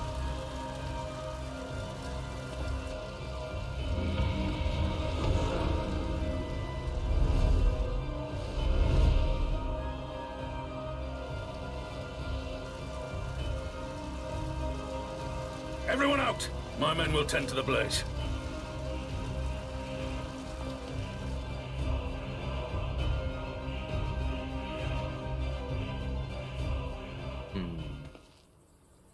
Lunar Bahamut.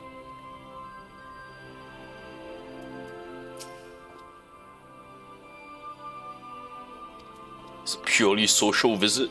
What the fuck?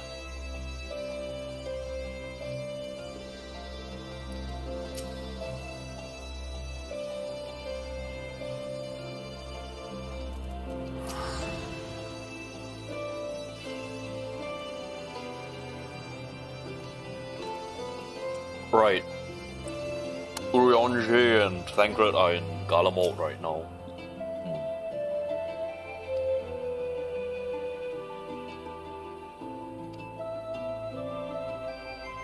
Lise is gonna take a unit to investigate the tower. Okay.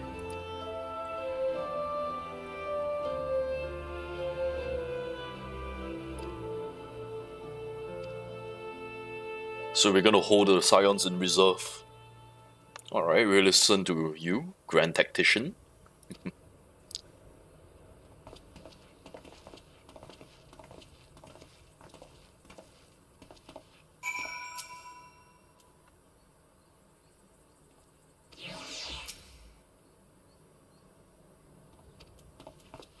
Right, to the Rising Stones.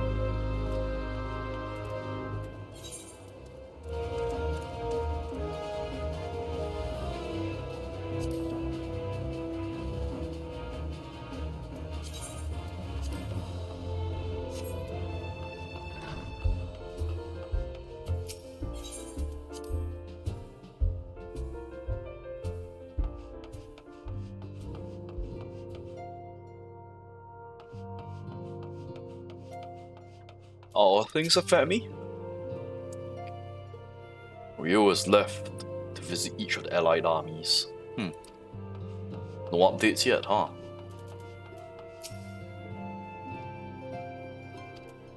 No updates yet. Ah, Stola's here.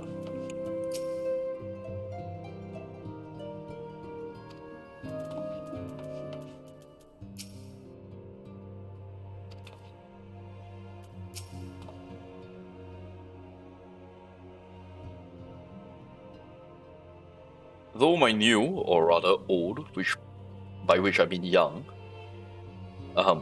through this body has gone through a great deal more stamina than the one I wore in the first, I've been confessed looking for a moment's respite. Yeah, time for you to rest.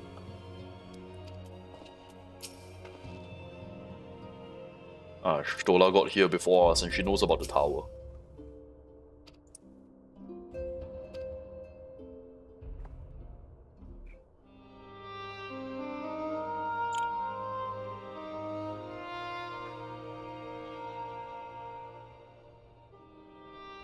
No sooner do we overcome one problem, another appears to seem terribly predictable, but for the endless variety of our foes. This Fernandel sounds even more unhinged than his patron. Unhinged perhaps, but no fool. For all his pantomime theatrics, he gave away a little about his plot. We only know he intends to recreate the final days, and the towers somehow facilitate this.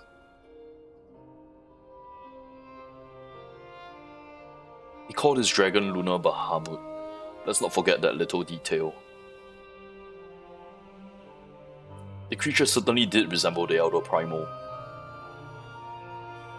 That may be, but the fact that it answered the Fandaniel suggests they are not one and the same entity. Probable that some man of Simulacrum born of Asian magics.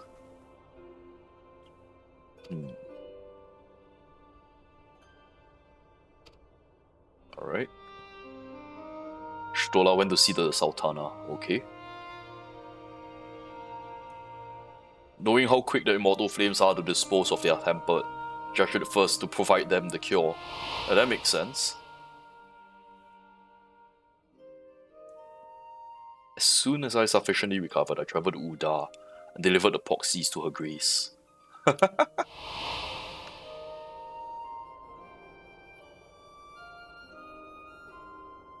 Yet my visit chance coincided with troubling tidings. Immortal flames are on the cusp of agreeing to a truce with the Amalja, when negotiations abruptly collapsed.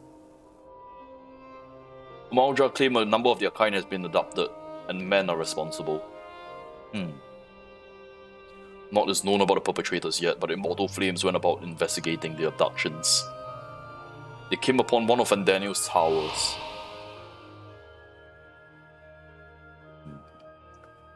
They're not an exclusively Eorzean phenomena. Even in Eorzea, they're everywhere.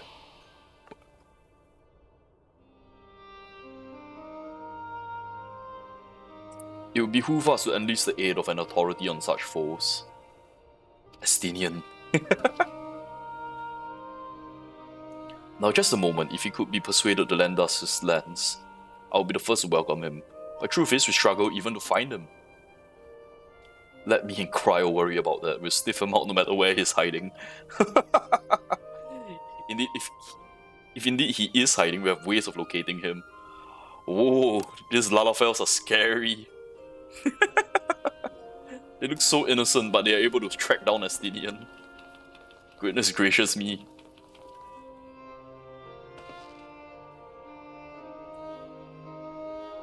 Alright, so they're gonna teach the steady states how to use the poxies.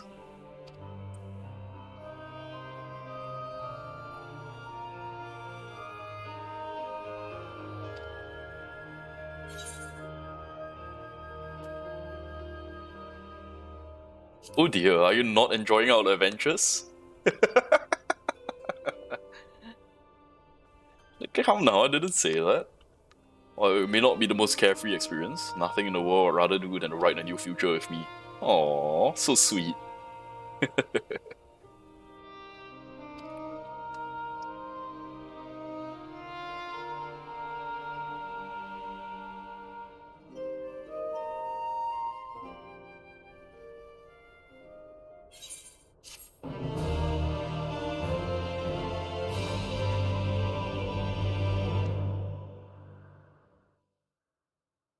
Meanwhile, somewhere in the locks.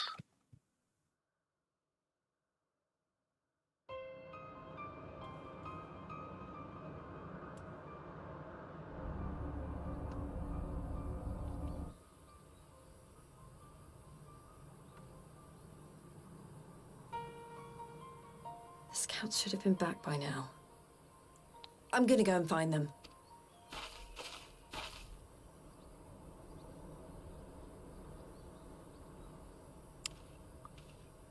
Oh, thank goodness for that.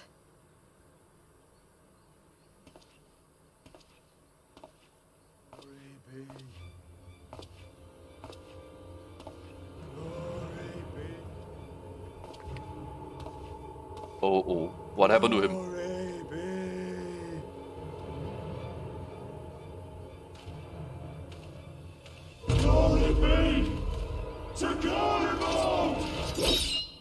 What the fuck?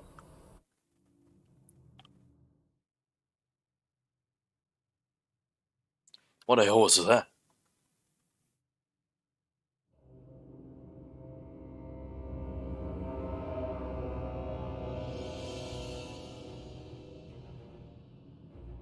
What the heck are they planning?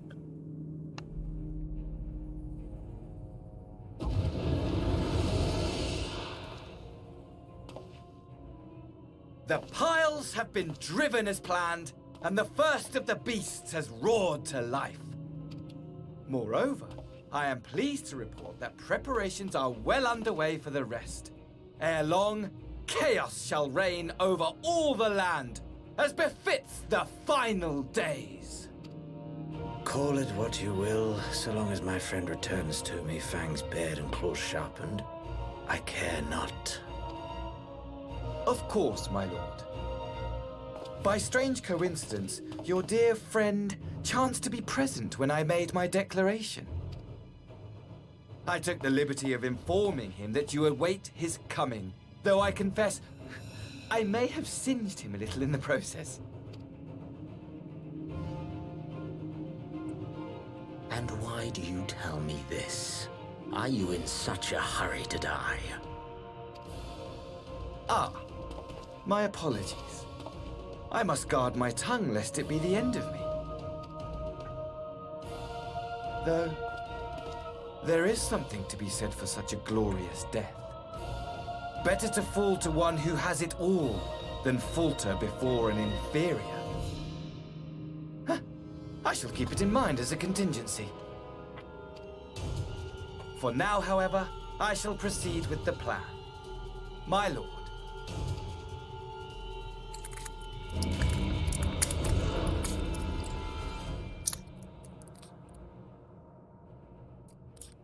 I must find myself a new weapon. One worthy of our long-awaited reunion.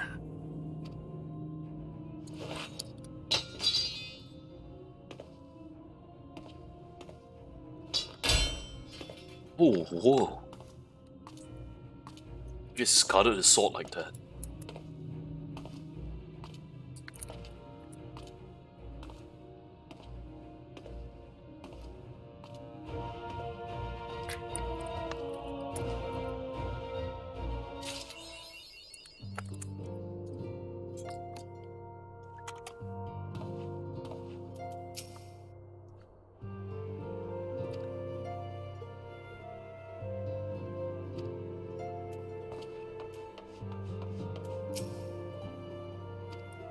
No updates.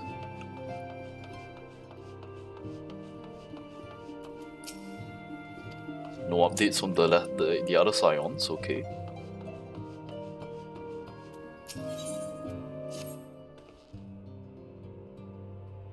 Tancred and Eorzea are on the way back. Ah. Haven't heard anything about the towers from the Alliance.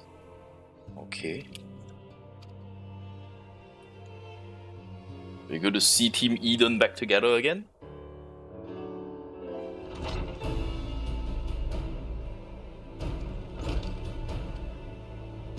Ah, welcome home. Where's Eorzea?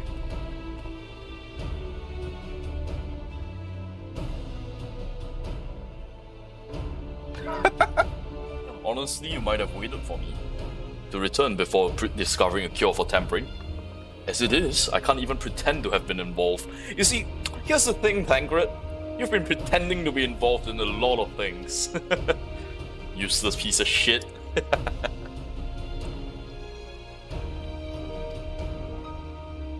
Alright, what information do you have, Tancred? We are one Eorzea short of a scouting party. Yeah, where is he? He decided to linger in Alamigo to apprise Rauban and the others of what happens at Galamol. Alright, that makes sense. Devastation is worse, far as the eye can see. Nerva and Lurid, notable by their absence.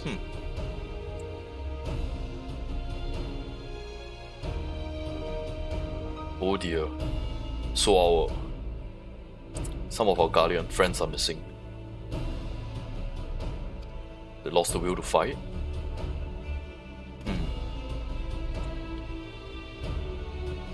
Capital has been plunged into a deathly silence, except the Imperial Palace. Busy place before the war, grown busier still.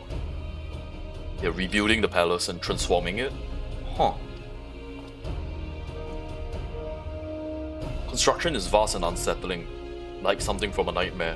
According to Eorzea, certain aspects of the design were devised with manipulation of aether in mind. Magitact. Okay. Unnerving as the edifice was. Nothing next to the sight of its builders. They swarmed the place like many insects, working nary a word exchange between them. As if they were possessed or tempered. Huh. If Fandaniel could bind Bahamut to its will, what might have... So the people of Galamort have been tempered? Oh, that's horrible. A message from Alamigo. Rauban is hosting a meeting to discuss the findings on the towers. Okay.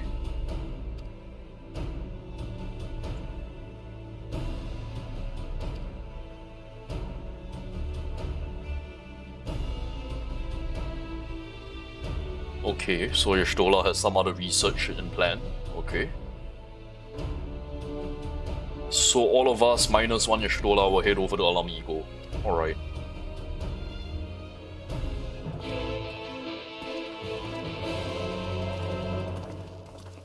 What research do you have in mind?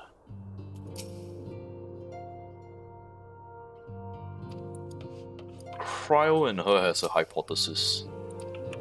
Still no updates from you guys? Yep, still no update from these guys. Alright, let's head back to Alamigo.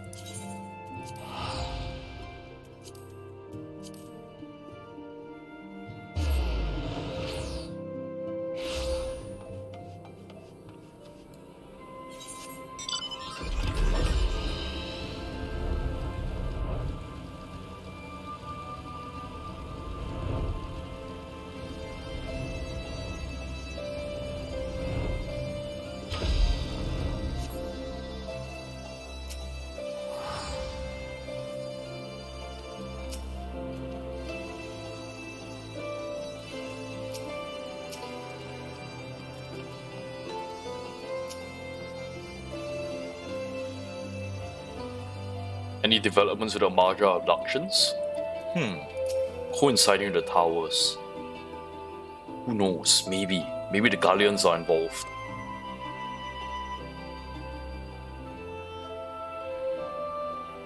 Thancred, have you really stopped drinking? Huh.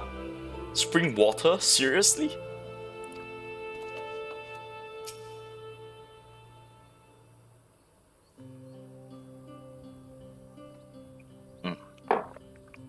Alright, Shakespeare, what updates do you have?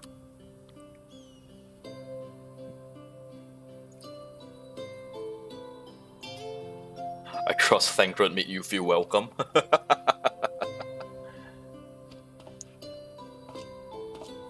Iron Vault.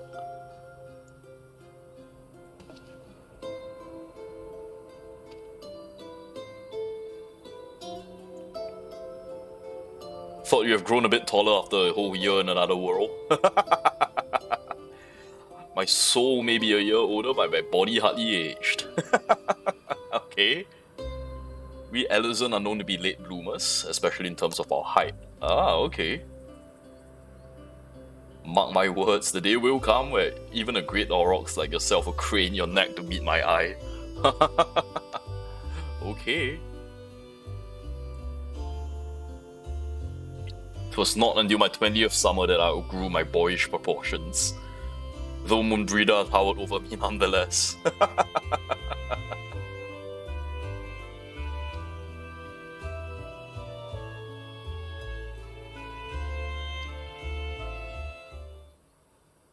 Fordola? Oh yeah. What updates on Fordola? Alright, I guess we'll meet you guys later again.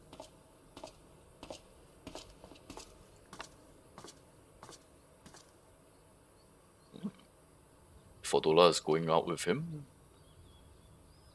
What's going on? What do you think? Stop keeping things to yourself, Efono. Just say it instead of just keeping it to yourself. You Eorzea and keeping things to yourselves. Minus Alice, of course. She always speaks her mind.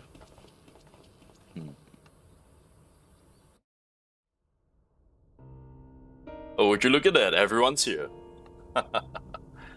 Minus a Lord Hian. Ere we begin, I would like to offer my gratitude to Masters Thancred and Eorzea. Tis no small feat to infiltrate the Imperial capital and live to tell the tale, much less in times of civil war. Thanks to them, we may plot our course in full knowledge of how the winds blow in Garlemald.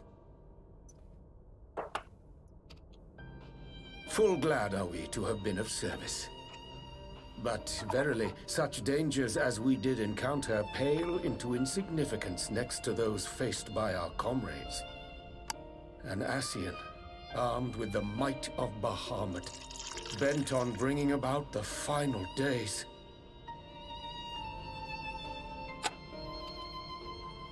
Theatrics. He sought only to make a show of the power at the Teleforoi's disposal. But since then we have seen no sign of this funny Daniel or his worm. And while we've done what we can to bolster our defenses, there's no telling where he might strike next.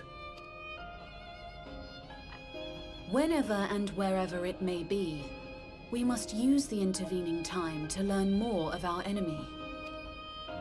'Twas with this in mind that we dispatched scouts to investigate the towers.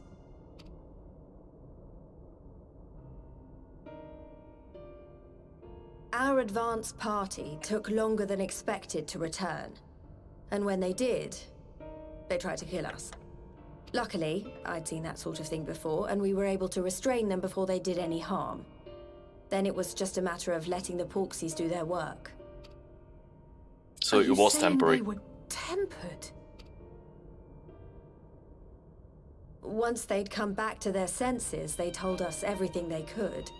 It seems that just as they were getting close to the tower, they heard an ear-splitting roar, and that was the last thing they remembered. But what worries me most is what they were saying right before they attacked. Glory be to Garlemald.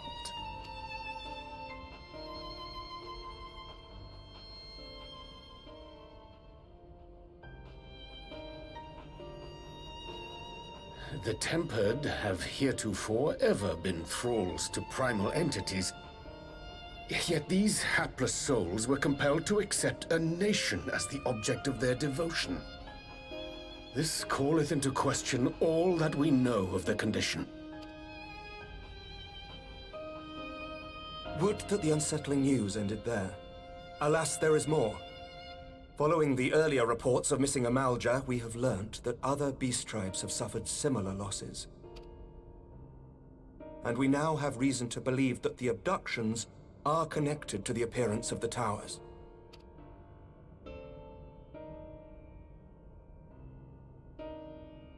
Our scouts sighted black-garbed figures leading shackled Ixal in the direction of the tower in Dravania. The Temple Knights were able to intercept them before they could reach their destination, liberating the Ixal and apprehending their captors. each of whom was found to be equipped with Garlean arms and armor. So the Empire is the common thread. With the support of Xenos, it seems likely that Fandaniel has rallied a faction of the splintered Garlean army to the banner of the Telophoroi. Lord Hien reached the same conclusion when I shared our findings with Doma. The plan had been to march on Garlemald from the east and west in order to force a peace treaty. But the situation has changed. Dealing with the threat of the towers must come first.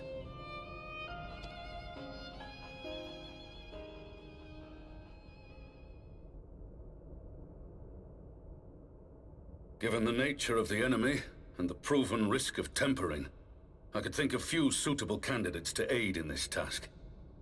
But I am confident in my choice. It's gonna be me, I guess. Maybe Fordola.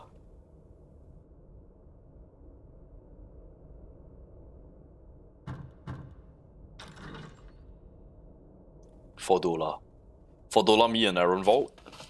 What? It's good to see Fordola again. Resistant to primal influence as they are, they can investigate the towers without fear of being turned. We are glad to put our gifts to use, Commander.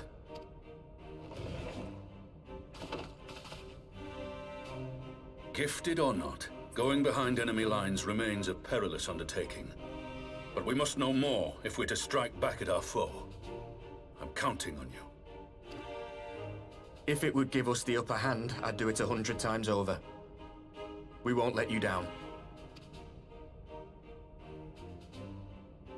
That concludes the briefing. You two, make ready and join your escort. Only 2 of them. I'm not gonna join them. Are you certain about this, Eorzea?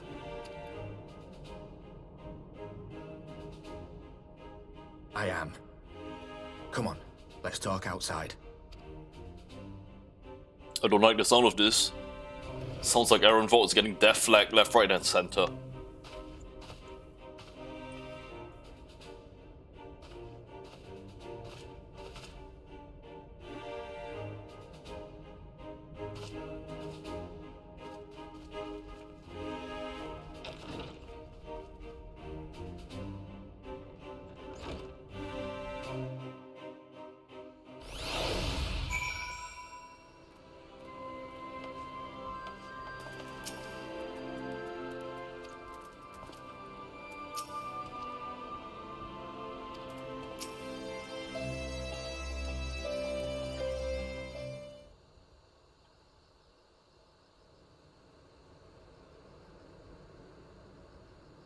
So you know, I've already gone through all the formalities at the Rising Stones.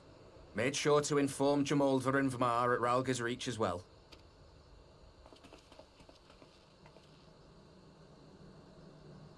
Eorzea, I admire your enthusiasm, but this is far more dangerous than anything you have done before. I know the risks.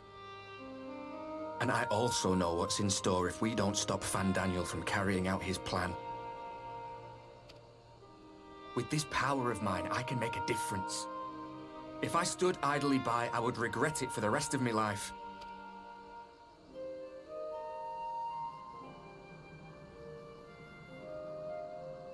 And you, Fordola? Is this what you want? What are you asking me for? It's not like I have any say in the matter. Oh, don't be a tsundere. Don't pretend. We both know Commander Eldin gave you a chance to refuse. And you didn't. Tsundere.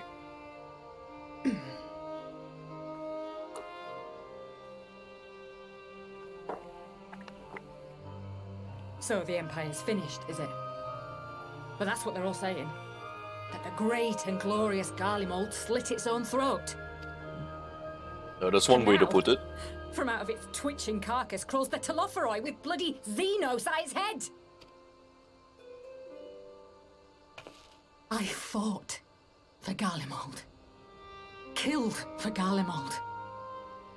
What was I part of? I need to know. Whatever it is, I need to know. I could take you over and speak with our dear Black Wolf, if it would help.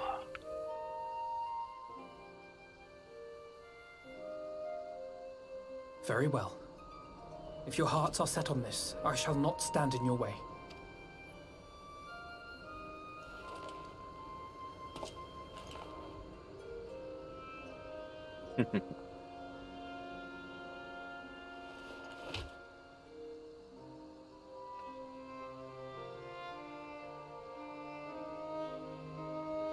If you've finished with your touching display of camaraderie, I have a question.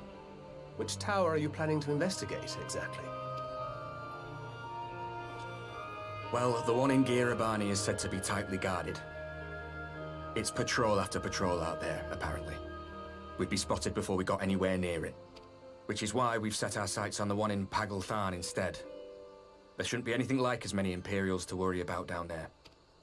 Even so, I doubt the local Amalja will look kindly on it if they catch you sneaking around in their territory. Fordola and I had a chance to learn the lie of the land in our previous forays there. We might still find trouble, but at least we won't lose our way.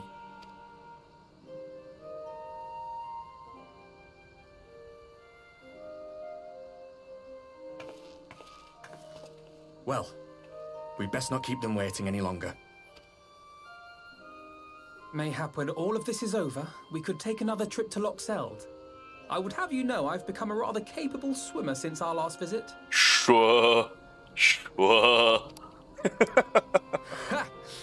I'll believe that when I see it. Though, to be fair, getting into deep water does seem to be a scion's lot in life. Take care, Ray. Oh, they're death flagging Aaron Vault like mad. Holy shit. Hope Aaron Vault comes back alive, but I am really worried about Aaron Vault. It means a lot, you know. You coming with me? I'll still owe you for saving my skin, don't I? Can't return the favour if I'm not there. Oh, I man. dare say you'll get your chance before long. That Van Daniel sounds like a tricky customer. Too much for the likes of me, anyway. Oh, he's getting death flagged so bad. But we both know I'd just be another soldier if it weren't for my gift. And I need to be a damn sight more than that given what's coming. I realise I can't hold a candle to a hero like the Warrior of Light, or Alfino, for that matter. He might look like he's 12, but he's seen more action than most people see in a lifetime. He's more than 12. The fact is, I'm nothing like them, and maybe I never will be. But I'll be damned if I don't try.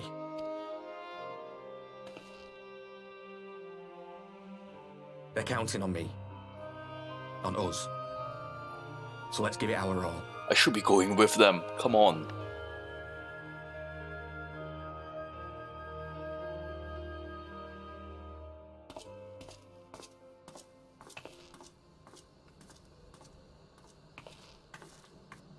Oh, please come back alive, Aaron Vault. He does not want for conviction, that much is certain. So let us have faith in him. Him and Fordola both. While they see to the towers, I would attend to another task. Chasing down this lunar Bahamut. Do we have Estinian? Ah, bloody thing. Can you hear me? It's Tataru. Hey, adorable. I'm happy to say we've managed to find Estinian. Yeah. And I'm sorry to say he went running off again the moment we told him about Bahamut. But he did mutter something about heading to Ishgard, so if you're quick, you might still be able to catch him. Okay. See you soon. Alright, let's go catch Estinian. Even if we set out this instant, he may already have left by the time we arrive. Have her send the Bonanza to Ishgard. It may prove useful should we need to give chase. Yeah, that makes sense.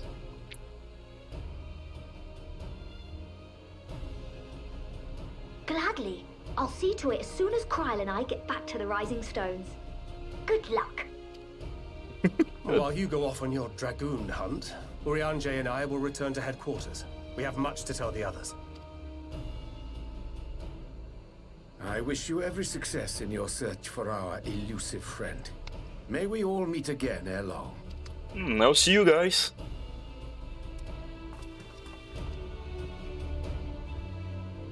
Never did get to update them about Reen and Gaia.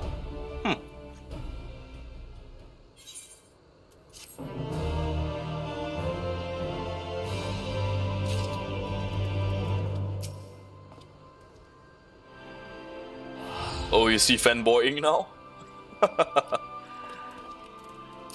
Rahatia is like the fanboy who gets to meet all his heroes.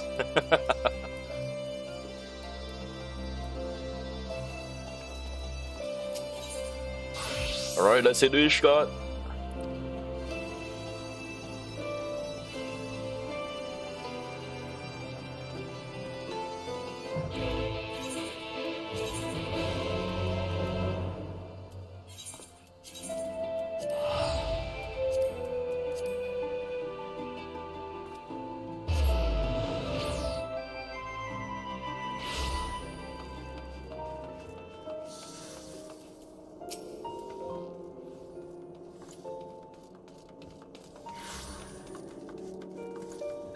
Assuming you find him, this will be my first encounter with the famous Estinian.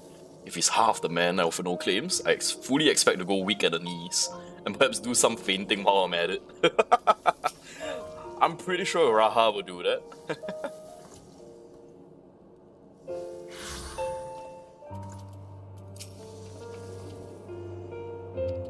Alright, let's look for Estinian. Raha and Eorzea are new to the place, so they will look in the open places, squares and markets. Alright. We'll reconvene at the airship landing. Okay. Right. Alright, I'll go to the congregation.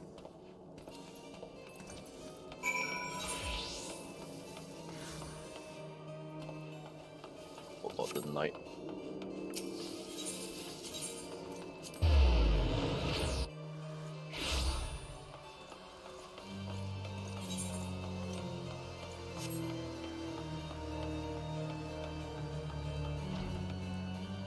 Ah, my dear Lucia, how have you been?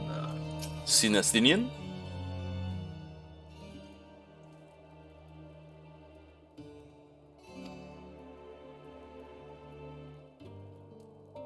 Oh, they are not aware that Estinian has returned to Ishgard. Huh. Maybe he came seeking an audience with Lord Emmerich, only to find him absent. So, no Estinian. Oh well. Alright, to the airship landing then.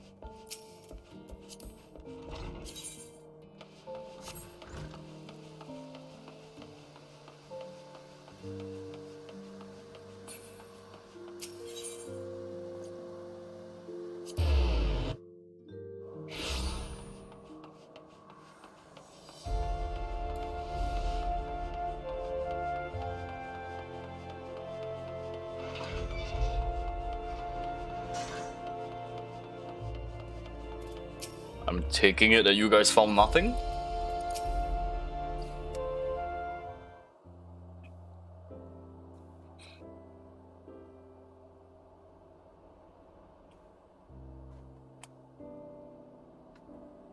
No sign of him. Not that I've ever met him before, but the way Alphino goes on about him, I'm fairly sure I could pick him out in a crowd. Speaking of which, it does seem awfully quiet. If the erstwhile Azure Dragoon had returned to Ishgard, would it not be a source of general excitement? This guy come and goes as he pleases. And he's not really clad in his, like, Azure armor anymore.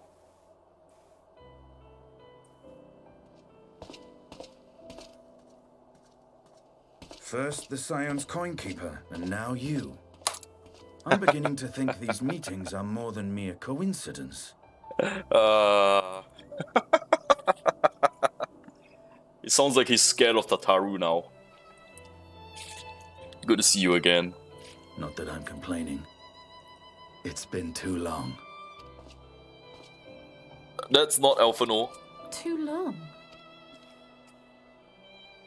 You look an ilm taller and twice as rugged. It suits you, Alphino.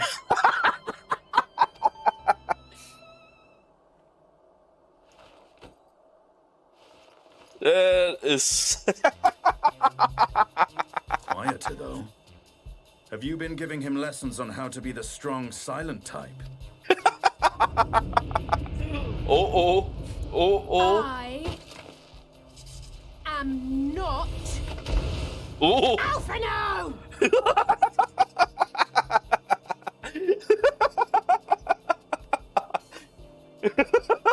If the two of you are such firm friends, perhaps you should remember what he looks like. And what do you mean, rugged? Oh! Had my brother mentioned what an oaf you are, I'd never have bothered looking for you in the first place. Estinian Wormblood, the Azure Dragoon. He who fought and felled the dread worm Nidhogg at the Warrior of Light's side. Oh, stop fanboying, Raha. To think the day would come when I should see this living legend with my own eyes.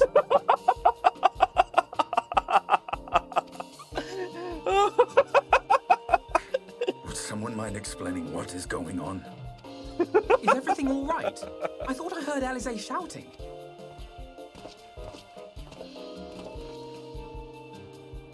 Estinian! It's been too long.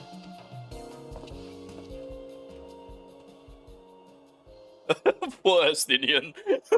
He's so confused. Oh my gosh. No, it's quite understandable. That was hardly the first time we've been confused for one another. Nor, I suspect, will it be the last. Well, I, for one, will not be making that mistake again. What I will say, for the second time today, is that you've grown. Inside and out. I can tell. Aww. One can't remain a spoiled little lordling forever, you know.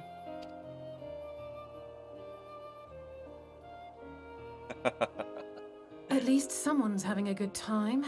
You know, when we were growing up, Alphino would never befriend other boys because he couldn't stand the thought of not being in charge.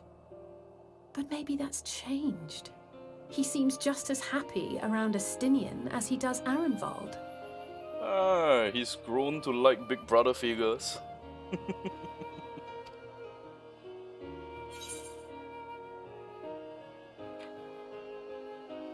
Oh wow, okay, this is a difficult dialogue choice. Perhaps he sees them as the brothers he never had. I think he learned how to talk with people rather than at them. Well, you can't keep him to yourself forever. Keep him to my... You're joking, aren't you? I'd be glad if someone would take him off my hands.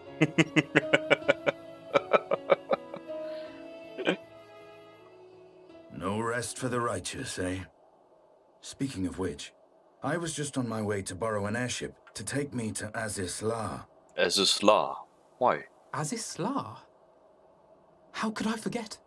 The dragon with whom Bahamut shared the deepest of bonds. We're gonna talk to Tiamat? Aye, Tiamat, his mate. Even now she remains imprisoned on Azis La, though her remorse binds her faster than any shackle. I see. As the one who first summoned Bahamut, you believe she may be able to shine some light on his latest incarnation. Might I suggest that we make the journey to Azisla together? I'm not sure if Tataru mentioned this, but we Scions have an airship of our own now. I see no reason why not. Assuming your sister can bear the thought of sharing a deck with me. Be my guest. But confuse me with Alphino again and I'll throw you overboard. Oh. Yeah. I don't know who he thinks he is, but he's nothing like Alphino painted him to be.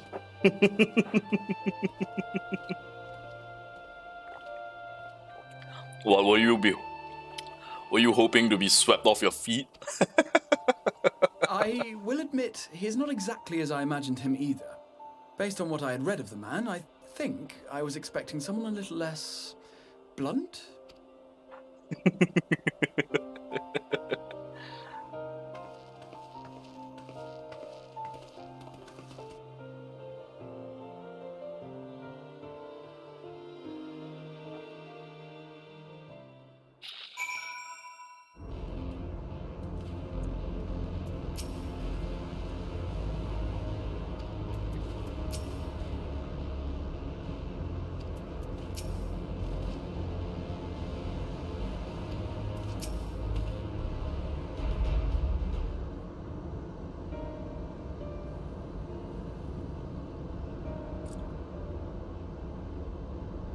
Okay.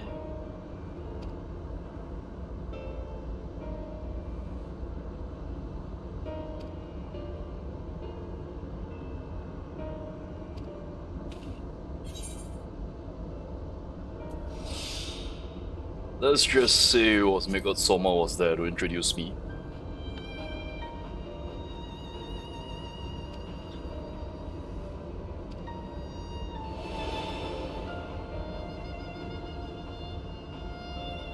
After the Dragon Song War came to a close, I came to speak with her, a worm who had fought her own against man in another age.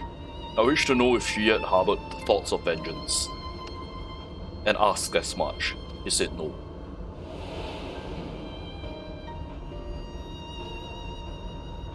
My hatred for your kind extinguished long ago, but the guilt she feels for resurrecting Bahamut burns on undimmed. It torments her even now.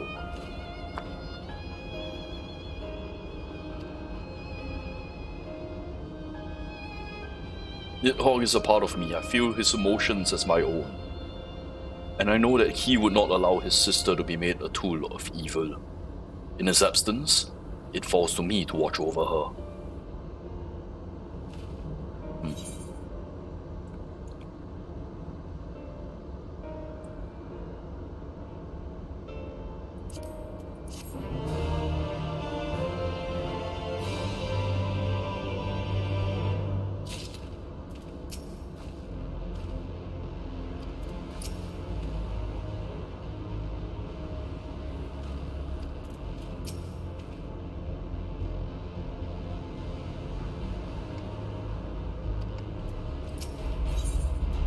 Alright, let's go meet Tiamat.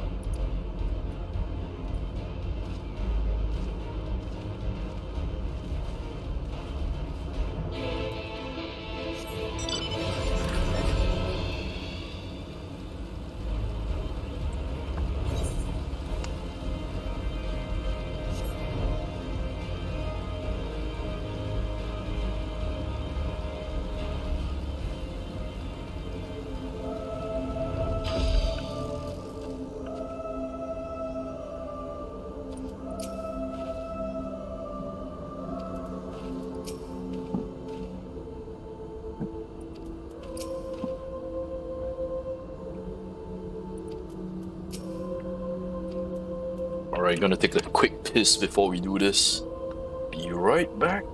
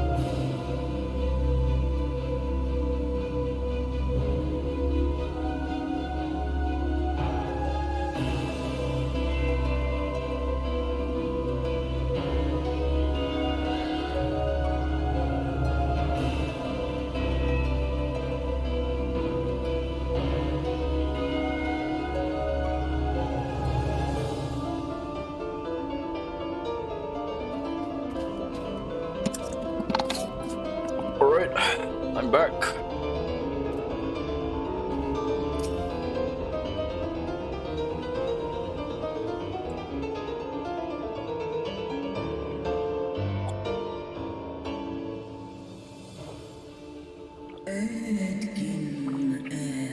My sire's mortal companion, what bringeth thee back to this forsaken place, child of man? It's plain she knows naught of recent events. Perhaps you should enlighten her. Yep, she ain't gonna be happy about it.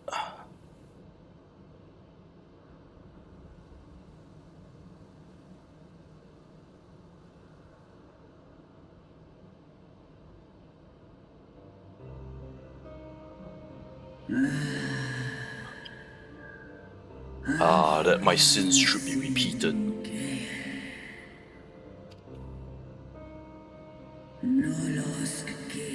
I sense not the faintest stirring. As to who may have called him forth, I know none save the dragons of Mericidia, our children.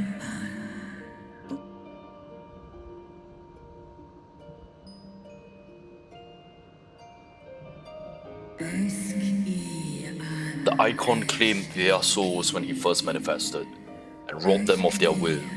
They became a tool for the Elegant's dark designs. I've seen it with my own eyes. Captives of a lost empire, neither alive nor dead, existing only to preserve Bahamut's corporeal form. Yeah, we saw it together in the binding coils. Yes, the dragons of Mericidia are at the mercy of this Asian. There can be no other explanation. But do we not destroy it all? Accursed Asians, vile minions of darkness. Again you profane the memory of my beloved, and stripped our children of their freedom, their dignity. Are there no depths to which you will not stoop?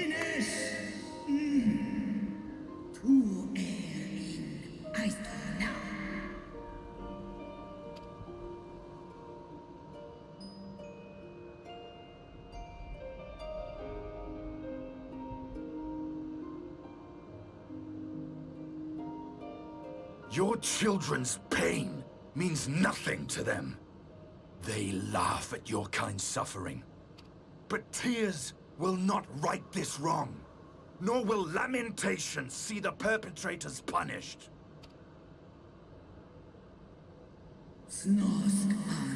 What wilt thou have from me, Slayer of Dragons? Behavior befitting a great worm.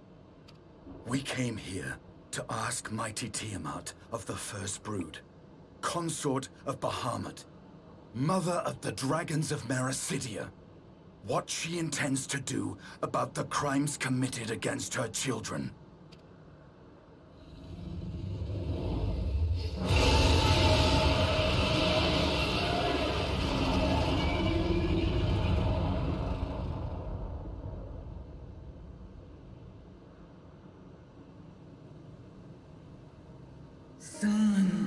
Were I free, I would answer thine insolence with fire, but words will have to suffice. Recall, mortal, that it was I who did the first summon of my beloved, praying with all my being to bring him forth. You who contend with the Icon cannot well be ignorant of the consequence. You too were exposed to his influence. That you are yet in possession of your own will is testament to the indomitable strength of your soul. But were you to meet with Bahamut again, you fear you might succumb. Indeed. Ask the Dragon Slayer, and he will tell thee the power of we the First Brood wield. Were I to lose myself to the Icon's influence, all will pay the price. But this is of little matter, for even if I had the strength to resist, I yet lack the strength to break my shackles. This prison will be my tomb.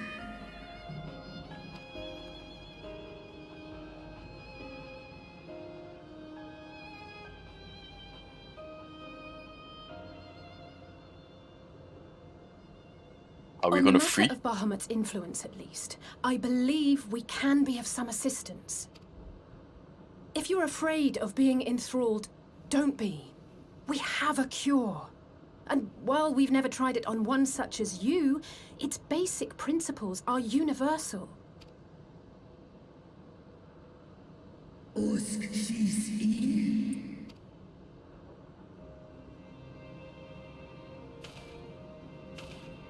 There is no future for those bound to the past. That you committed a terrible sin, I do not dispute. But if you feel remorse, you may yet make amends. We offer you that chance. Take it, or you will forever remain a prisoner, not of these cruel shackles, but of your own guilt.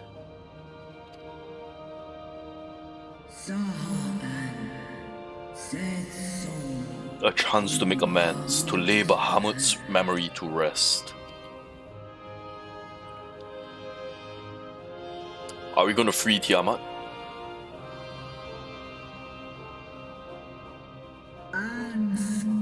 When our own star faces annihilation, Hydaelyn granted us sanctuary. And now your foes will bring about her destruction. This I cannot allow. For the debt I owe to Hydaelyn, to all who have suffered my sins, I shall fight with you, children of man.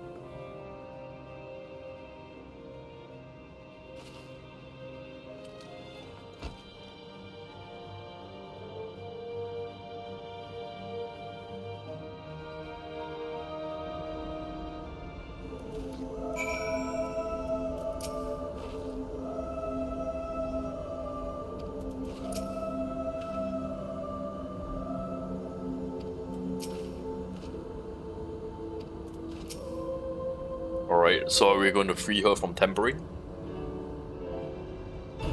While proxies have been shown effective in curing the tempered, Tiamat must be considered a special case.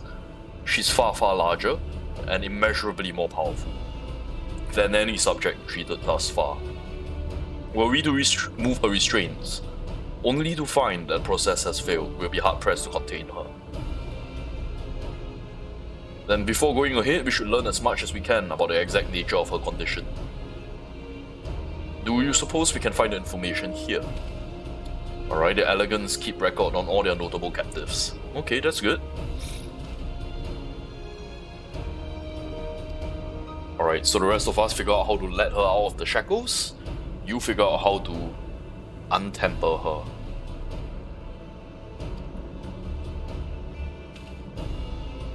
Rest assured, Sir Estinian, I'm both ready and willing to give my all for the sake of this star. Though that's not my only reason for wanting to set Tiamat free. I do not claim to know all her sorrows. I too once found myself in a prison of despair. And I well understand how hard it can be to dream of escape. It took encouragement of braver souls than I to make me take the first step towards a brighter future. And now I would help Tiamat do the same. I gather you're not as young as you look. Perhaps when our work is done, we can trade tales over a pot of Tataru's famous tea. And be indebted to her for leaves and hot water? I think not. He's so afraid of Tataru. Estinian is so scared of Tataru. Holy shit.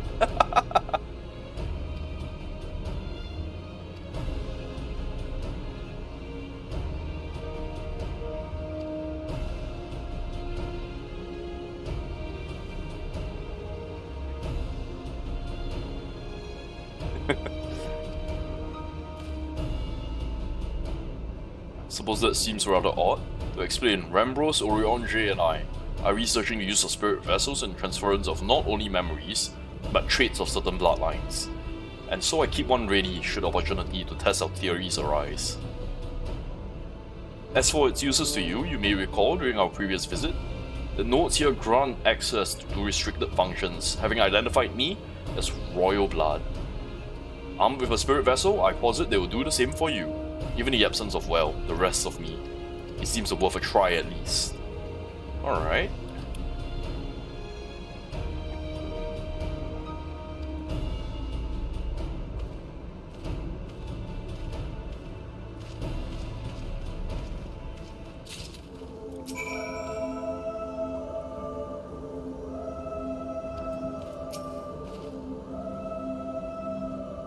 The restraints may have mitigated the effects of her tempering, but Tiamat has been enthralled to Bahamut for thousands of years. To have clung on to her reason through it all says a lot for her strength of will.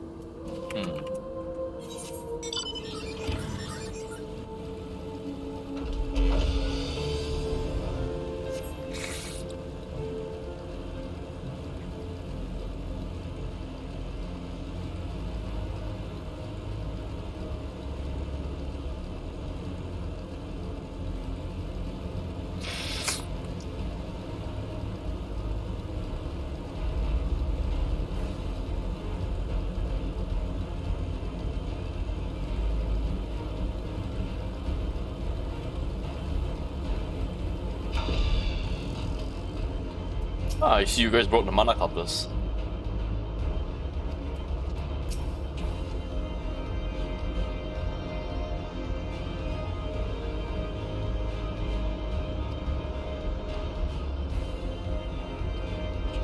Right, let's spin it up and look for clues.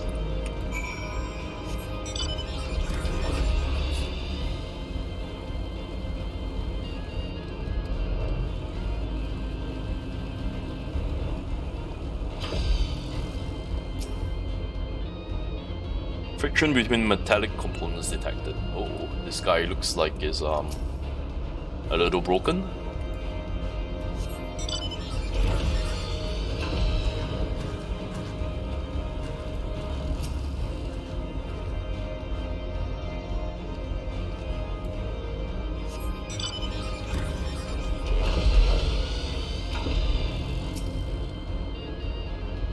Bleep bloop warning. Dragon restraint maintenance due in negative 2020 years. Oh dear.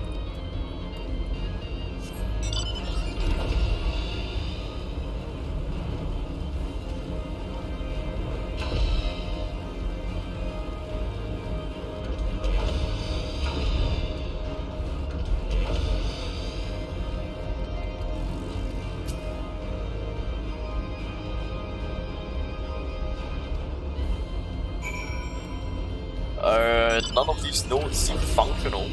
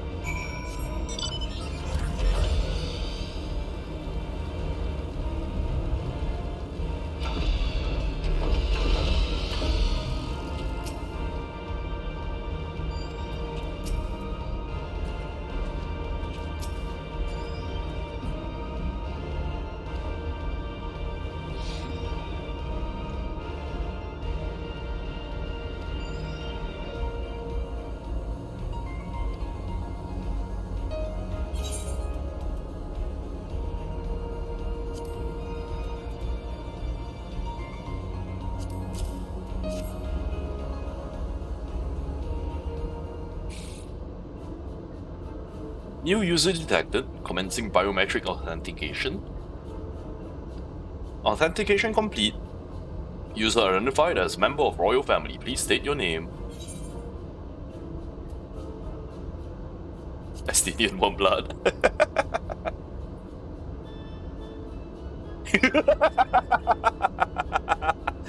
Very funny. If that thing speaks my name, I'll see that it never speaks again. Use your own name.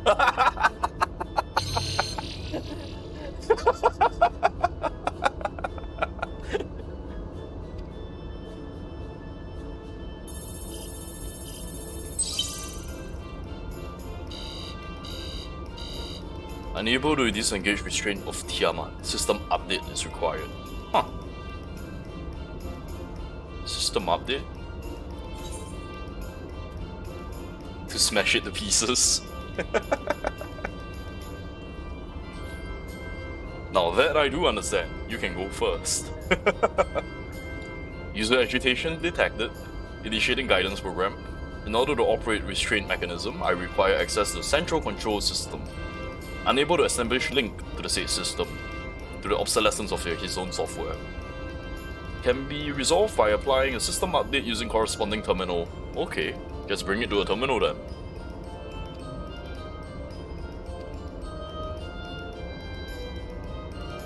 Like 3 tech idiots. User dissatisfaction detected. Initiating application protocols. I'm here to help. Rest assured, I will be on hand to guide you through every step of the process. Oh, okay.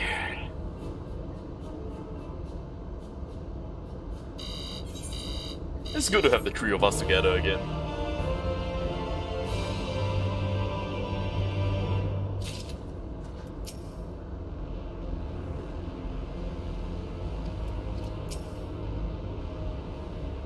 Sid and his colleagues always make operating these elegant devices seem so easy.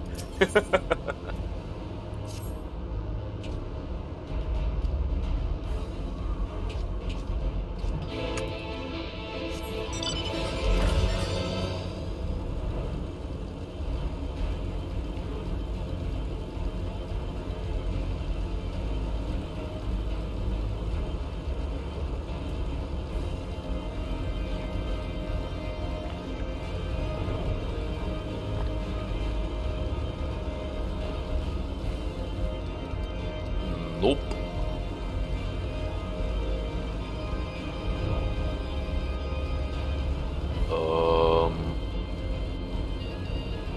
Wait, where is it? Oh, okay, here it is.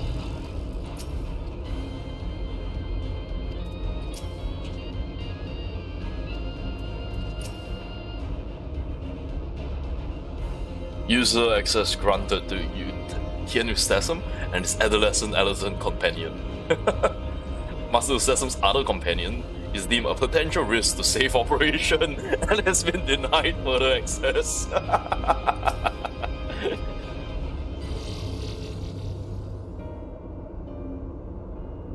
Software version 56.135. Which version are you employing? 42.002. Oh dear. Estimated time for update 5 years and 1 day? What the f...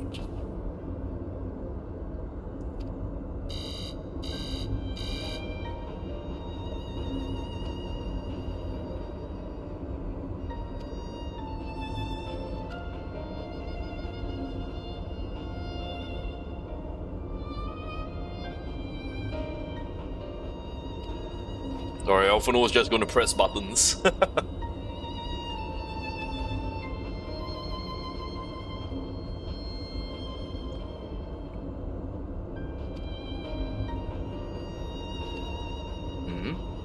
When Tiamat and her kin fought against the Elegant Empire, both sides were but dancing to the tunes of the Asians. It was the same in Ishgard when they stroked the fires of conflict between man and dragon from the shadows. All that the Asian touch turns to ash, and thus you made it your mission to fight them. But there have been times where you tried to reach out to them instead, to find common ground. What do you intend to do with Fernet and Neil? Will you try to reach out to him too?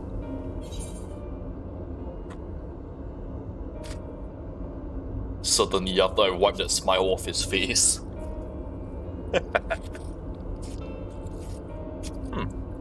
I'd rather put my lance through his heart and be done with it. But perhaps there's a difference between you and me. You see the good in people, even if it be the faintest glimmer. I only hope you do not come to rue your benevolence. You think us unwise for viewing the world past? Far from it. That has ever been your way, as I learned when we journeyed together with Ice Heart. Yet the fact remains there are some who view compassion as weakness to be exploited, and there may come a time when you extend the hand of friendship, only to wish you had dealt a killing blow. Save your mercy for those who deserve it. Alright, let's let Alphino just push buttons. Hope it all works out the way it should. Good luck with the button pressing.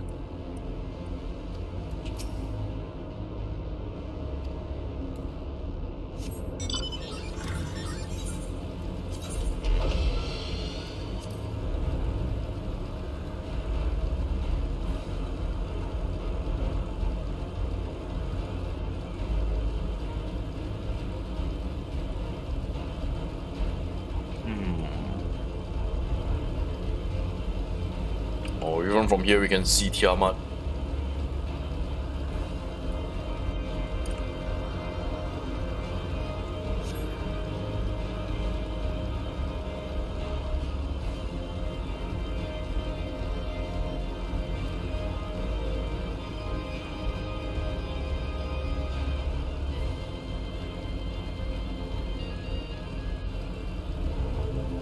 I wonder if I can land on her head. Hey, not really. Oh well.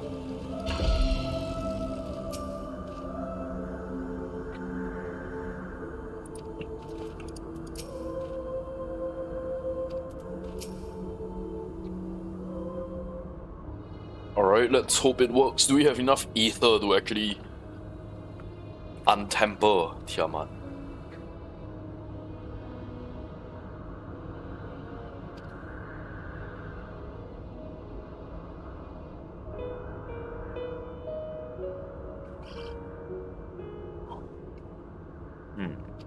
Okay. Ethereal balance leans strongly towards the umbral, as with the case of the kobolds. All other things equal, the treatment should work. The difficulty lies in the quantity of ether we must contend with. Multiple applications of treatment will inevitably be required. So we need a lot of ether. Tiamat shows no sign of fanatical devotion, suggesting a milder case of tempering than that suffered by the kobolds.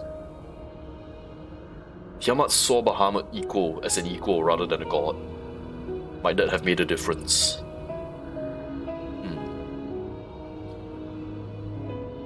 Perhaps she would not have believed it necessary to defer to his will.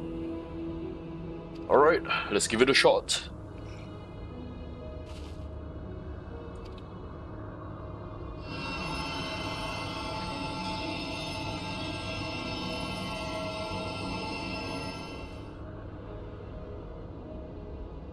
Such warmth! The frost that shrouded my soul doth begin to thaw. But what are these?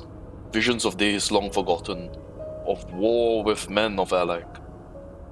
Wherefore thou do such baleful memory return to me now? The process of restoring her soul to its pre-tempered state is awakening ancient memories. Or might the opposite also be true? If by helping her recall the past, we may be able to speed her recovery.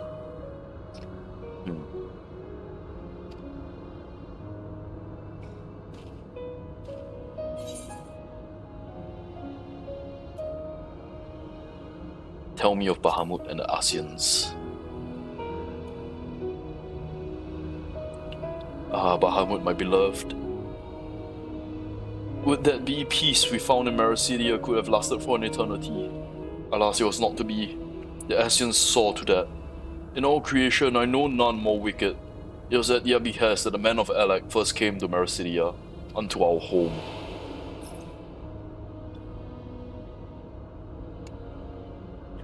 The tale began when Bahamut and I left our father's side. We took wing in search of a place to make our eyrie. Beyond the southern ocean, we found a lush, fertile land. It would come to be known as Marasidia by the children of men, though many years were to pass before they crossed the sea. Upon our arrival, we were welcomed by the peaceful people of the forest, kin to the trees, surrounded by nature's bounty. Bahamut and I found a place to raise our young.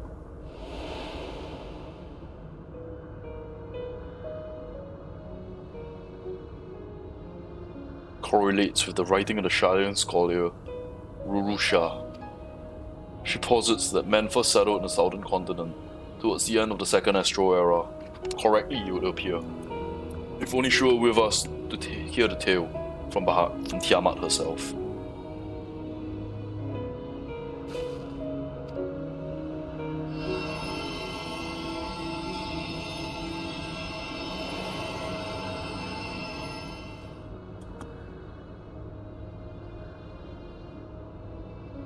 When the first children of men arrived on our shores, no foot did they set in the places over which we held dominion. Such was their fear of dragonkind. And as they kept their distance, so we let them be. Yet days went by, ship after ship appeared on the horizon, bearing even more of their brethren, who divided vast lands among themselves. For a time they knew peace and prosperity. As their numbers grew, the smaller their share came to seem. And soon they began to covet territory of their fellows. Ere long, men fought with men, blood was answered with blood, and none could see an end to the strife. Until one day they came to us. Recognizing our wisdom, they entreated to us to intercede in their conflicts. Bahamut agreed, and with him presiding over the affairs of men, the land knew peace once more.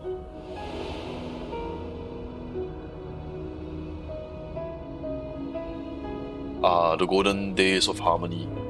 Too were fated to end. For men of Alex slew my beloved, and I, in my rage and sorrow, heeded the envenomed words of the Ascians. And the rest thou knowest only too well. Alice, are you okay? But your tale doesn't have to end there. When you are free, we will read the world of Ascians together. You and your beloved will have justice. Fine sentiments, but you're almost spent. I'll keep watch from above. If the treatment fails, run.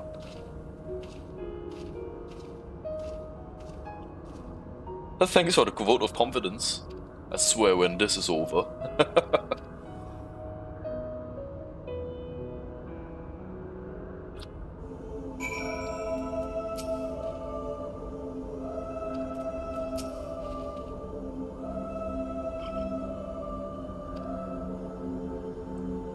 Alright, we can share our Aether.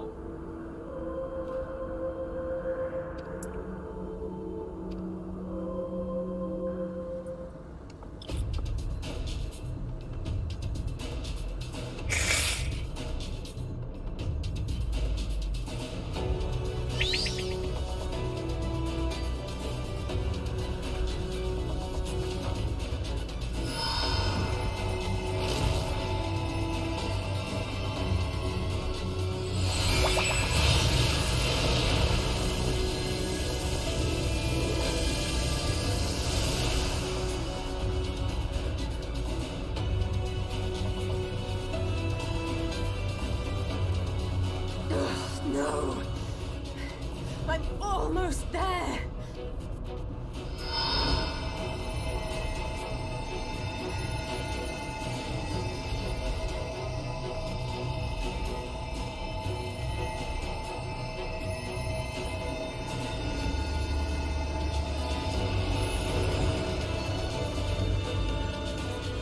This is it, Angelo!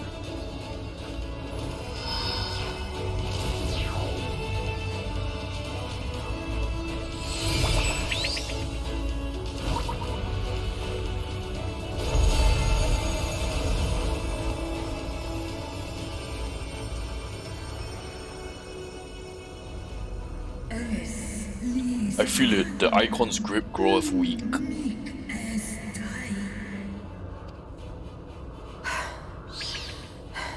Did it work? We won't know for certain until the shackles are removed.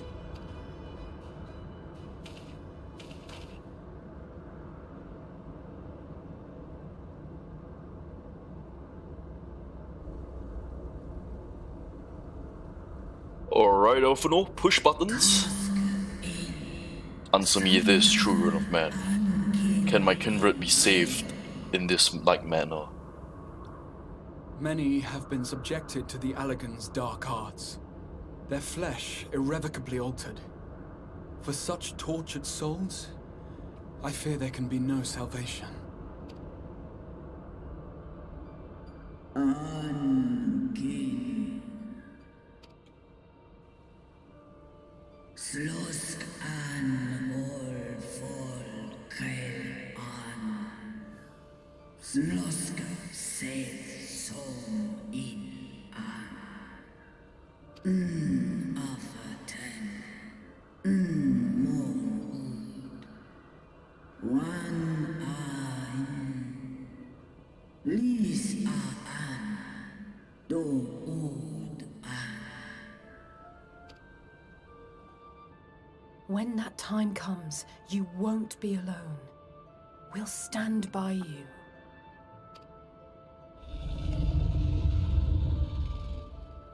She's in an enemy.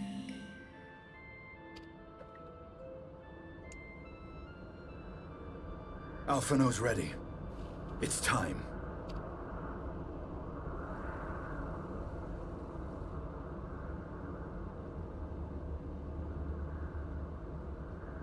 Do it. And let's hope the treatment worked as it should.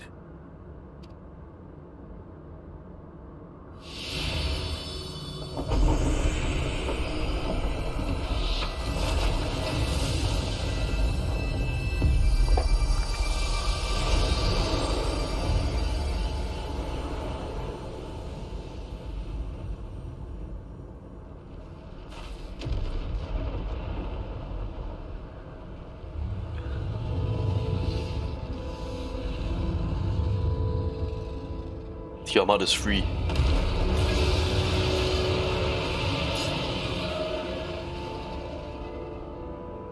Mahamut an vesk. Ul jas. Ul asa. Vesk an.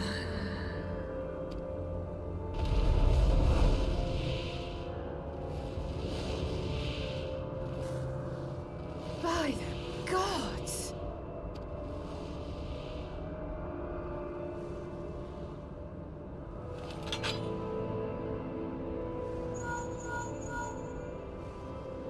Urianger, your timing could not be better. Understood, we're on our way. It's Bahamut. He's been sighted over Pagalthan. Pagalthan, that's where our unvoted Fordola are. He flies for the largest Amalja settlement in the region, at the head of a vast host, including dragons.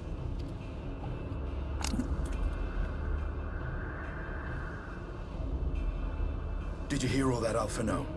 You'd best rejoin your comrades. I'll make my own way. Our enemy awaits. Shall we?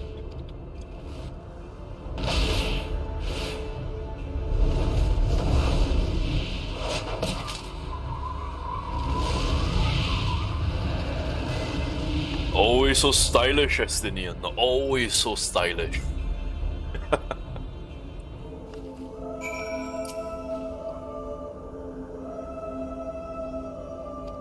Plenty of time to recover on the airship. Alright, better recover fast. We're gonna gather the full strength of the Scions together. Alright.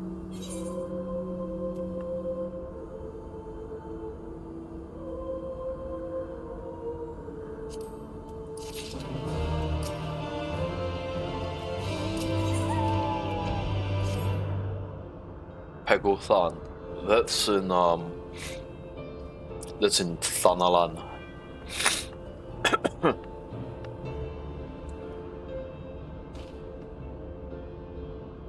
We rendezvous at Uda, at the Hall of Flames. Alright?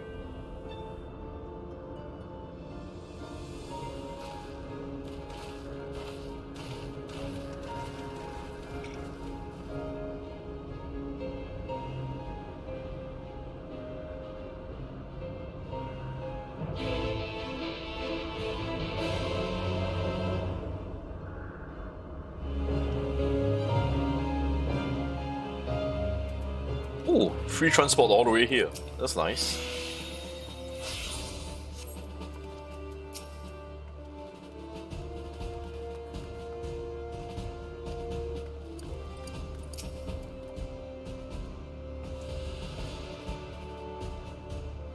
An attack on the Amalja homeland.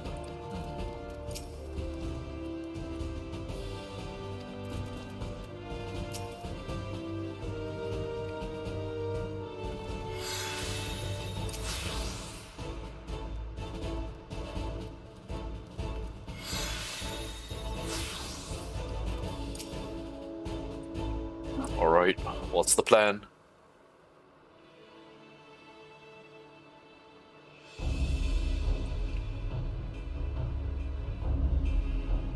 Agofan is already under siege.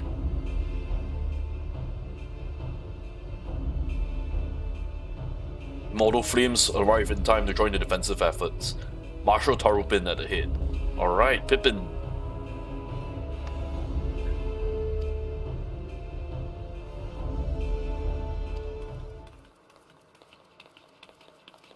Oh, Papa Shan and the Sultana.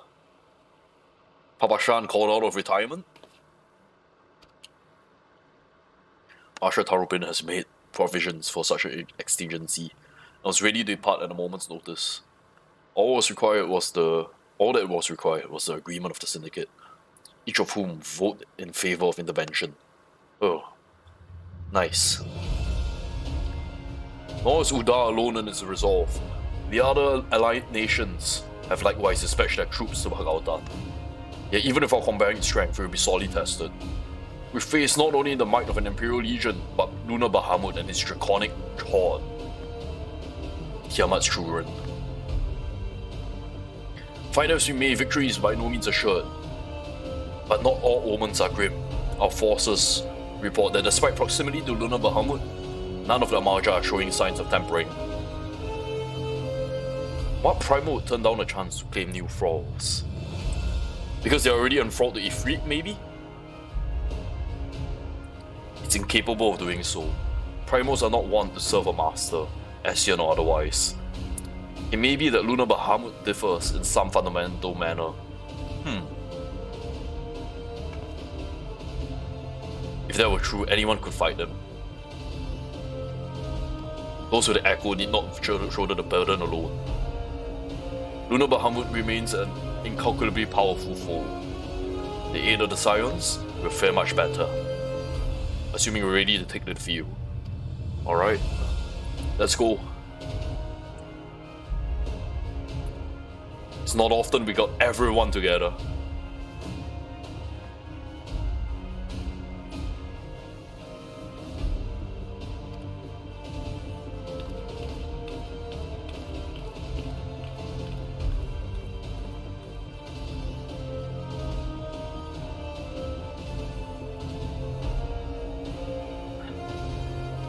Alright, let's make a move.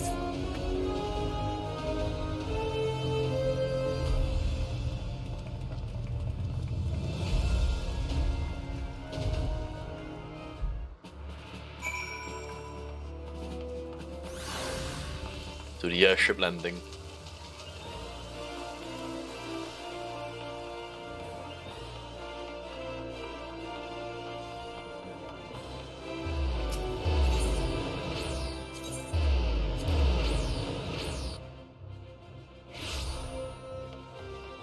Alright, everyone's already here.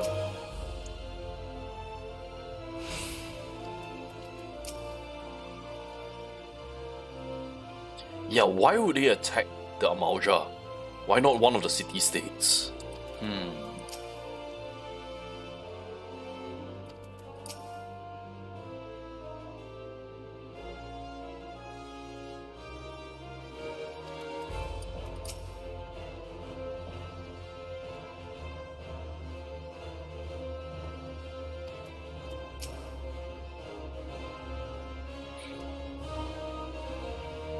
They have constructed buildings capable of tempering and primals which are not. What secrets are they hiding?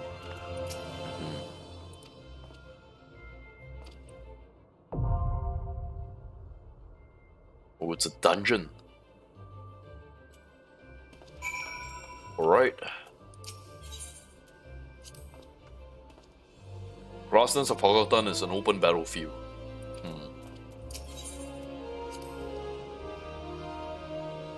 The cost of his own life, Master Louis Zoa struck down the Primal Bahamut. Whatever the true nature of this new incarnation, it cannot be suffered to threaten this star.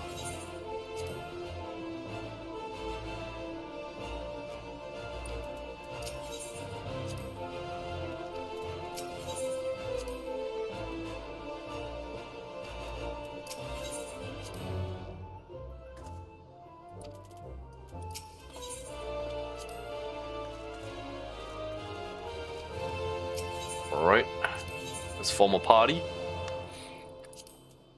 I stand ever ready. Alright, we take the twins. Yeah, we take the twins and Rahatia. The senior scions can be back up.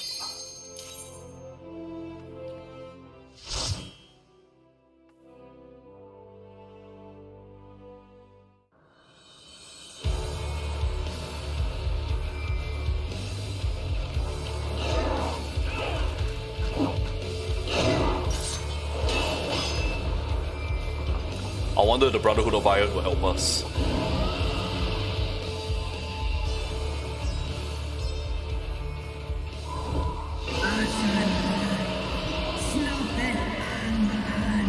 Alright, Estinian and Tiamat have air support.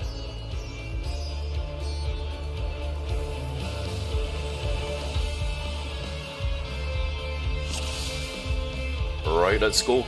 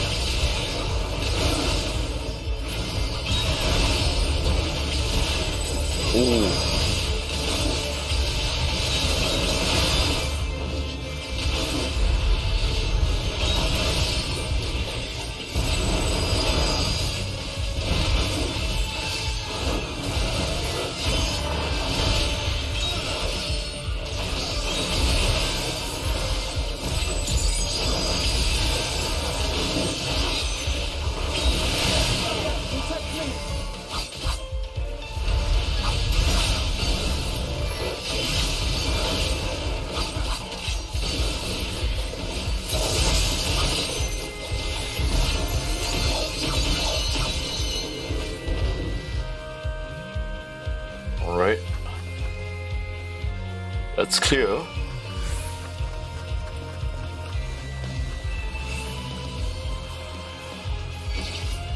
Oh, the kobolds are here to help.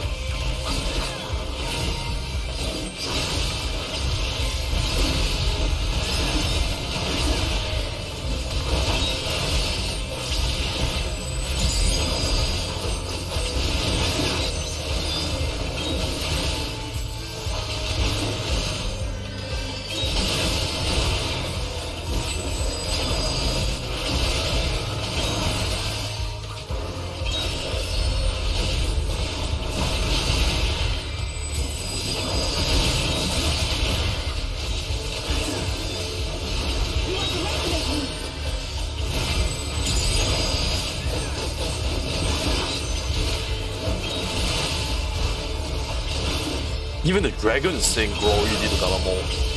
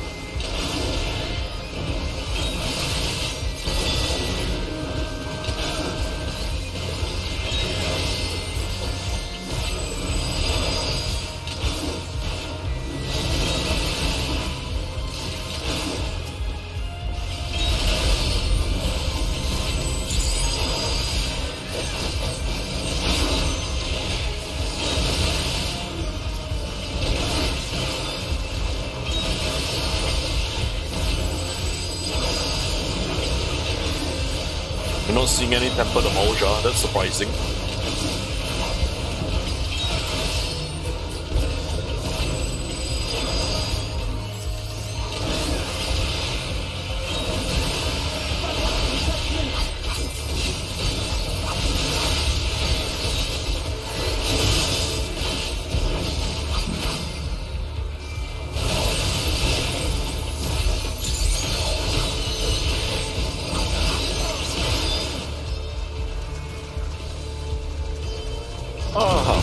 Thank you!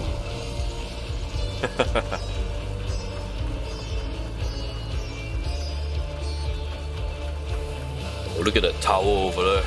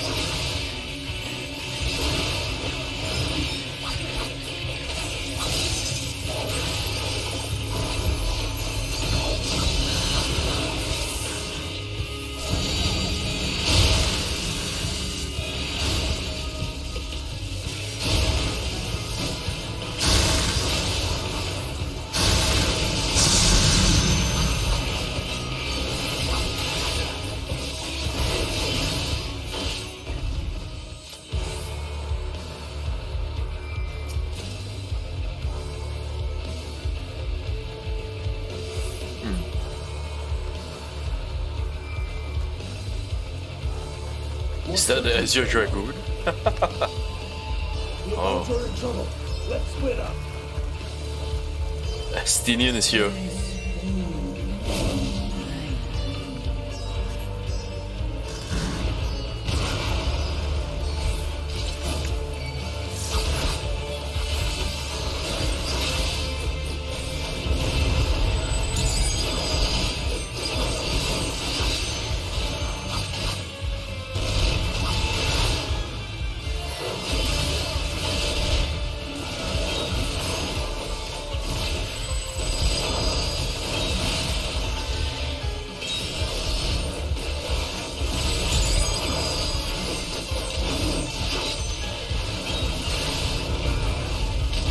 Who's that up there?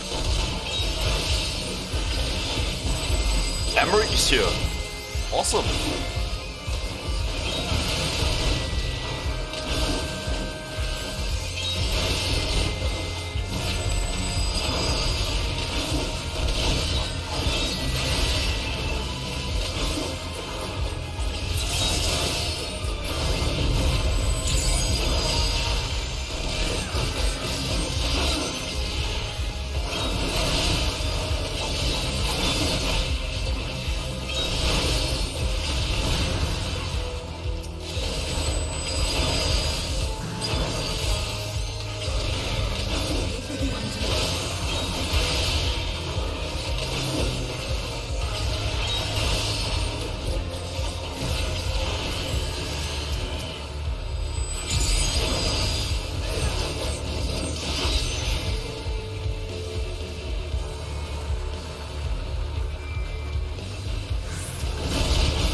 Emmerich and Lucia.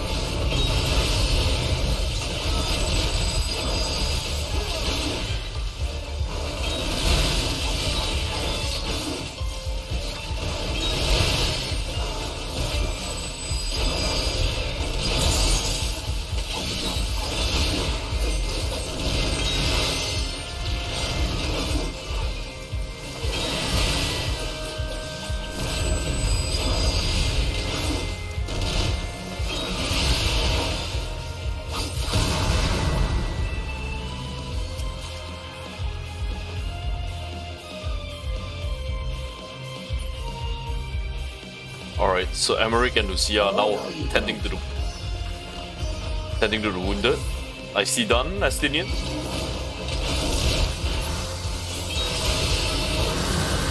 Oh. Thanks, Tiamat.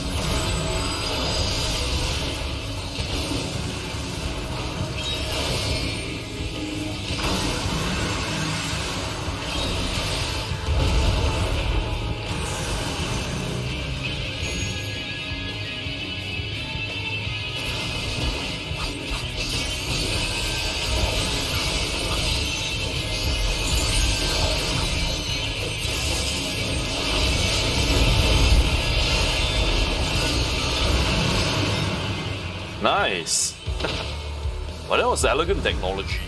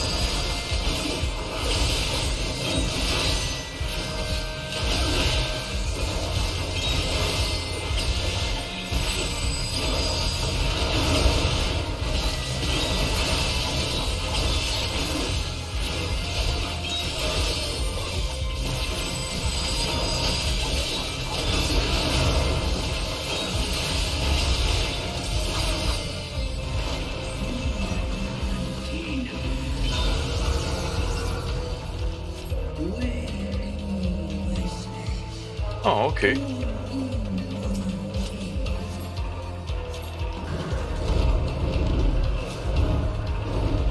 What is this?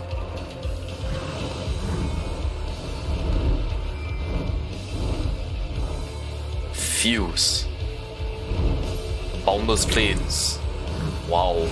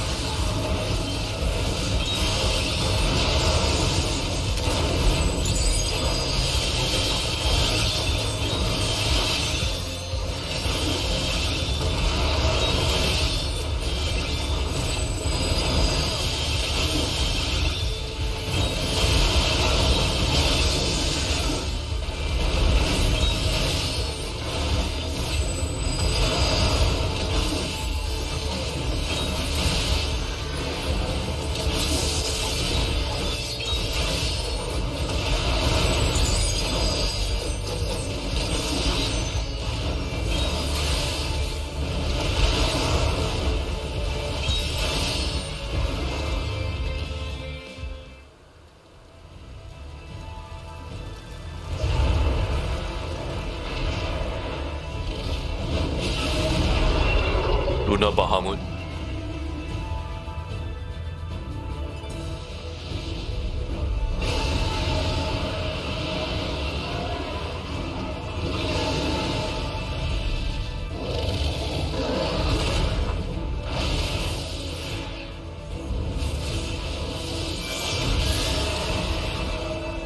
Nice work, Estinian.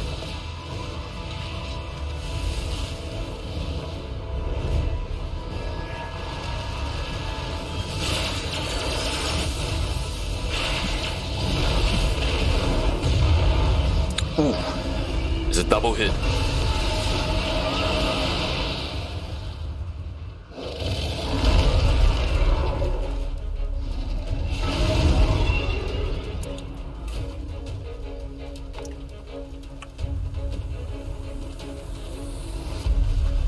Alright, Estinian and Tiamat grounded him for us.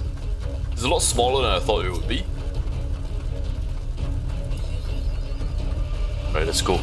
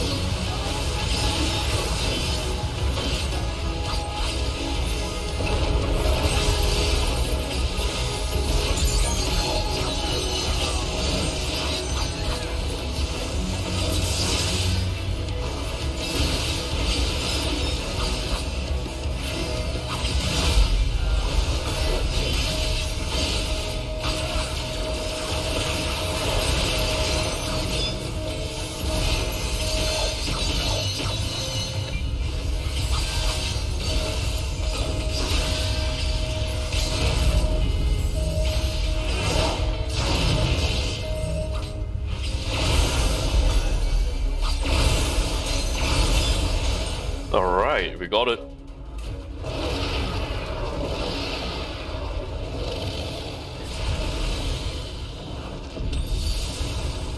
And there goes Lunar Bahamut. No signs of Daniel though.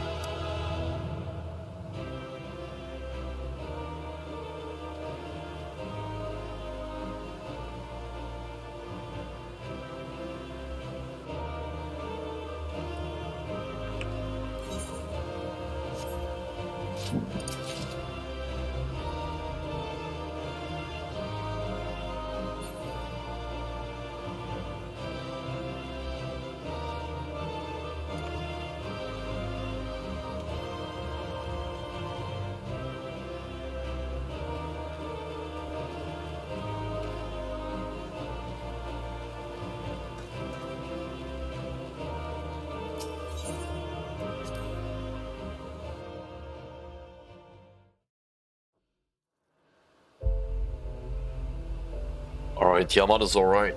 That's good. Nicely done, Estinian.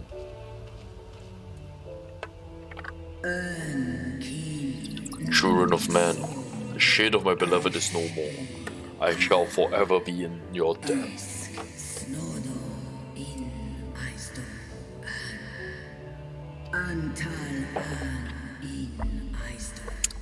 By your deeds we are set free, and free we shall remain.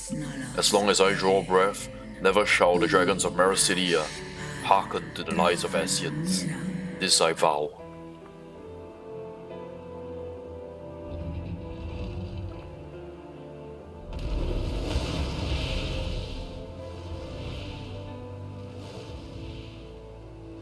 Noble warriors, the dragons chose their friends well.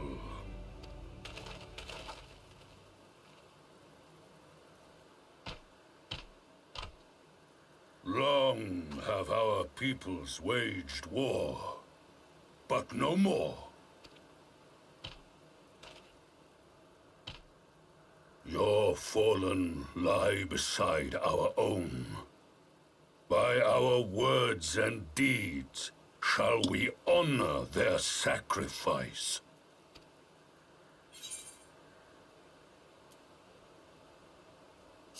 Would you make peace with Udal then?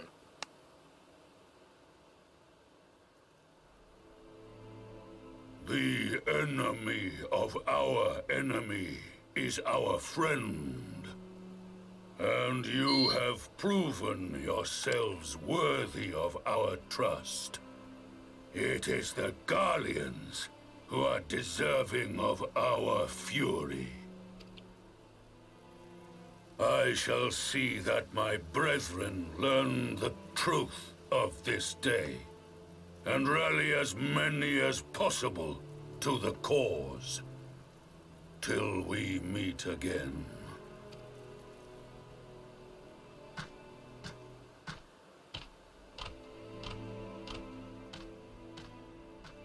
And thus did we make allies of the Amalja. It would certainly seem that way. The Sultana will be pleased. Let's go and give her the good news, shall we? Are we not going to check on our own vault at Fordola?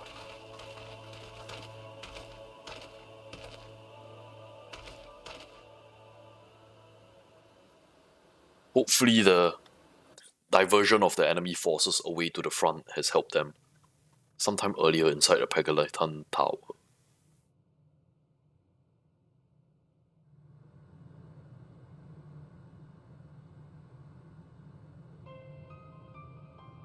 What is that? Amaja.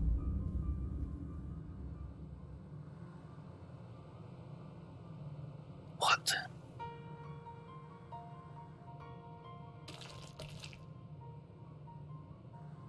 What in Ralga's name happened here? The gods only know. But you can bet these poor sods aren't here by choice. Quickly! We've got to get them free!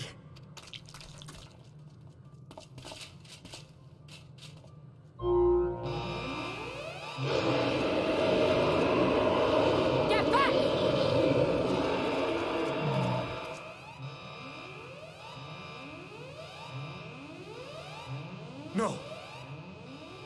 have I done? It's too late for them. We're leaving, now. What the hell? What is this?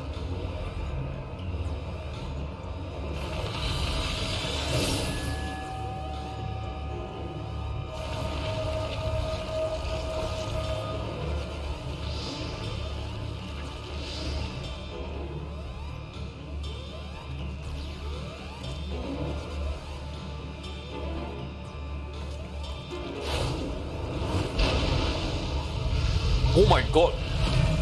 Ifrit? No! No! Don't you dare! We came together and we're leaving together!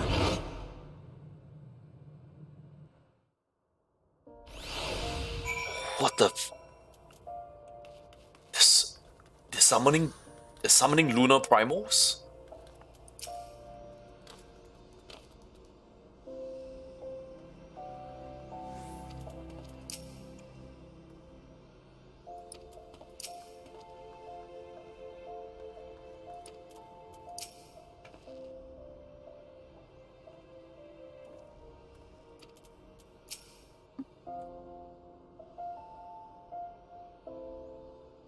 The Omarja fighting alongside us brings to mind the Zune of the Crystarium.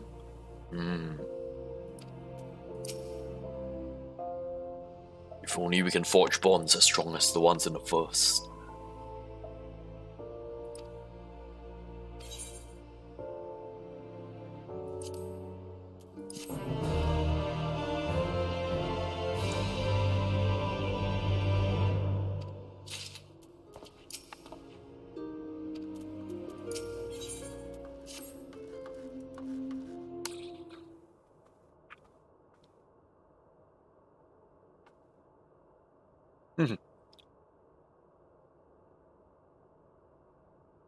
Standing around here is not good. Worrying is not going to help matter. We must discuss the day's events with Pippin and her grace. Brave Scions. Ah! The Sultana and Papashan. Hey! Urgent news from the Fronistery.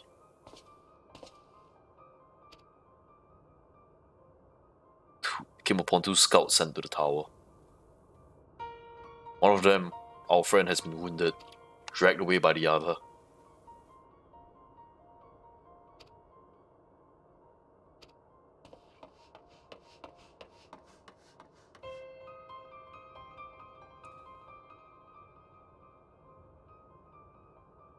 Orenvold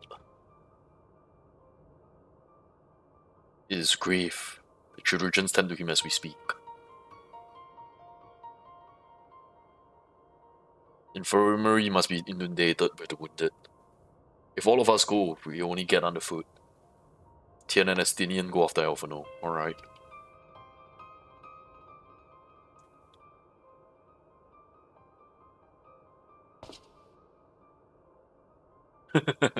The hesitation.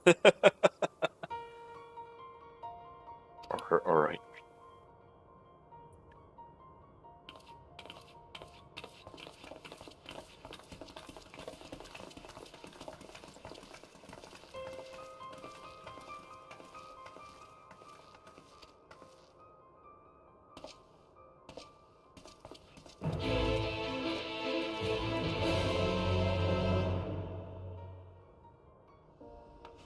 You know, where exactly is the infirmary in Uda? Huh. Alchemist Guild. Alright.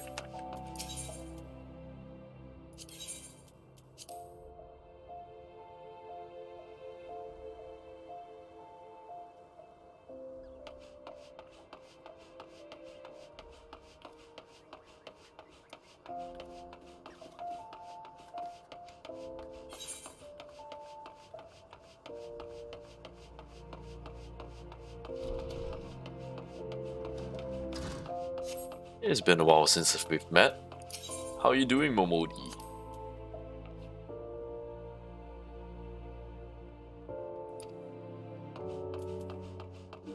And my dear Momozigo?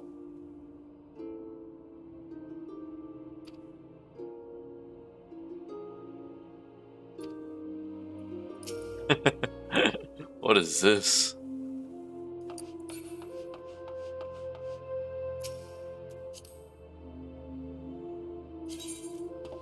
Pirates of Chaffee. That's cute. Alright, to the Alchemist Guild.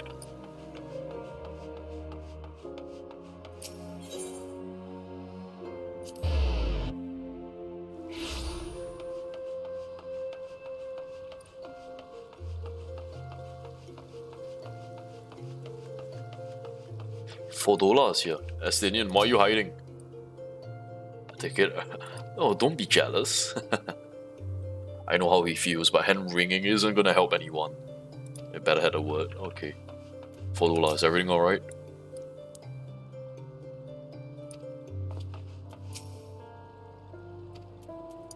Elfino, please relax.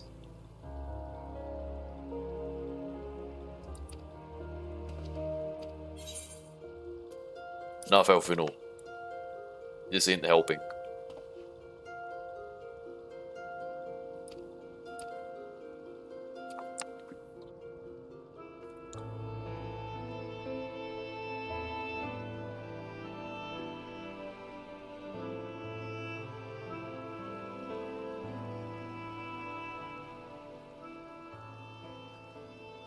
Fordola, have you been waiting here all this time?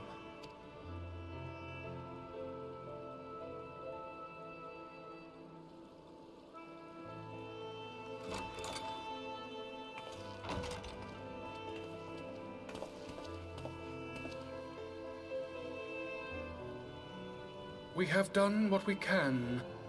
The rest is up to him. May we see him? I do not think that wise. You must let him sleep.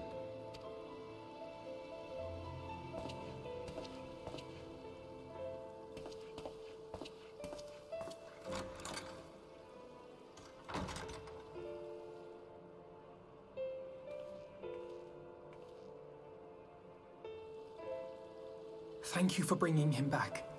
He owes you his life. I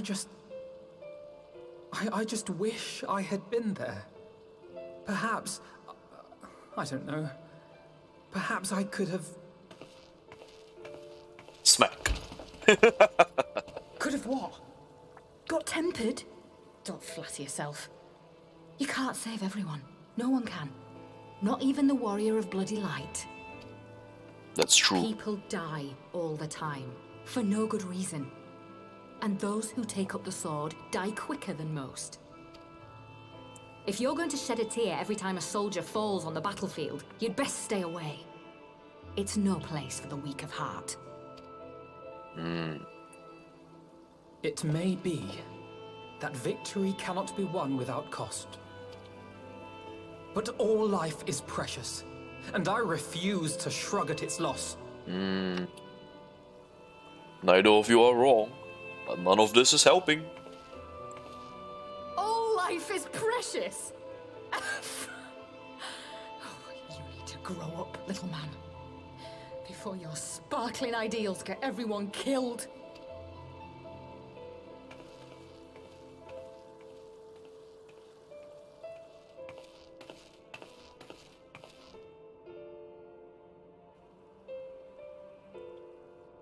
You're right. He is idealistic. But the world has more than its fair share of realists, like you and me. It's people like him who dare to dream that things could be better and make it happen against all the odds. They are the ones whose names live on forever. The heroes. The battlefield's littered with would-be heroes. At this rate, you'll lot'll be next. And what'll become of your precious dreams then? They'll be gone. Like dust on the wind.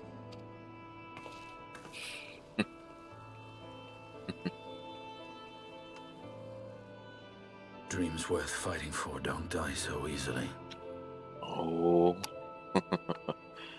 Elfino has inspired Estinian.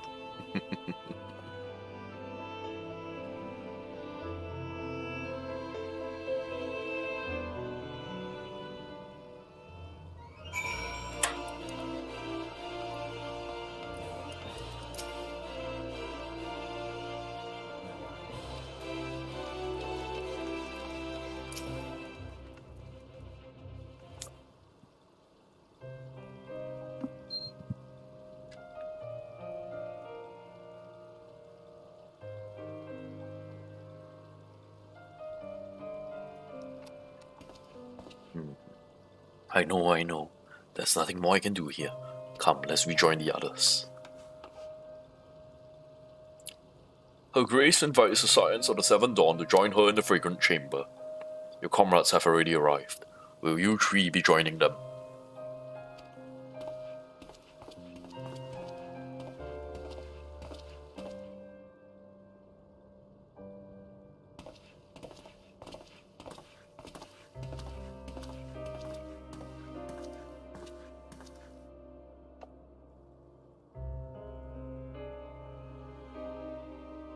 Silent nods between two stoic heroes.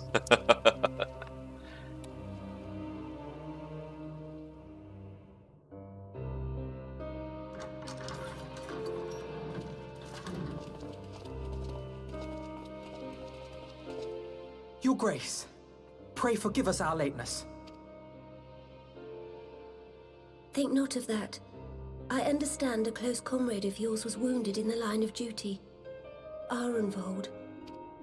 It was at the Alliance's behest that he risked all, and we are grieved to hear of his condition. Rest assured, he will receive the finest care our chirurgeons can provide. On that you have my word. Now, we would share with you the findings of the mission. Pippin, pray relate to our guests the details of Fordola's account.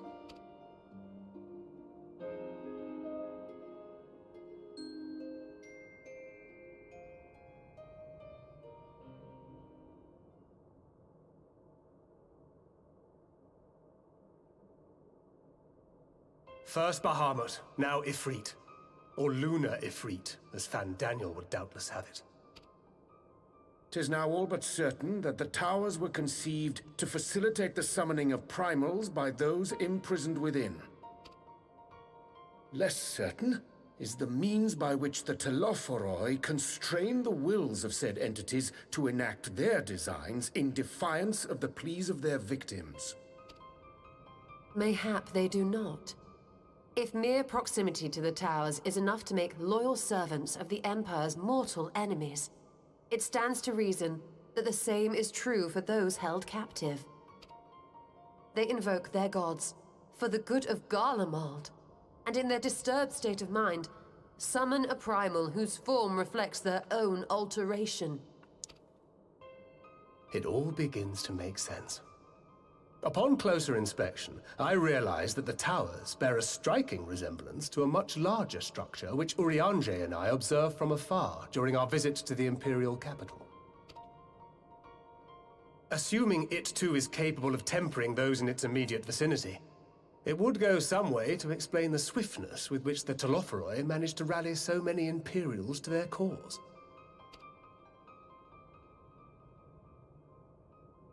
While the situation in Garlemald is indeed troubling, I fear we have more immediate concerns.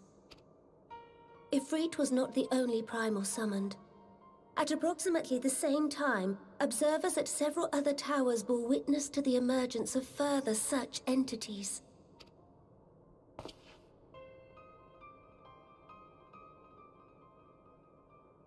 For a blessing, none appear to wield aught approaching the destructive power of Bahamut, and the Grand Companies are moving to deal with the threat even as we speak.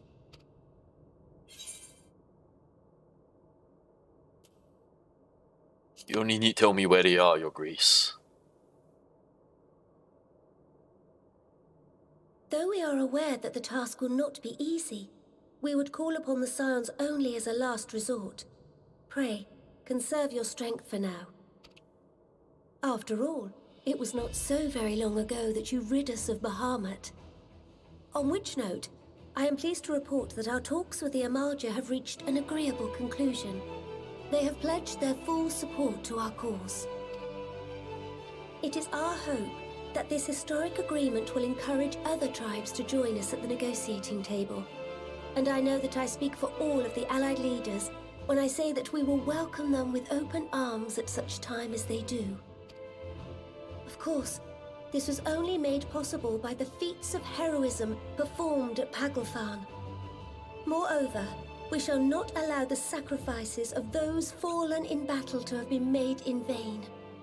As hope leads to victory, shall victory lead to a new dawn for Eorzea. May these words ever be our guide, Your Grace. Now, if you will forgive me, I must consult with the Syndicate on the matter of our new allies' integration. Till next we meet, my friends, I bid you safe travels and blessed respite. Blessed respite. No rest for the wicked, my dear. Estinian is just leaning in the corner as usual.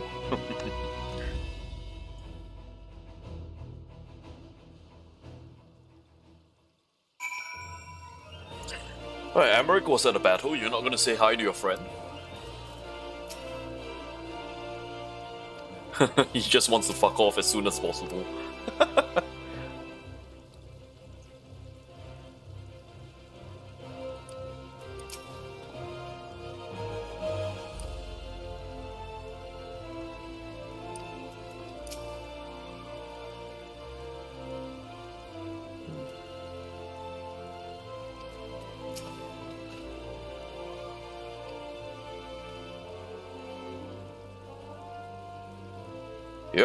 Yep, it makes sense. Send a few of our own to assist in the reading of the primal. Always good to send a couple blessed with the Yakko.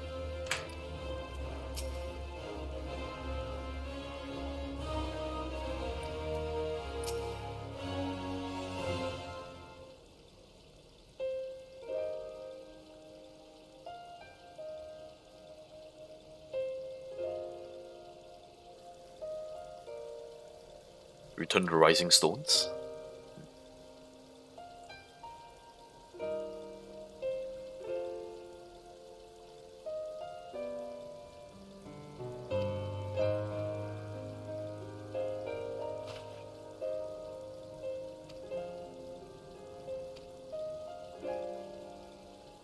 Let Cryo know to expect us, a hot bath and a hearty meal.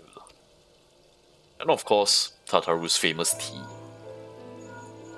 Boiled in a Tomo Coiler 500.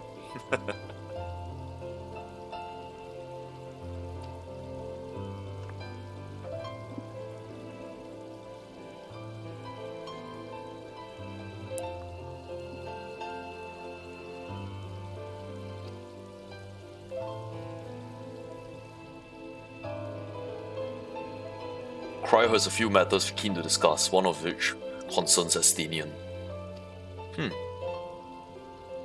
Fine. I thought you said you were avoiding that Baldassian woman.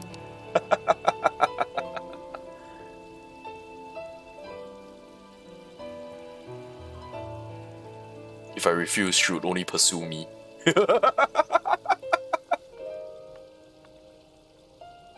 Let's get this over, shall we?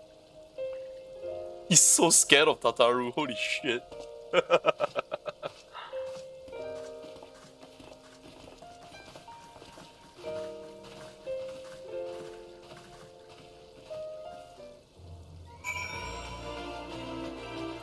Return to the Rising Stones.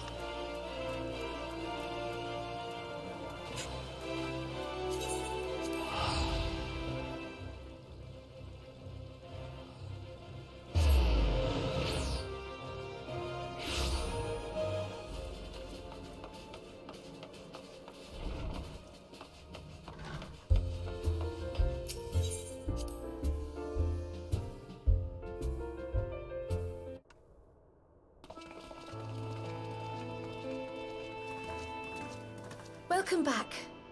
I expect you must all be exhausted. Ere you take your rest, however, I would beg a moment of your time. Thanks to Arenvold's selfless efforts, we may now be confident that we understand the function of the towers. But many questions remain regarding the reason for the summonings and what lurks behind the looming edifice in Garlemald. Until such questions are answered, we will struggle to devise an effective strategy for thwarting the Telophoroi's stated aim. Nothing less than the destruction of this star. And so, given the gravity of the situation, I move that we petition the aid of Sharlayan. 'Tis possible the ancient knowledge preserved within our archives may hide a clue to our enemy's methods. But given Sharlayan's established policy of non-intervention, our former colleagues are not like to aid us in its discovery. Oh, I well remember what they're like. The Forum's barefaced refusal to assist you in the days prior to the calamity must rank as Sharlayan's most shameful act since the Exodus. But were the final days to be reenacted, it would spell doom for us all. Surely even they cannot turn a blind eye to that. I trust we are all of the same mind on this matter. Urgent as it seemed, I took the liberty of petitioning the Alliance for leave to act as Eorzea's emissary, and have since received their blessing. I presume your role as a student of Baldessian will carry some weight with the Forum? One can but hope. If truth be told, our organization has been a shadow of its former self ever since the disappearance of the Isle of Val. But the name does still retain some degree of prestige. I only pray it will be enough. If there are no objections, I shall depart for Sharlayan at once. But before I do, I should also mention the other matter to which I would devote some time during my stay. After hearing what transpired in the first, I began to question the true nature of Hydaelyn's blessing. A topic I have discussed at some length with Y'shtola. We were wondering, when was the last time Hydaelyn spoke to you directly? Oh geez, that's a really long time ago.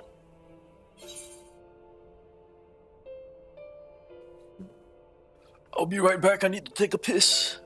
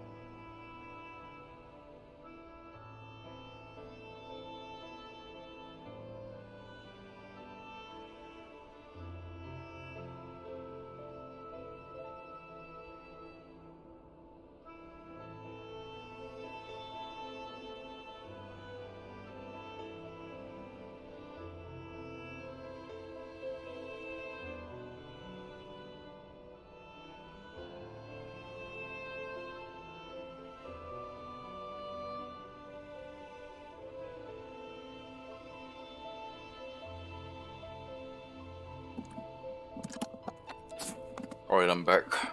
Went to get a little dessert to end the night. Alright. I don't remember Heidelin speaking to me during excuse me. Let's not answer. I don't remember, it's been way too long. Is the question truly so vexing? Perhaps you fear I will chastise you for giving the wrong answer. Or was it so long ago that you simply can't remember? I love you so History much. shows us that Heidelin is able to awaken the echo in her chosen, convey her will directly, and grant the blessing of light. To our knowledge, however, she has not sought to intervene in man's affairs for some considerable time. Might not the explanation for that lie with her choice of champion? Mayhap she is content to trust in his judgment.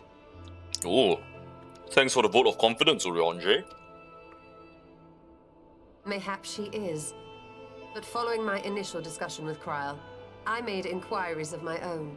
And as far as I'm able to tell, Heidelin has not made her will known to anyone. During my time in the First, the Oracle of Light spoke to me through Reen. But that was not the will of Heidelin. It was Minfilia herself. Indeed. And while she and Heidelin were inextricably linked, Minfilia yet acted of her own volition. A messenger, yes, but one who spoke with her own voice. I wonder, could Heidelin's silence suggest the presence of some disruptive force, perhaps? Some obstacle to communication? While I share Eorzea's high opinion of your conduct, I see no reason why she would deny you her guidance altogether. Then again, who am I to say? The fact is, we simply don't know. But if the explanation is to be found anywhere, I can think of worse places to look than the archives of Sharlayan, and their research on the Ethereal Sea in particular.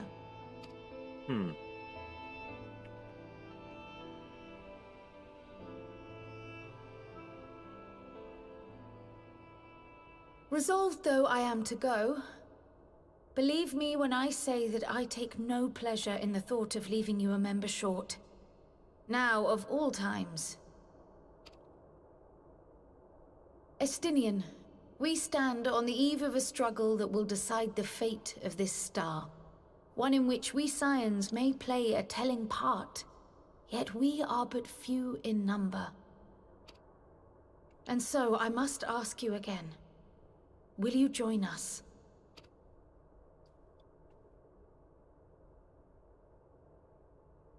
Oh, look at that puppy dog face. You see the world the way you want it to be. I see the world the way it is. You are idealistic to a fault. But I know you would never turn your back on those in need. Never close your eyes to their suffering. And somehow, your deeds lend truth to your words, giving the lie to my doubts in so doing. I have seen others draw strength from your belief. In Ishgard, in Alamigo, you inspired them to stand up and fight. To win, no less.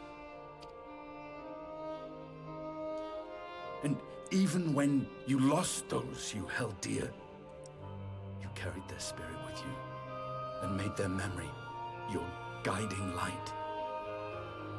The burden of so many hopes and dreams would be too heavy for most to bear. But you bear it willingly, as you have shown me. Some dreams are too important to let go. You just love Alphano, don't you? If you have need of my strength, it's yours. After all you've done, how could I refuse? Thank you, Estinian.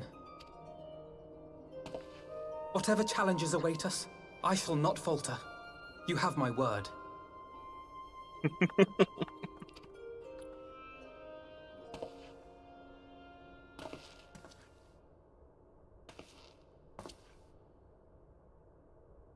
And now, I may bid you farewell.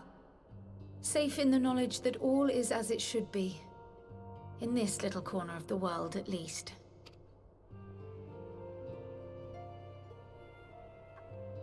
You will be sorely missed. Tread warily in Charlian, and do try not to let the Forum embroil you in their politics. A forlorn hope, I know, given the individuals involved. Talking about your dad? I shall do my very best. Farewell.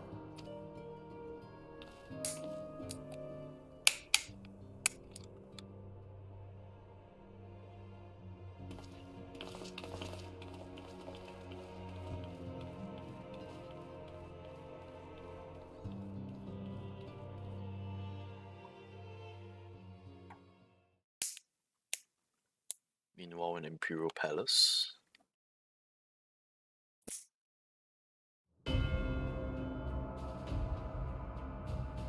Oh, he's been testing weapons, hasn't he?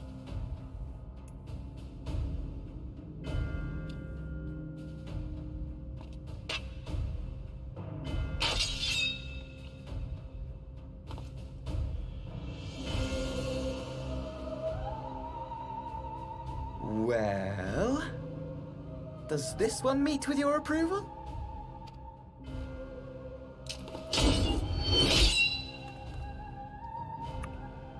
Apparently not. Or could it be that you're still upset about the dragons? You are unwise to remind me of so costly a failure.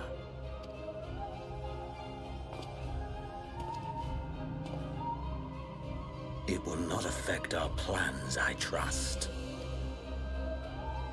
Oh, hardly at all. Though, admittedly, the chances of us being able to procure any more Mericidian dragons are rather slimmer following Tiamat's reappearance. Oh, but the seeds have been sown, my lord. We have only to wait for them to quicken. Speaking of preparations, is it safe to assume that you will be ready to control you-know-what? Control what? The hour draws nigh. This nation, forged for Asian ends, will finally prove its worth. A mighty empire, now no more than an instrument of this star's destruction. What a pleasure it will be to put it to use. Which brings me back to our earlier topic. My lord, while I appreciate that it is not an easy decision, it really is past time you chose your weapon. There is one that I have been meaning to test.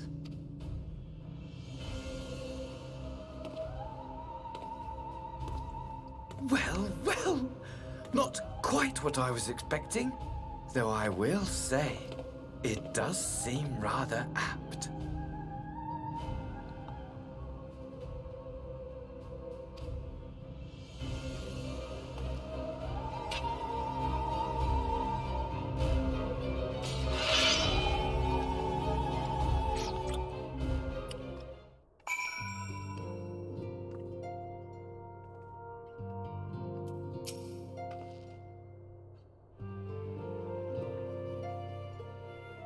Now, this sort of fighting is rather easy to forget what we've achieved, isn't it? We cured Tiamat. Tiamat, for heaven's sake. You will tell me if I become insufferably smug, won't you? Because the way things are going, it feels like a definite possibility. You have every right to be smug. Come on. None can deny Hydaelyn's blessing was a great boon to our cause. Much remains unknown regarding her true intentions.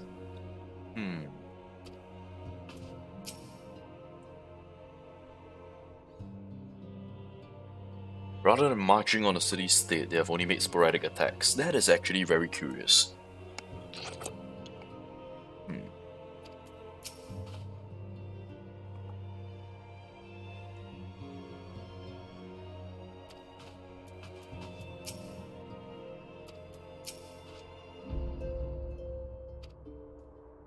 Science are in... Huh? I'm wondering if they could place an order for some sun-dried squid. You want squid? Huh. Okay, curious. That's... okay. Interesting. Is that what Tataru has been bribing you with?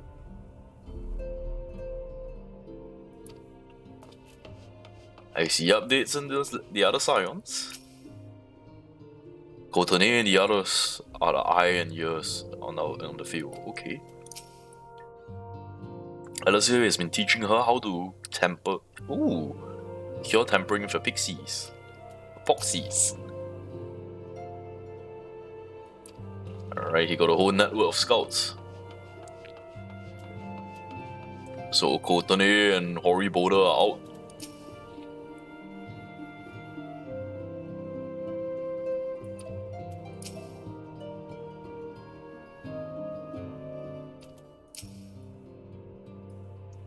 When the tower rose in Eorzea, my first thought was to say in Doma to keep grandfather safe.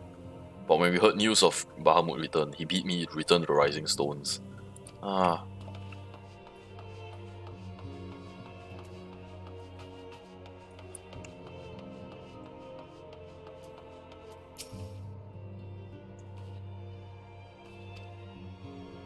Tancred got me dispatching troops to every corner of the realm. Okay. Yep.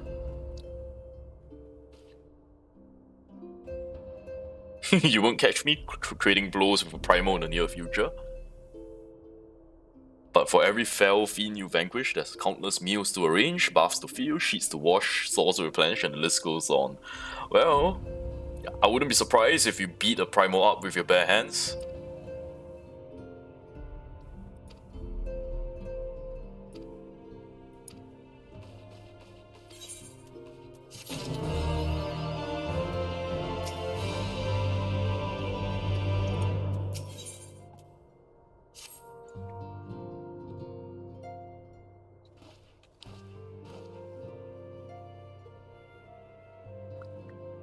Okay.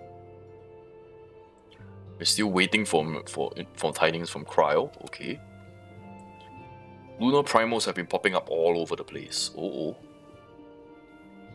Oh, okay. They have the situation well in hand. Horiboda and the gang are doing well. Alright.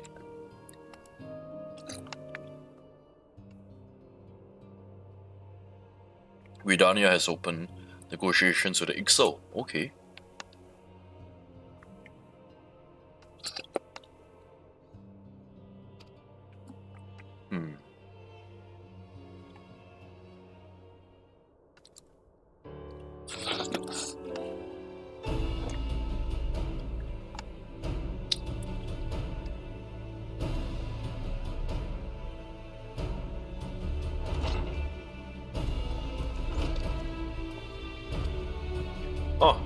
The Alamigan resistance. Okay. Council to be held in Alamigo. Alright. What's on the agenda? Recent developments to combat the Telefroi. Beast Tribe have been invited. Alright.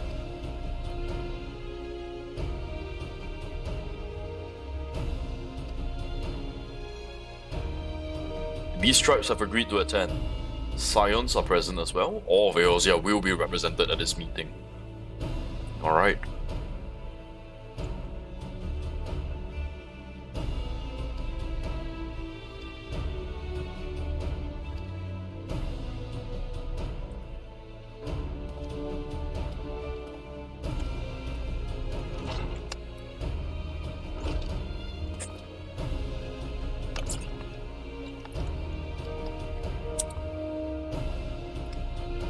Tancred and your Stola lead the contingent?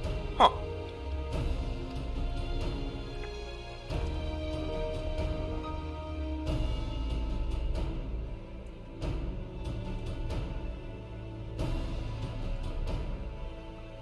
Alright, Eorzea will hold the fort as usual. I'm not coming. Emmerich will be there. I'd rather not be interrogated. Okay, what the fuck, bro? Why don't you want to see your bro, man?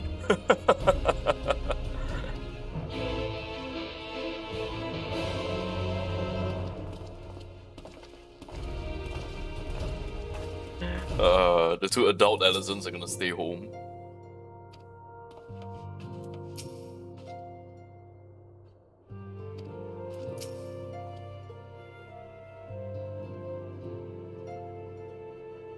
Oh, they are similar age. Huh. Oh dear. Yep, you're gonna bore Estinian to death. Good luck, Estinian.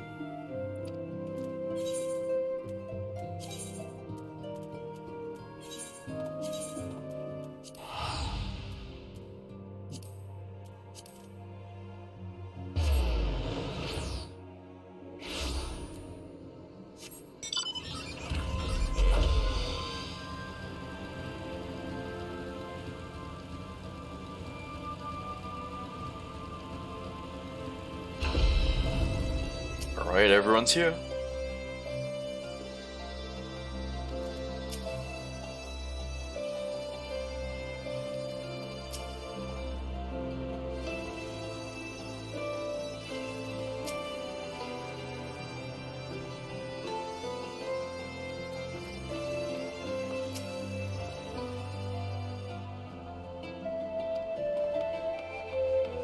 Raha and Eorzea are getting along quite well.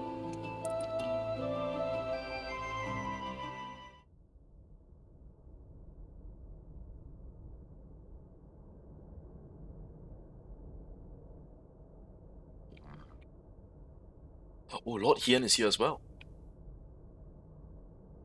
With the Kobolds, the Amalja, the Ananta.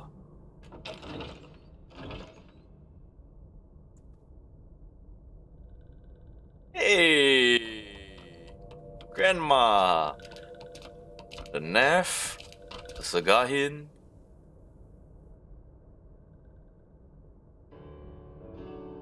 The Vundus. Esteemed guests, you honor us with your presence. As there is much to discuss, let us begin. I'm surprised we don't see the Mughals. Information on our taken brethren you have, yes? Hear it we would!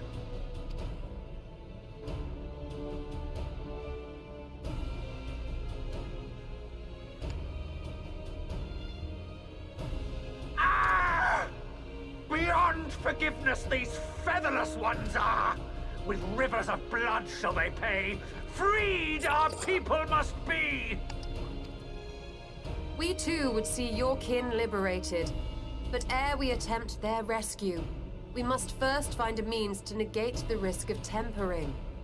Without that, we will be unable even to approach the towers, let alone contend with their defenders. If all else fails, I've always found cannonballs quite effective. And what of the prisoners? Would you see them slaughtered? Think for a moment. Ponder, consider, think. If Merlwyb truly intended to bombard the towers, she would have done so by now. Remember, we came here to find a solution together, did we not? Yistola spoke of defenders. I but offered a means to clear a path, should you require it. Given the enemy's capabilities, we will all need to play our part if we are to have any chance of success. For if any here should give less than their best, it will be to the cost of every living being on this star. A paragon, the Empire, our very gods. How can we hope to prevail against such odds? That our foe is formidable, none would deny. But our strengths are many and varied. In this chamber, I see masters of strategy, masters of magic, masters of the land, the air, and the sea. And together, there is nothing in creation we cannot overcome. Ooh. Yes.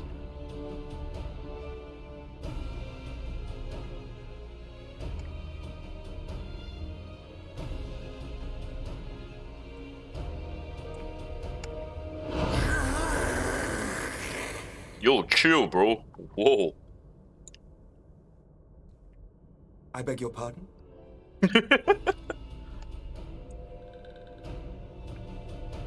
What is it, Soulwalker? Do not express your passion thus. A little city without gills, perhaps? Suffice it to say, I am proud to be counted amongst Eorzea's finest.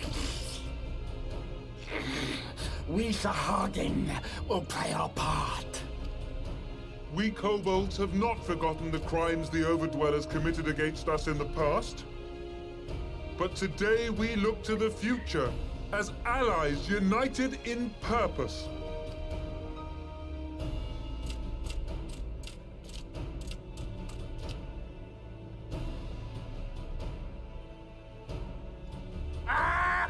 Make mock of the Ixal the Paragon does! Turns kin into puppets! Pits brother against brother! Free them from his grasp, we shall! As Patriarch Zadar will attest, the Scions have granted us a means to free your brethren from their thraldom. This boon we will gladly share, that your people might never be enslaved again. We accept! We accept! Praise be!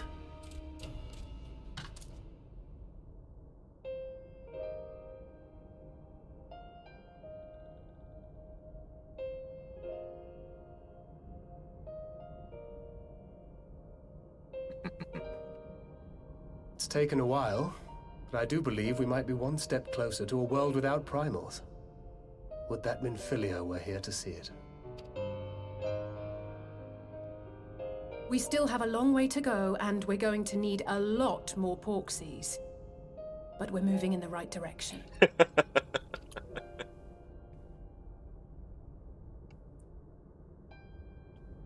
If I may have your attention, there is one other point I would like to raise. As we can all agree, freeing those held captive must take precedence over every other concern. But experience has taught us that none save those with the capacity to resist tempering can hope to enter the towers unscathed. And even once inside, a still greater threat may yet await them, that which we call a primal. Needless to say, if we are to succeed, engaging with such foes can only ever be considered a last resort. And so I move that we seek to prevent them from being summoned in the first place. Yes! Both prayer and ether are needed for the ritual. Should either one be denied, the summoning would fail. Indeed. And so we must endeavor to discover the source of the ether on which the process depends. Do so, and it may present a way to halt the summonings, or perhaps even neutralize the towers entirely. A promising proposal.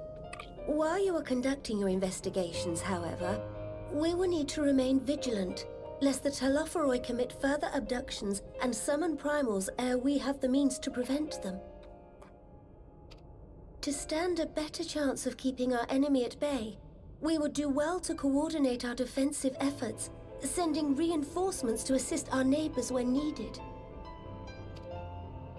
We Amalja would have been overwhelmed were it not for our newfound allies. But say the word, and we shall come.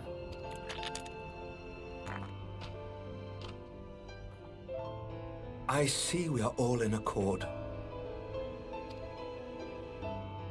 But what are we to call this proud fellowship of ours? I submit that the honor of naming it should go to the scion whose brave efforts have done so much to unite Eorzea. Oh, what a bro. What say you, my friend?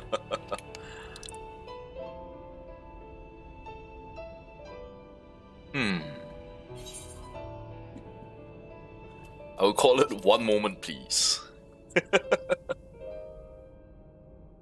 Might I suggest the Grand Company of Eorzea? I remember a certain someone pondering it once upon a time, and it seems as fitting a name as any. These siblings. A fine choice, for there is none here who does not love Eorzea. Aye, in that we shall ever be united. Meanwhile, Hian's just sitting there, we're like, but I'm not the Eorzean. United in our gratitude for the realm that gave us life. Tian is probably like, yeah. Then let it be recorded that on this day, the Grand Company of Eorzea was born. Poor guy feeling very left out over there.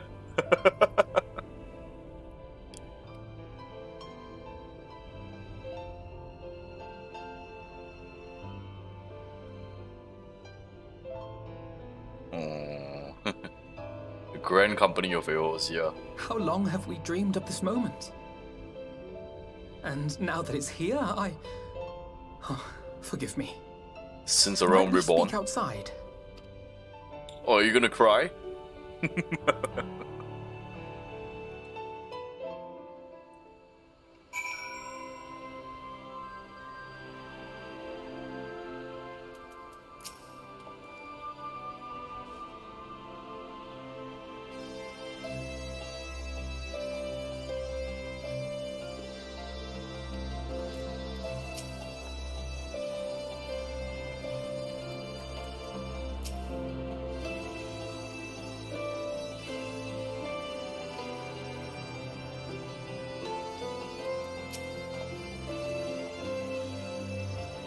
I wonder what Rio and the other Crystal Braves will make of it.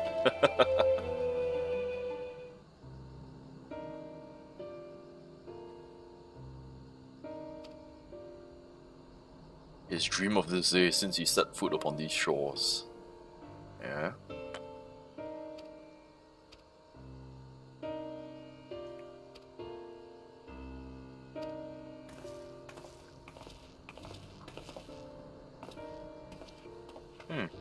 Kanisena, what's up?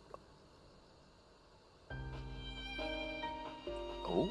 Seek Alphano's assistance regarding the sylphs? What about the sylphs?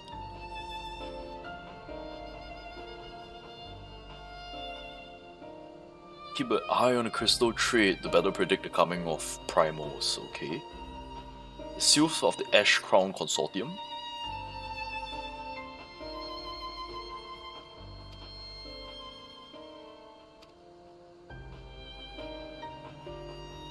Use the sylphs' established line of communication to coordinate our fellowship. Ah!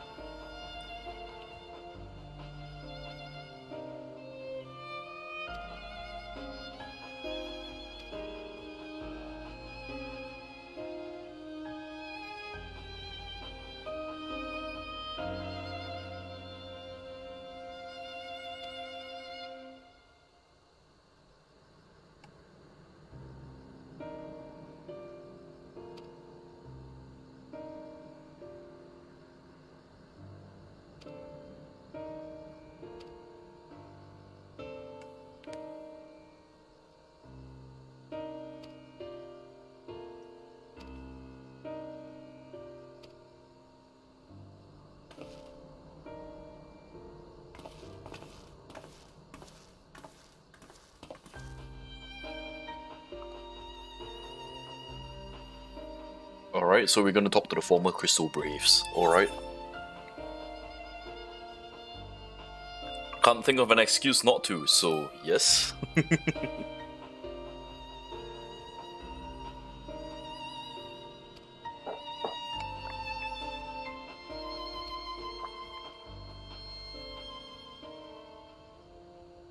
Alright, the twins and Raha, you're coming with me. Thancred and Y'shtola return to Rising Stones. Okay.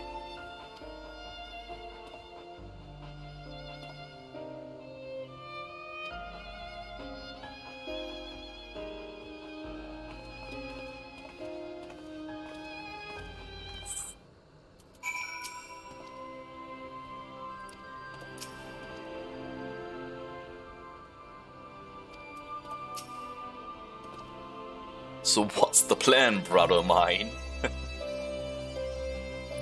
Okay.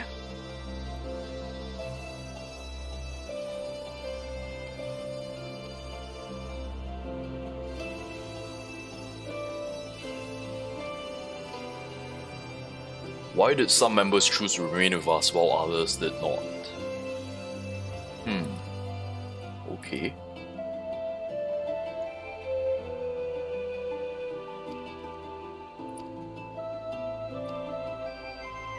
Alright. Alright, so Eorzea and Raha will ask those who left us, and Alphino and I can ask those who remain. Okay.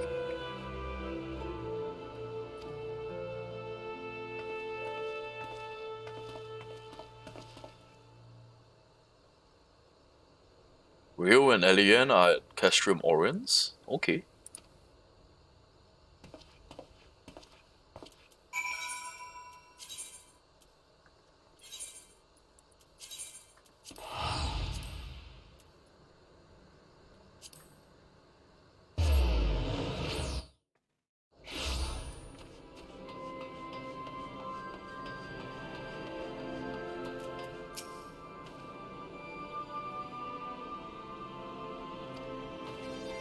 Well, Elian and I have been together since the very beginning. Rio, on the other hand, is just badass.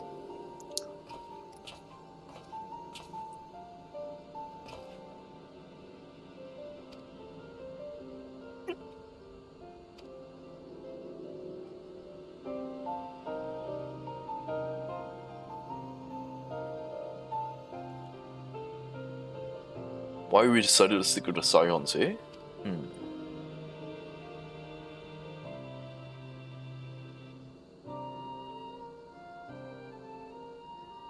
As I once explained to Tian, I spent a long time agonizing over my failure to alert you to the traitors in our midst.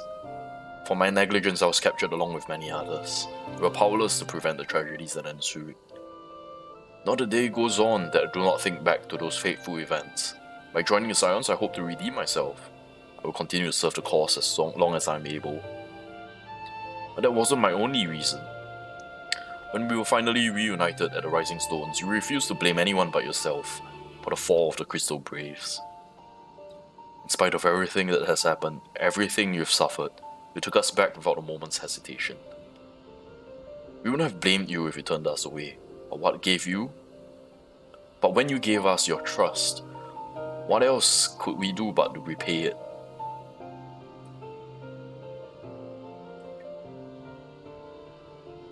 Nothing, that's what. As for my own tale, I've always felt the Scions had something in common with my old crew. The duty of the strong is to protect the weak was our creed, and I strive to live by it to this day. But as time goes on, I found strength comes in many shapes and sizes. From Hoary Boulder to Mistress Sataru, we've all got something to offer. And not one of us is doing it for personal gain, because we believe much more important things. Things worth protecting. That's what being a Scion's all about.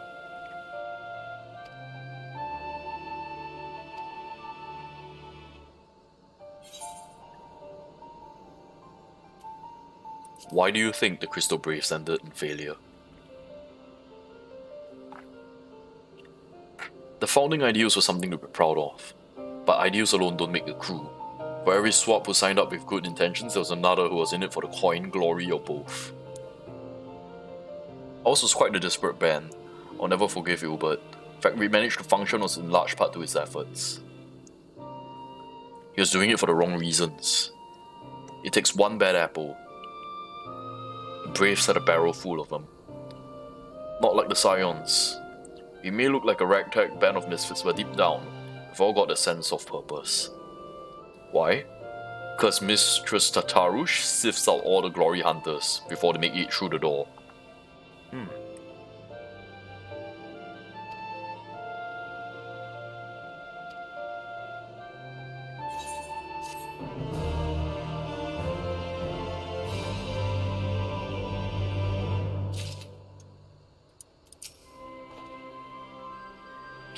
After the company of heroes went its separate ways, I did try working on my own for a bit. I'll admit it's nice being able to pick my own battles, but you want to make a real difference, you gotta find a good crew and stick with them.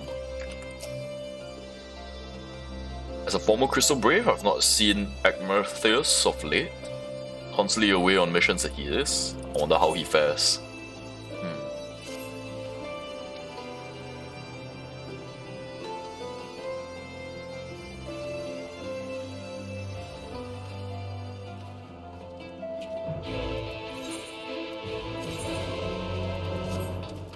To Gridania.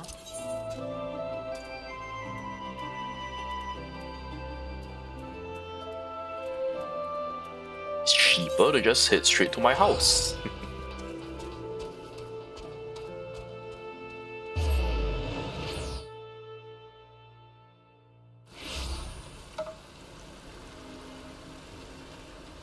Water the plants before I go.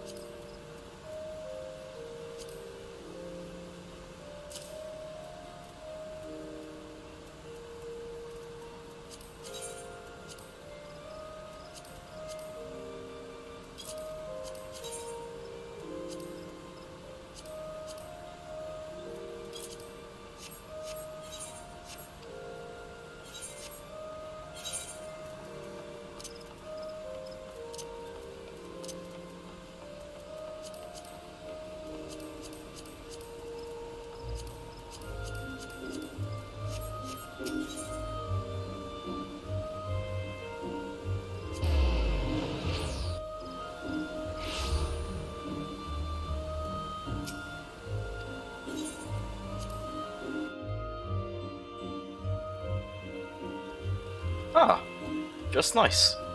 Right here at the ferry docks.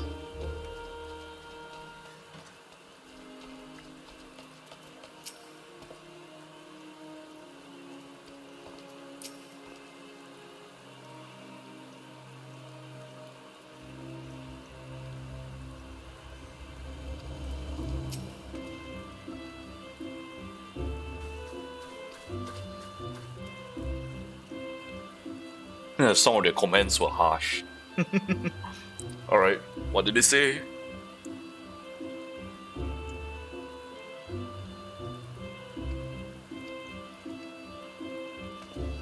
Oh, you're not gonna read to me the comments?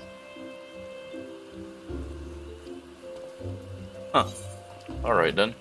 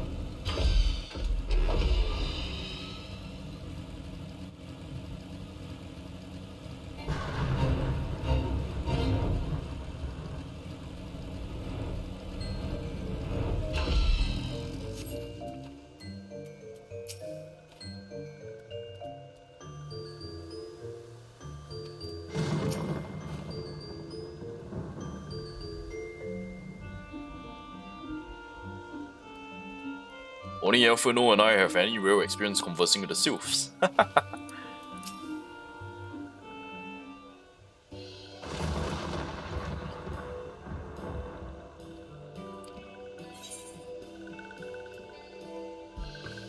Should this one be performing the customary dance of greeting?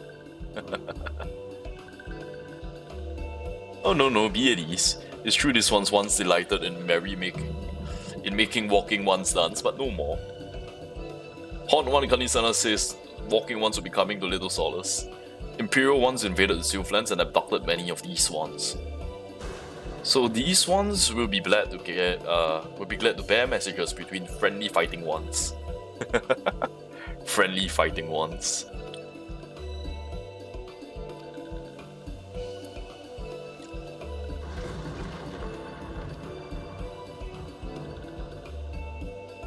Oh, another pretty silver-haired one. In quite a hurry, it seems. Oh, what's going on? Don't tell me you can't read my handwriting. A twin adder officer accosted me as I was about to set out. Sharlayan has sent an envoy, due to arrive in Gridania. Huh.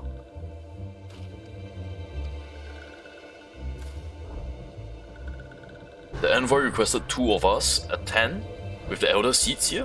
What?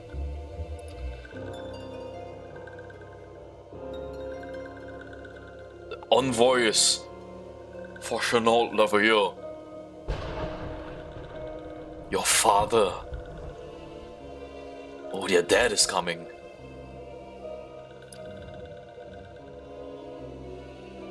Why him and not one of the other 98 forum members unless he volunteered for it? Oh dear.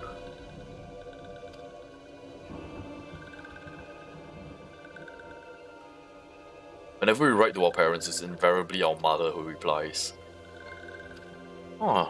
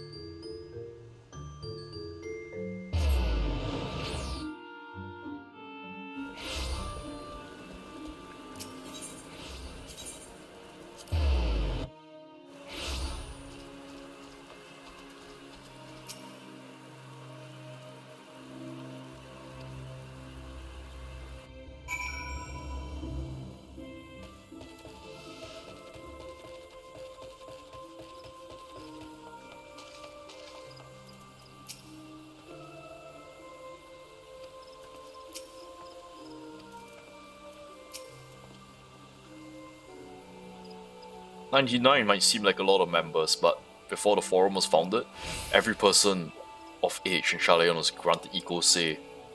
Many institutions that are still active were established by the people's vote, not least the Studium, as Alice and I were constantly reminded in our time there. An example of what can be achieved through absolute democracy.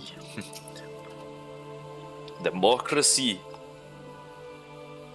means a government of the people, by the people, for the people. But the people are retarded. Osho. I love Osho.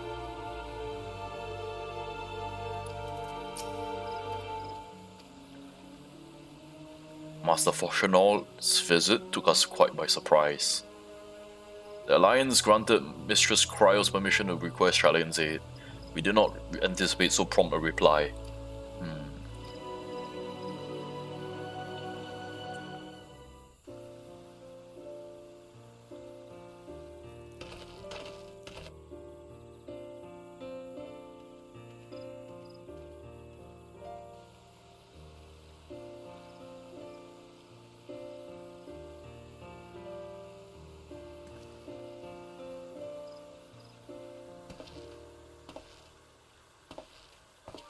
Elder Seedseer, I thank you for granting me this audience.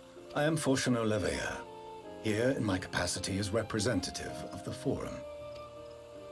It is I who should thank you, Master Fortuno, for journeying so far and so swiftly. Would that our first meeting could have been under happier circumstances.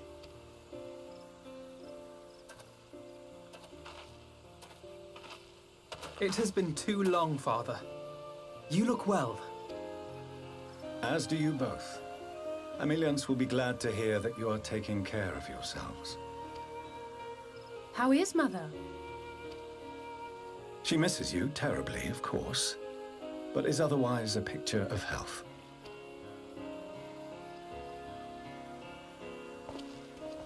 Circumstances apart, I'm grateful that our meeting has afforded me the chance to be reunited with my children at long last. And I believe I also owe you thanks for the hospitality you showed my father, Louisoix, during his sojourn in Eorzea.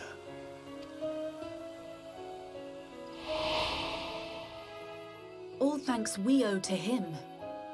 In the days prior to the 7th Umbral Calamity, it was your father's tireless efforts which granted us a means to vanquish the primals. Were it not for him, our strength would have been quite spent by the time the Empire arrived. That Gridania still stands is in large part his achievement. He was a great man.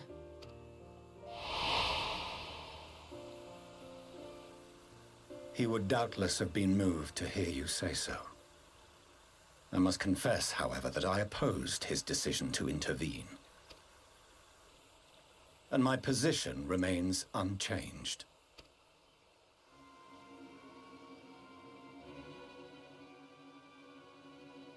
To chart the course of history, not to change it. I am familiar with the Sharlayan stance. It is more than that. It is our way of life, who we are. But I came here not to deliver a lecture, but the Forum's answer to your request. Sharlayan will under no circumstances intervene in the conflict between Eorzea and the Garlean Empire.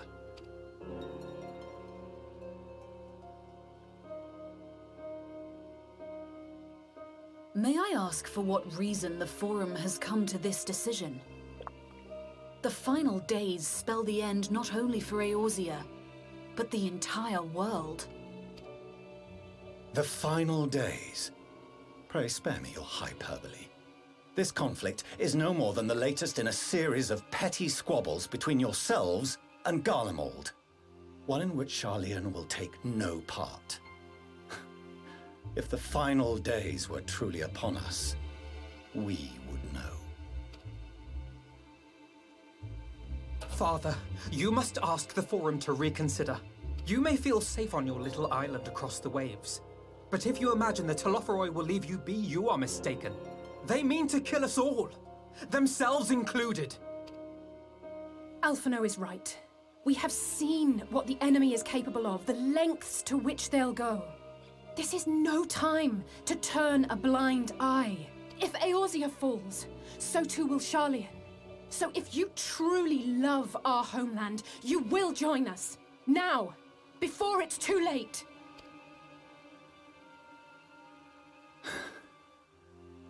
I thought you knew better than to raise your voice to your elders. It seems I was wrong. Wrong to ever let you leave, Sharlayan. I consoled myself that your time abroad would instill in you some hint of restraint, of discipline. But I see now that Eorzea has made fools of you both. Have you forgotten why it was that I so vehemently opposed your grandfather's departure? For all his wisdom, his only solution was to go to war. Death, devastation, ruin. Even those who claim victory are scarred for life. What prize could ever justify such sacrifice? It is the duty of the learned to avert such tragedy. By fanning the flames of war, you forsake all you once held dear.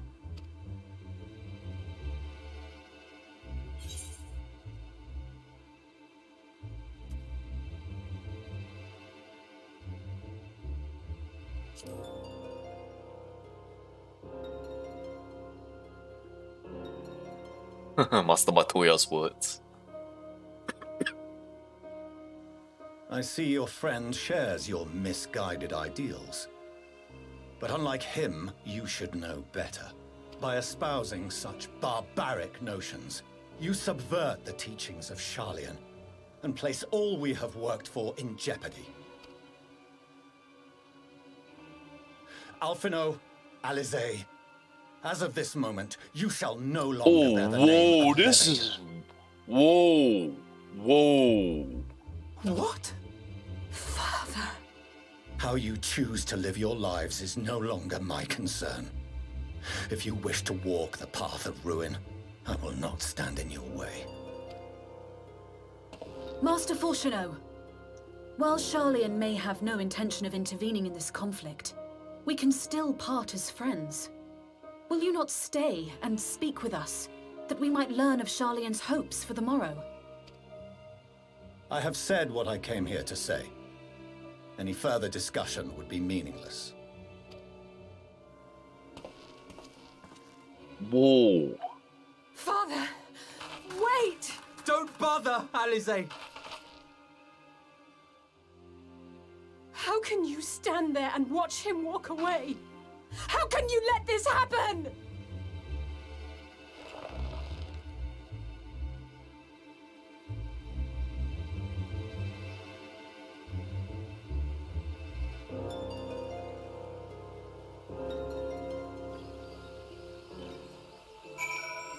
Okay, what the fuck just happened?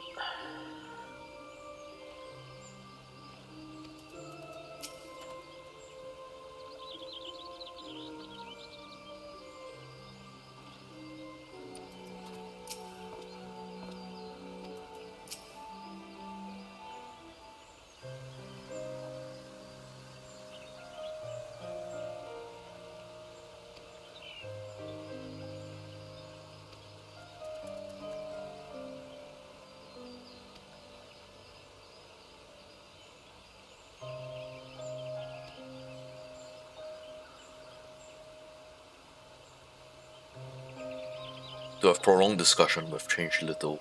It was not only Master of Fourcheneau who must be persuaded, but the forum as a whole. Their decision was made ere your father crossed the sea. Nor is it like to be changed. We shall face the Telefroy without their aid. If they had no intentions of helping us, why would they go through the trouble of sending an envoy in the first place? Why did they not simply keep to the council as they want to do so?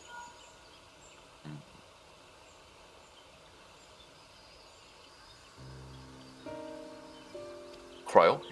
Yeah. They flatly refused to discuss the matter. They ignored every word she said on the matter, without exception. They're hiding something? He said they would know when the final days were truly upon us. I dismissed it as pride. But what if they genuinely believe they know how the world will end and simply disagree with us on the circumstance? Something tells me they're not as unconcerned about the Telefroy as they claim. If the threat wasn't so real, why else would they be standoffish and secretive? Nor have I fared any better with my other mission, researching Hydaelyn and the Ethereal Sea.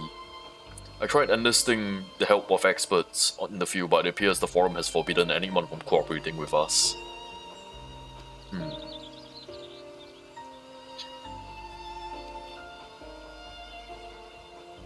I would like you all to join me here when the time is right. Eorzea stands on a knife's edge, but with your permission, you can make the necessary arrangement. I've always wanted to visit Sharlayan.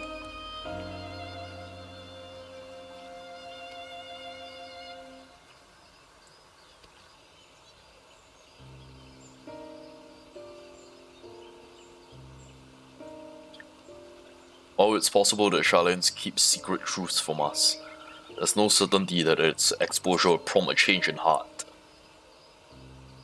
We need to confront the plight we find ourselves first.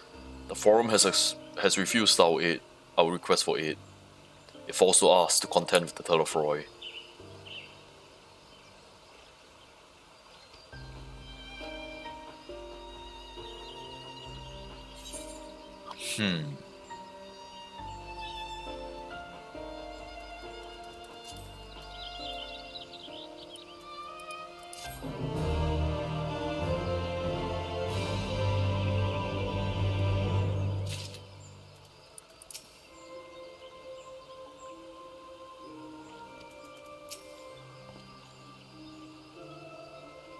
Throughout my childhood, I remember grandfather arguing with my father over Charlene's policy of non-intervention. This time it's my turn to play the role. But even if grandfather couldn't win him over, what chance had I?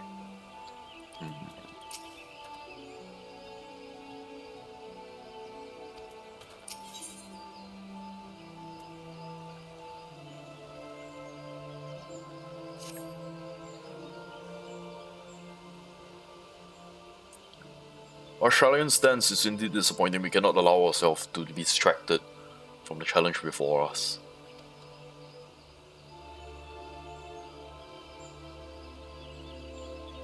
She wished to ask Scions. Grave tidings? Uh-oh.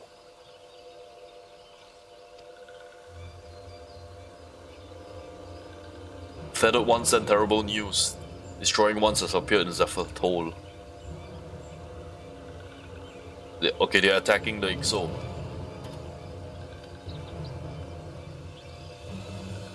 It's too late. Destroying Ones were passing through, head on west. Feathered Ones did not fight, were left unharmed. So they're heading to Curtis.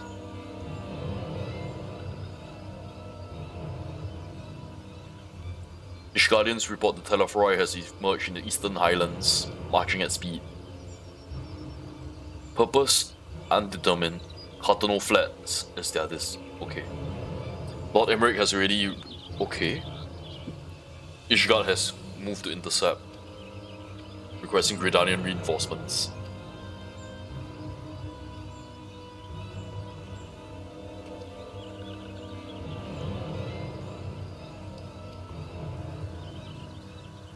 Why are they moving on Cardinal?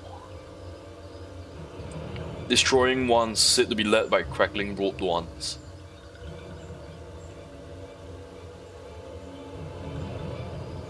Fandani was there.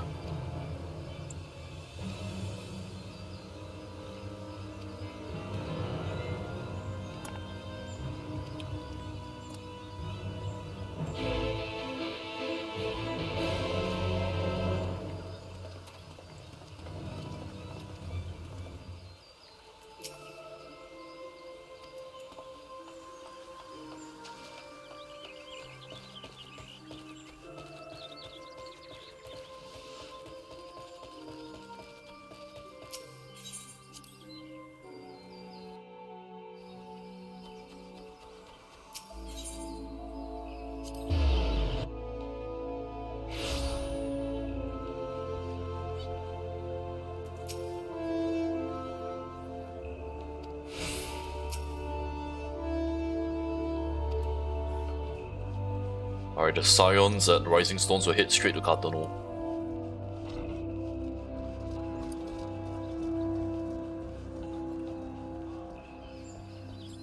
Fordola's here.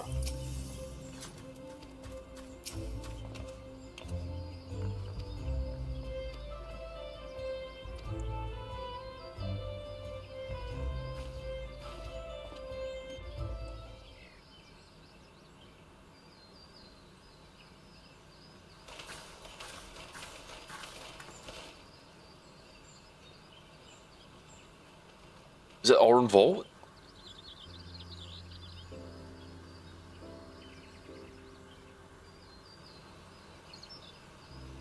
Arenvold! I can't tell you how good it is to see you.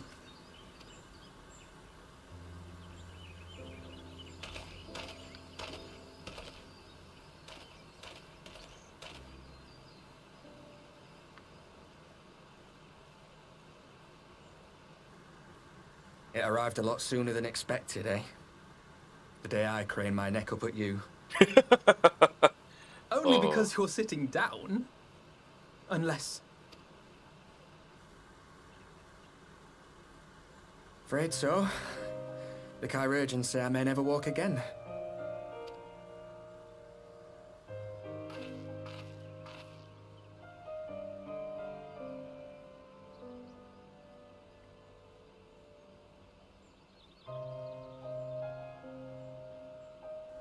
Come on, Alfino, it could be worse. Besides, I didn't come here to dampen the mood. Quite the opposite. All I've ever wanted was to fight for a cause I believe in. But my fighting days are over.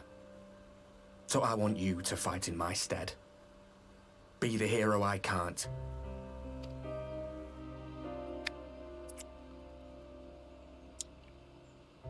I am no hero.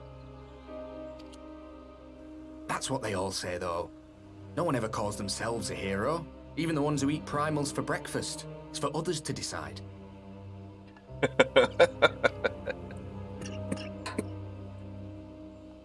Look, Alfino. You already are a hero. To me and countless others. We see you doing your damnedest to protect us all. And you're not alone, are you? There are people who believe in you, just as you believe in them.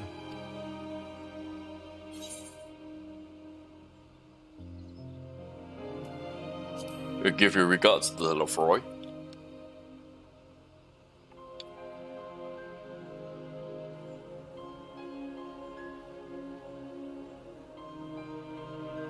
I know what's at stake, and how many people are depending on you. But I believe in you. Believe that you'll see it through. That's why I'm entrusting my dreams to you. Like Albert and Owley once entrusted their dreams to me.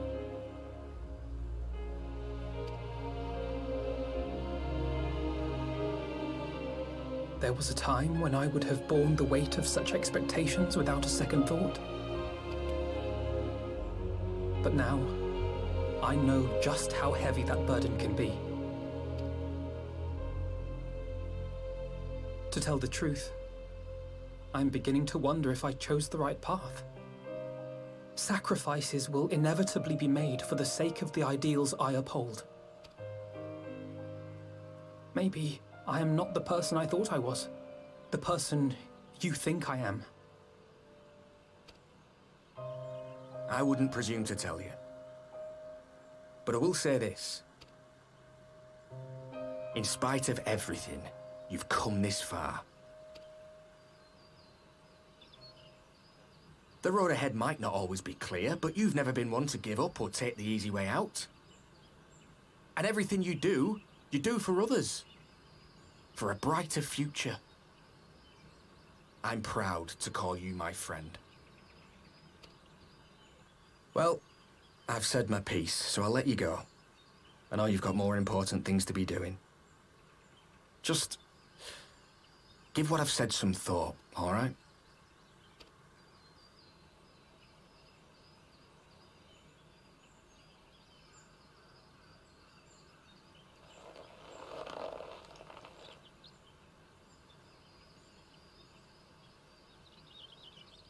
I shall, my friend. And we will meet again soon, I promise.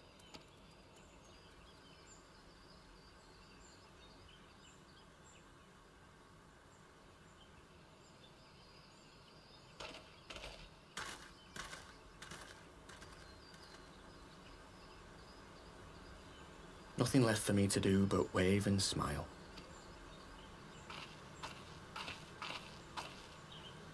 You've got a pretty narrow view of what it means to be a hero. Do you know that?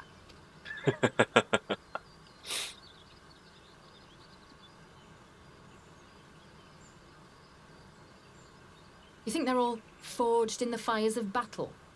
That it's all about being brave and killing villains?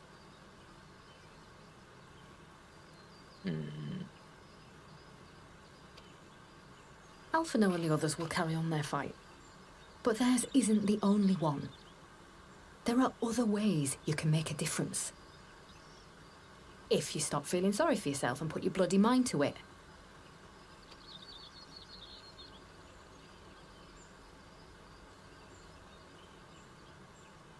There's not much chance of me living the quiet life with you around, is there? If you're content to twiddle your thumbs thinking of what might have been, that's your lookout. Then I reckon you've got some fight left in you. And I reckon you might be right. If there's a way I can still help my friends, I'll bloody well find it.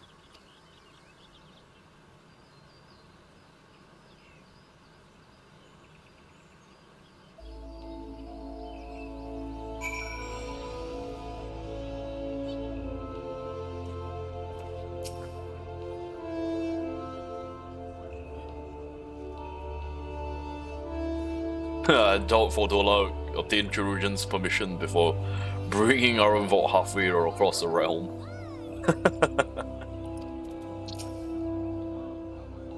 After Paglathan, I assume the Telophoroi will continue to target settlements. Zaphathor was a mere obstacle on the road to Carteneau. What draws them to the Carteneau Flats?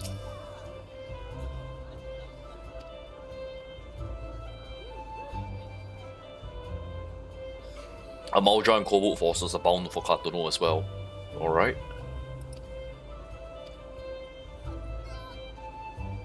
Several cutscenes will play in sequence. Alright.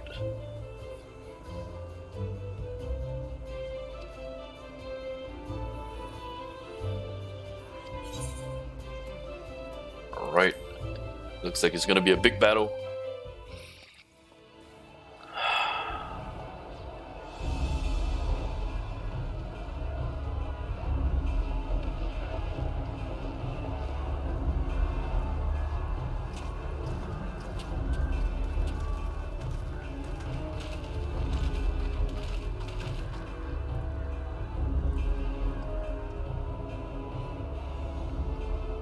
My fellow Scions, as I am sure you will have heard, we can expect no help from Charlian, nor are we any closer to discerning the Telophoroi's grand design.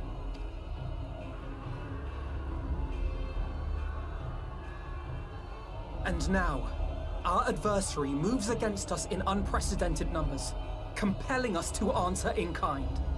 The outlook, in short, is bleak.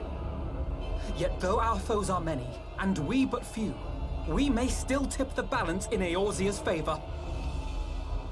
Of course. We will do what we always do. Deal with the ones our allies can't. A less than daunting prospect, judging by your expression. Could it be that you've dispelled your lingering doubts, Alphino?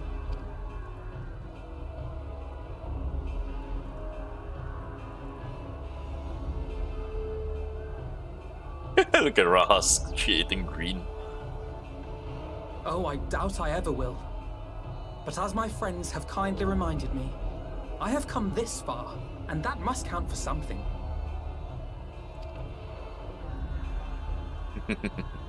Gods be good, Alphino. That's what we've been trying to tell you all along. For one so bright, you can be remarkably dim at times. There is such a thing as overthinking, you know.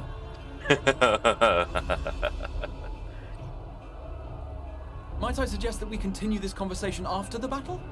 It would appear that Telophoroi have already arrived.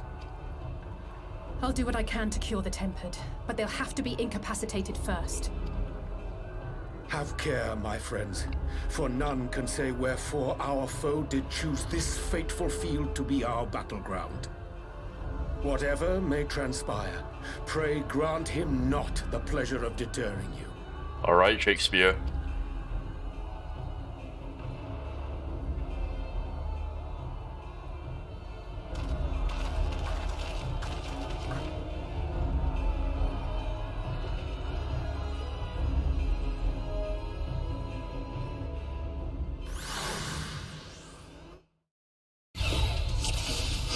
Oh wow, we have everyone.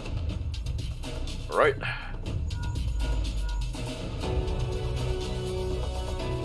Call from Canisena, Telophoroi are sweeping across Carteneau. Right. The Asian is sighted over the battlefield but he has vanished. Likely intends to watch from afar. Alright.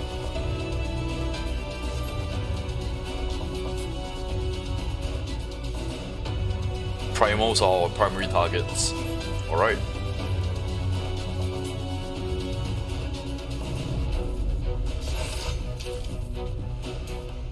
Prepare yourself.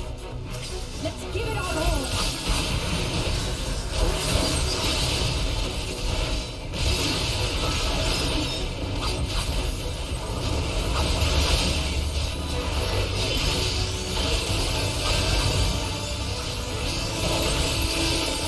Alright, we kill them one by one.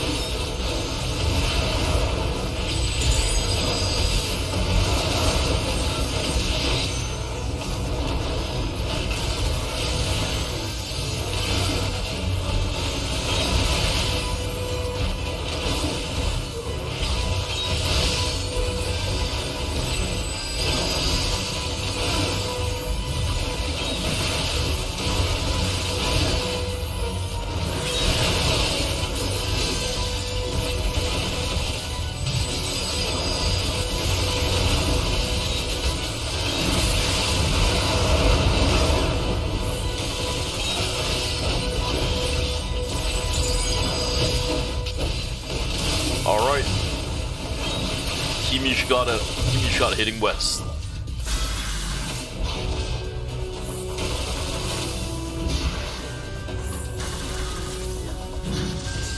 Is that Lucia?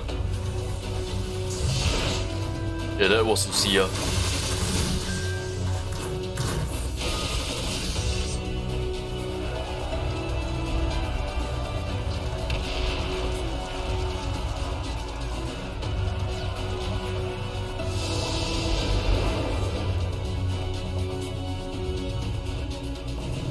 As the Scions spread out across the battlefield, Eorzea and Rahatia takes the fight to the Telefroi.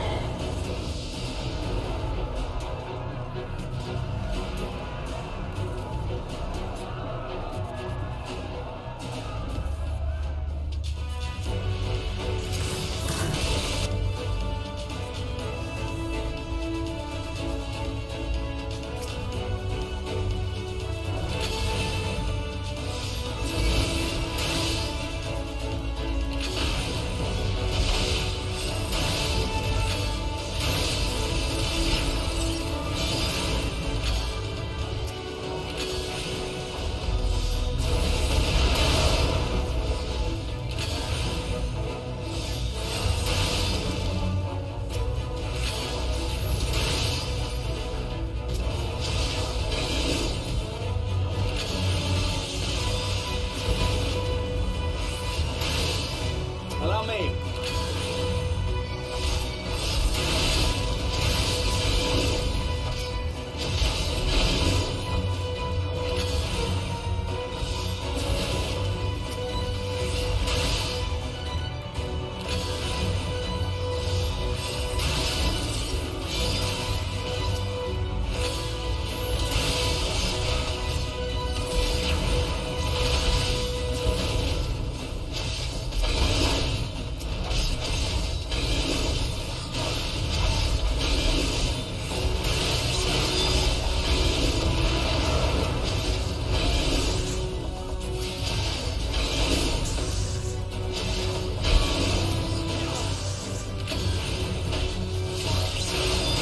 Just the beginning.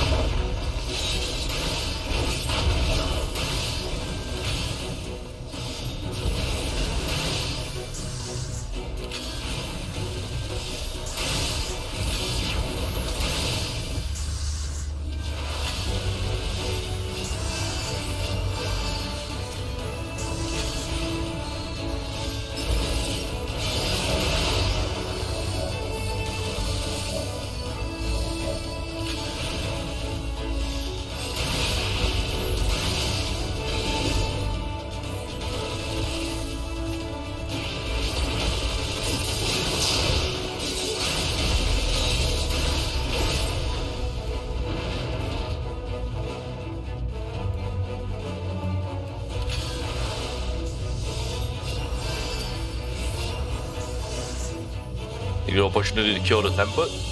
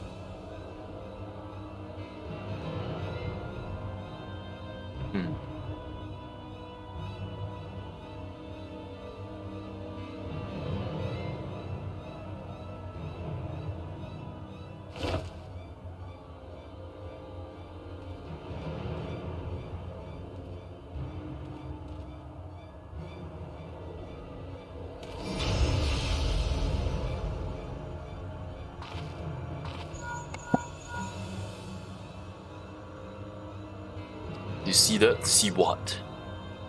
The glyph? Okay, what the heck is that?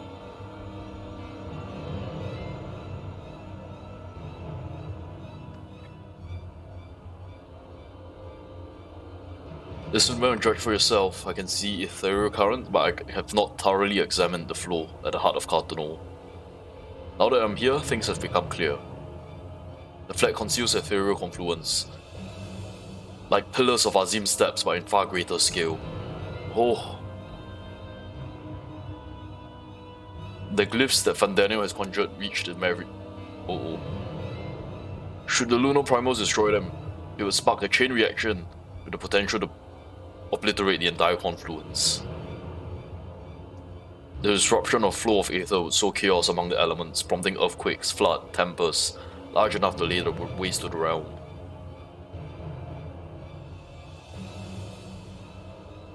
Right.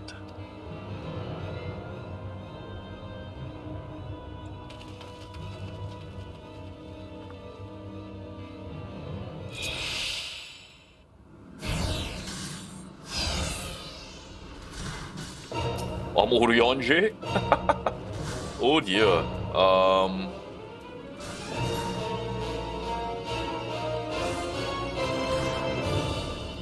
Odin. Okay, let's see here. Damage?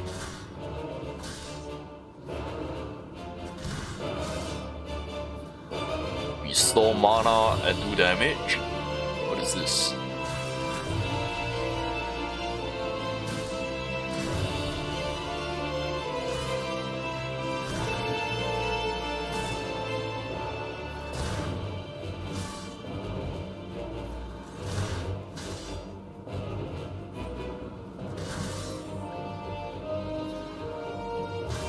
Alright.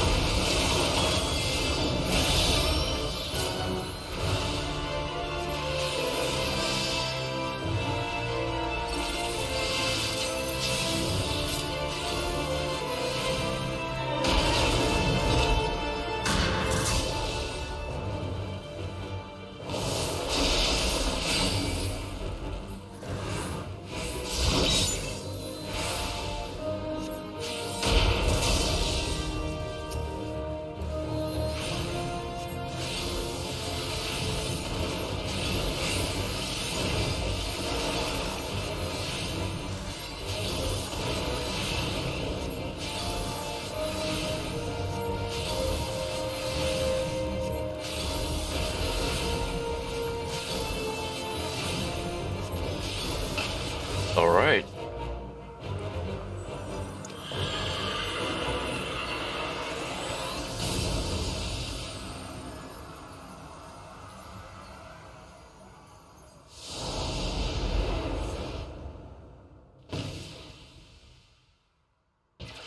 In Eorzea TIAN LSA, prepare to lock swords with Luna Ravana.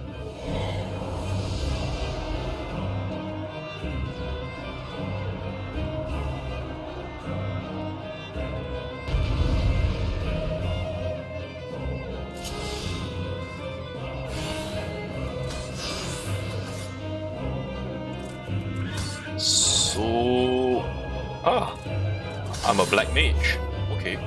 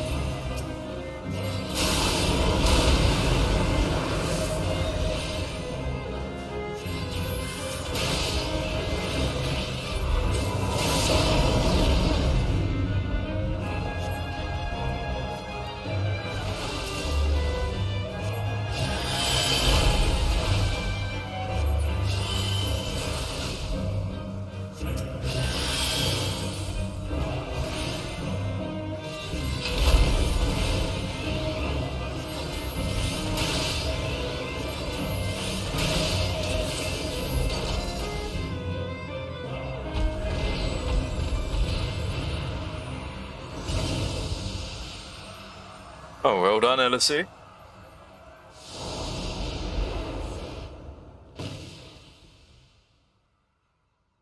The self-same moment, you stand shoulder to shoulder with Alphino and Estinian to lay low Luna Ifrit.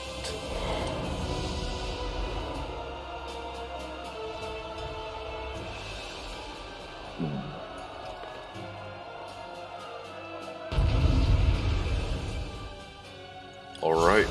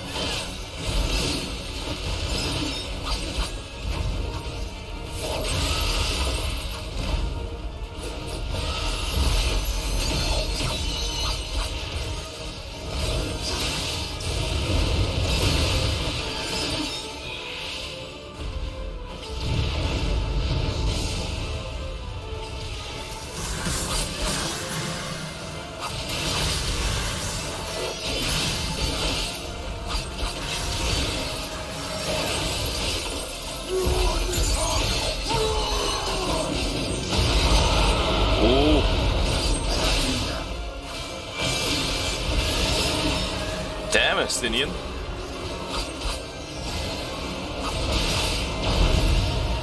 Oh, so powerful.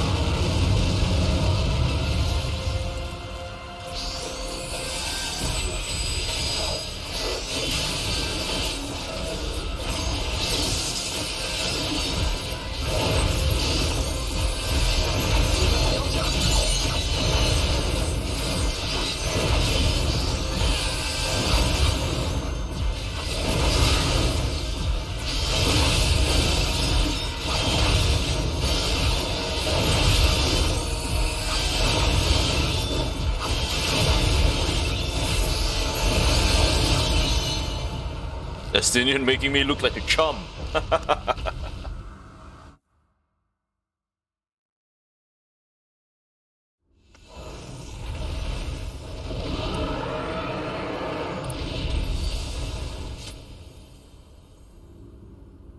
Is that it?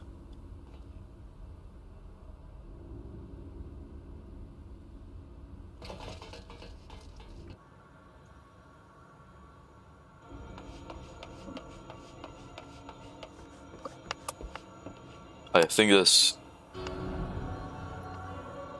Is there still Luna? And thus another plan went up in smoke. I am beginning to see why Lord Xenos thinks so highly of you. Not that this changes anything, you understand. You have merely earned yourself a stay of execution.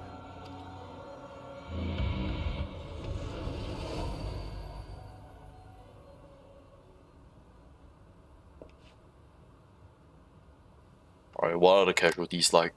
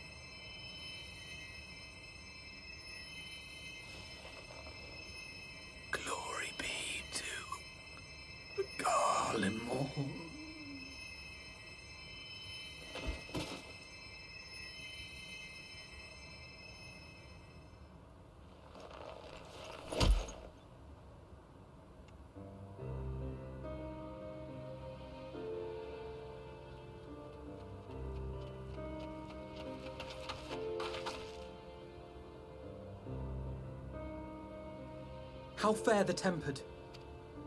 We've treated as many as we can, but some were beyond help.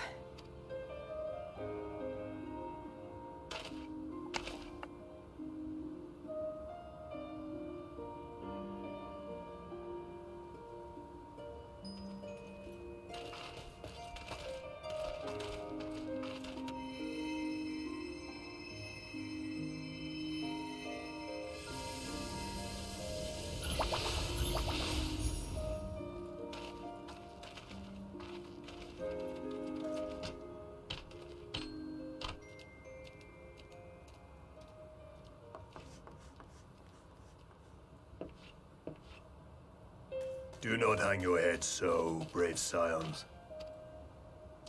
Though not all of our captured brethren could be saved, we are grateful for those whose minds have been restored.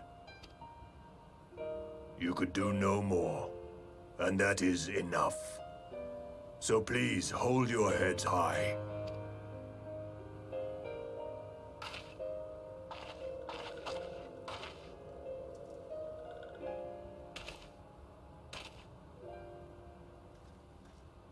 Oh, Tian traveled all the way to help.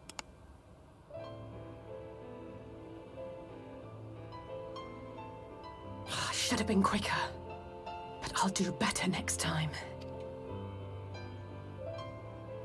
Thank you for your kind words. They mean a lot.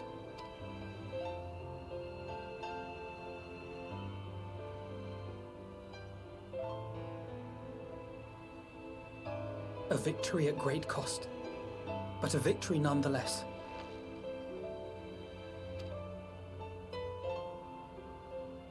We must stay strong and press on. Isn't that right?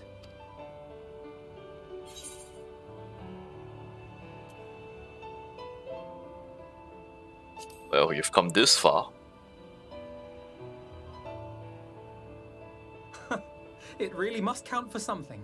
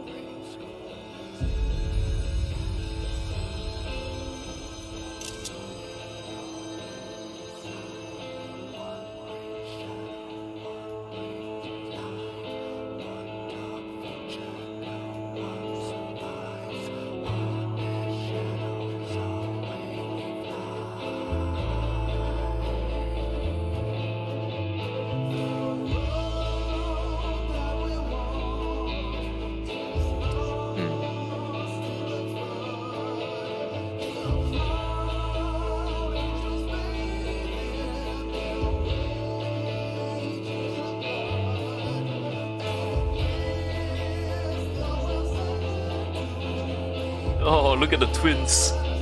So cute. I love them.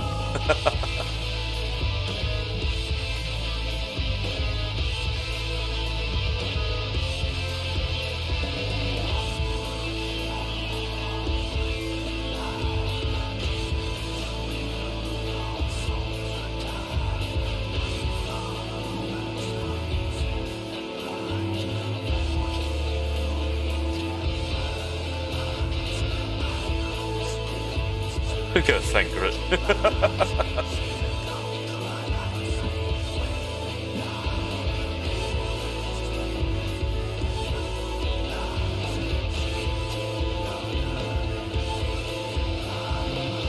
Oh, green looks good. Look at that.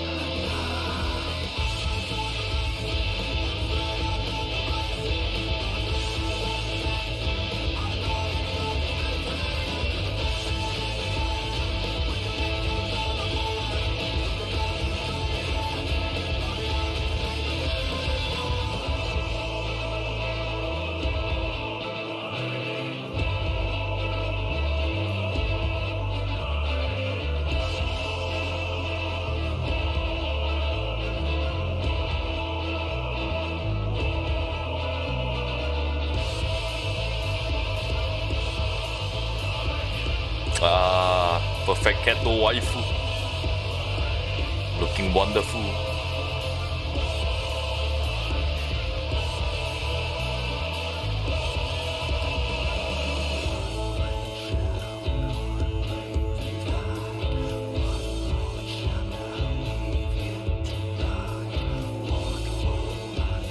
Crystal Exarch.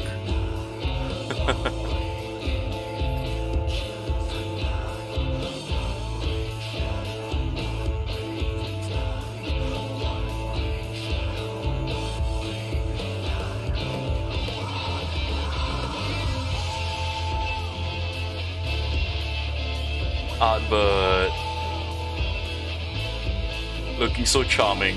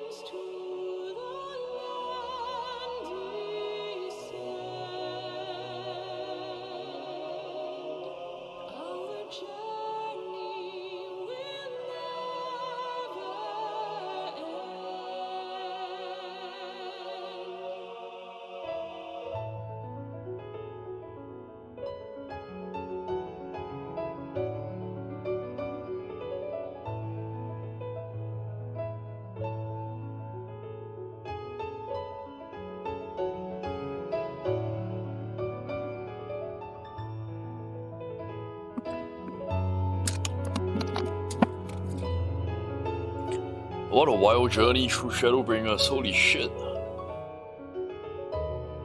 From the very beginning all the way to the end.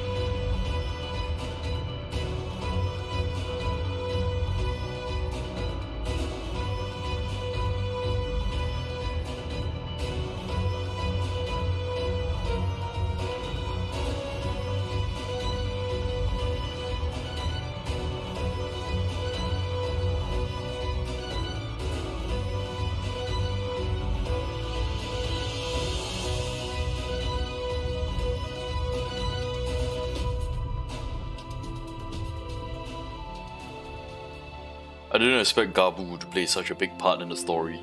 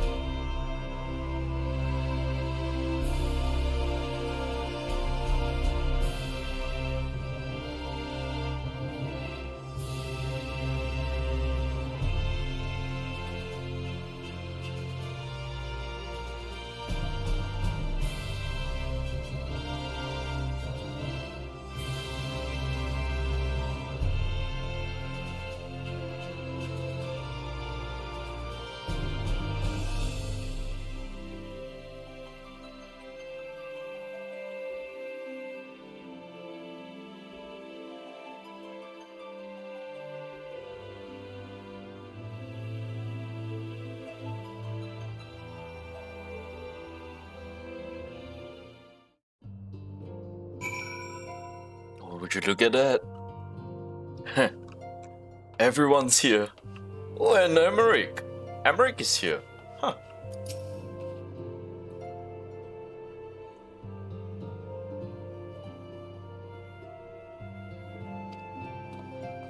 Well, there's no running away, Estinian.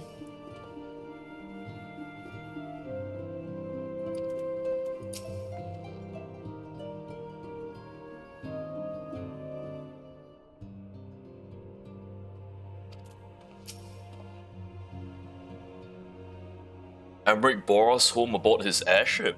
Wow.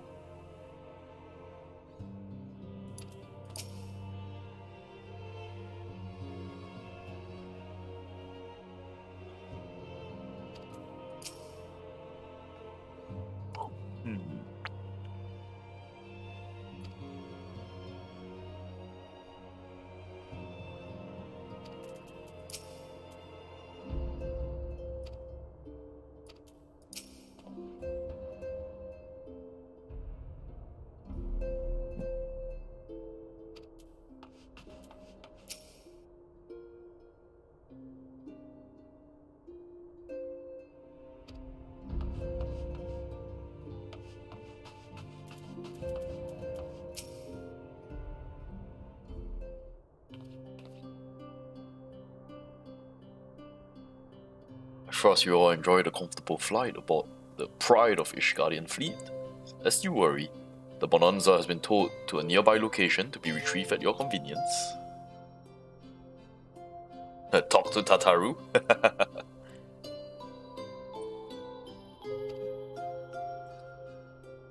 Our destination lay in the same direction. It afforded me a perfect opportunity to learn how my errant friend has been since he last took his leave. There's no escape. I merely grew wary of wandering the Far East. Alright, the Telephoroi has been driven from Cartano. Bulk of the forces yet remain. Contrary. Okay. The Grand Company of Eorzea's first joint military operation.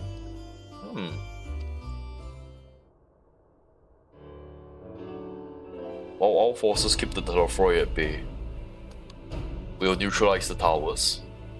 Alright.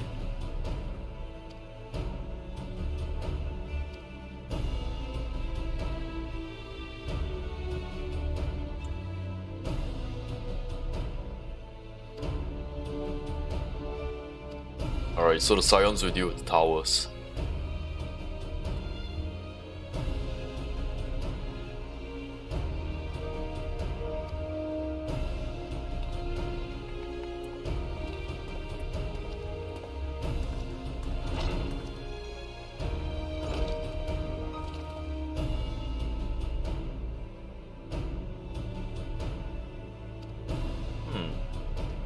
Alphino hopes to study the towers. Should we succeed in neutralizing them, it's all but certain the Telephoroi will mount an all-out invasion. And then it will begin.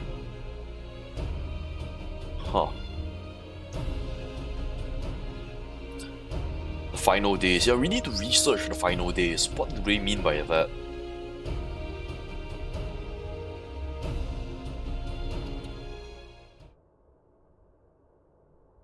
Stallion. According to Cryo, the forum has been more secretive than ever of late.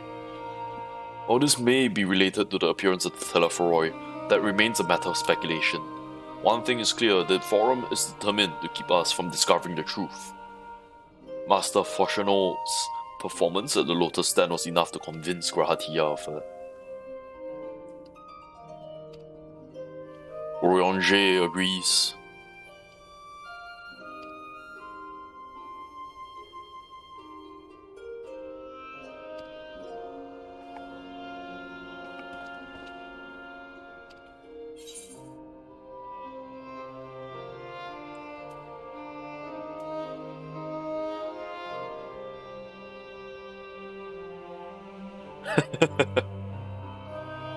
If it means I can have a word with Foshano,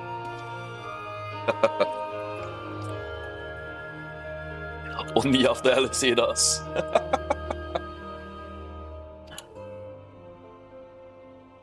We wait for Cryo to secure necessary permissions.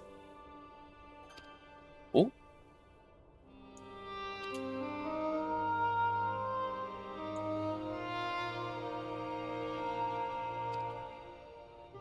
Okay. Stola will go research something.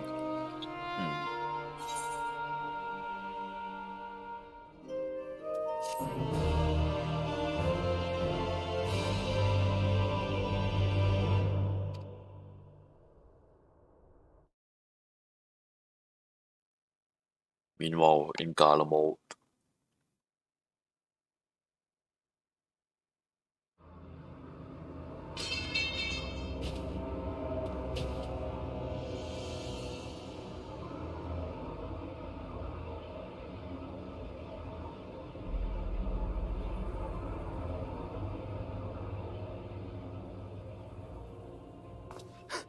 Those Eorzeans certainly are a stubborn bunch. Though I suppose you knew that already. My plan to redirect the ether from Cartano came to a rather less than satisfactory conclusion. It was, in many respects, an abject failure. Which does, of course, raise the question of where we are going to procure the requisite amount. The obvious solution would be to draw on resources a little closer to home, though that would require our dreamer to dream a trifle more deeply. So be it. The dreamer will not complain. Dreamer? Then let us begin the preparations at once. With the gateway of the gods complete, all that remains is to gather the necessary ether, and our prize shall be within reach.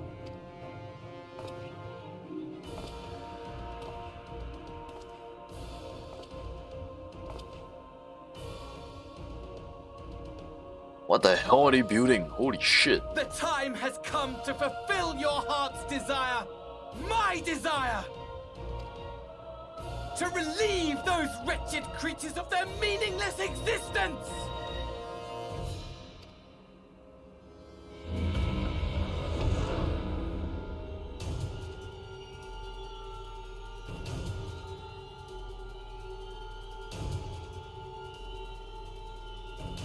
While I await you, I shall drink a sea of souls and gorge myself upon the darkened moon.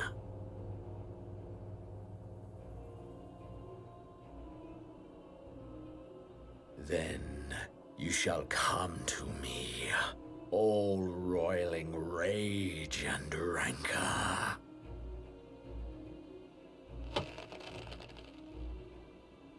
And the stars shall bear witness to our final contest.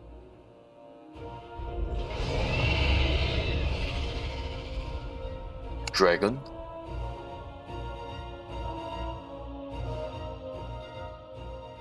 Our battle will be legendary!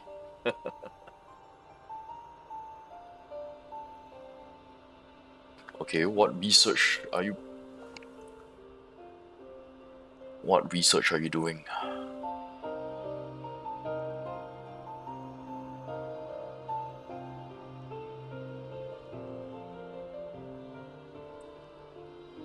As I thought, the ethereal currents have been disturbed here too.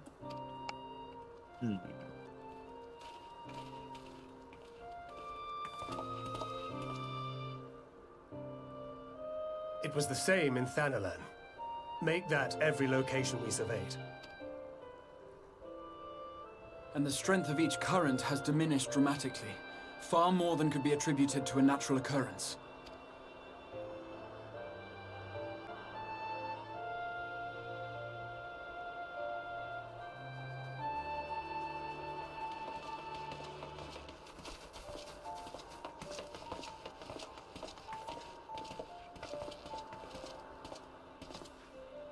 What tidings bringest thou from Dravania?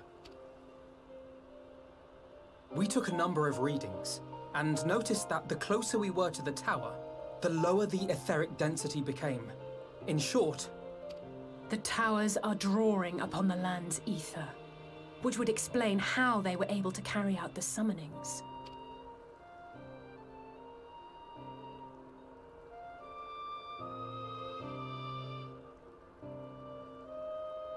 Our allies must be informed of this. We should return to the Rising Stones and have Tataru relay our findings to them.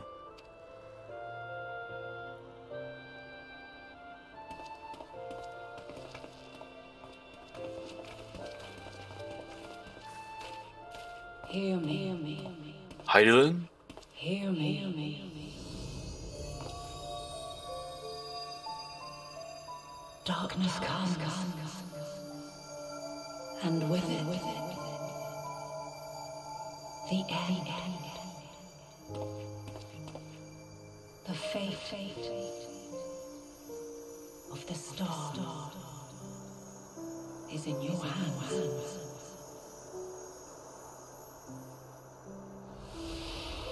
Chills. Was that Heidelin?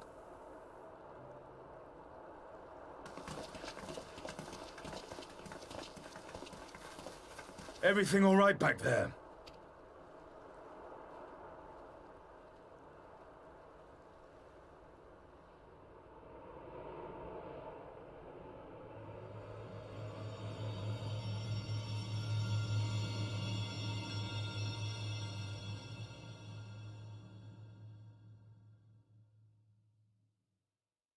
At solemn dawn, grim purposes shine, and gazers cast towards the moonlit sky. Thus does our final curtain rise, your steps to guide.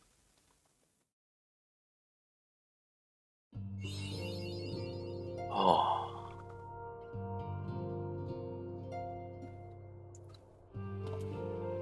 And that's it.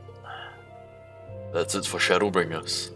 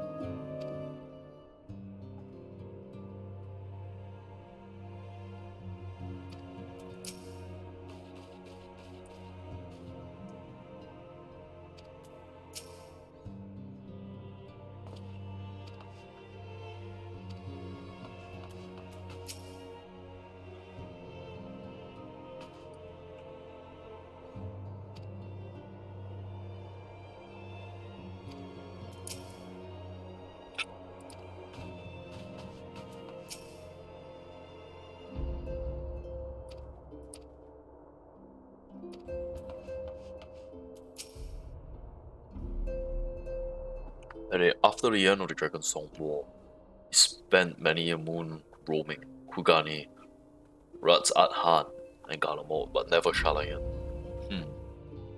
An entire nation populated by bookish types like Alphino is not a place that appeals to him.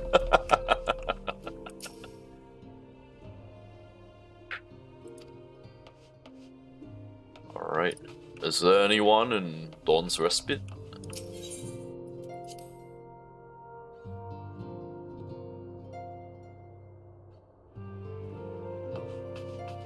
Nope. It's empty.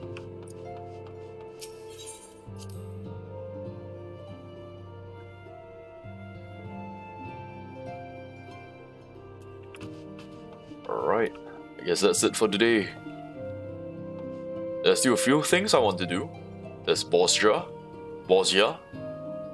and there's Eureka. I've not finished Eureka. Probably should finish Eureka before Endwalker comes by. Yep. Should probably go Eureka. Until then, I'll see you next time.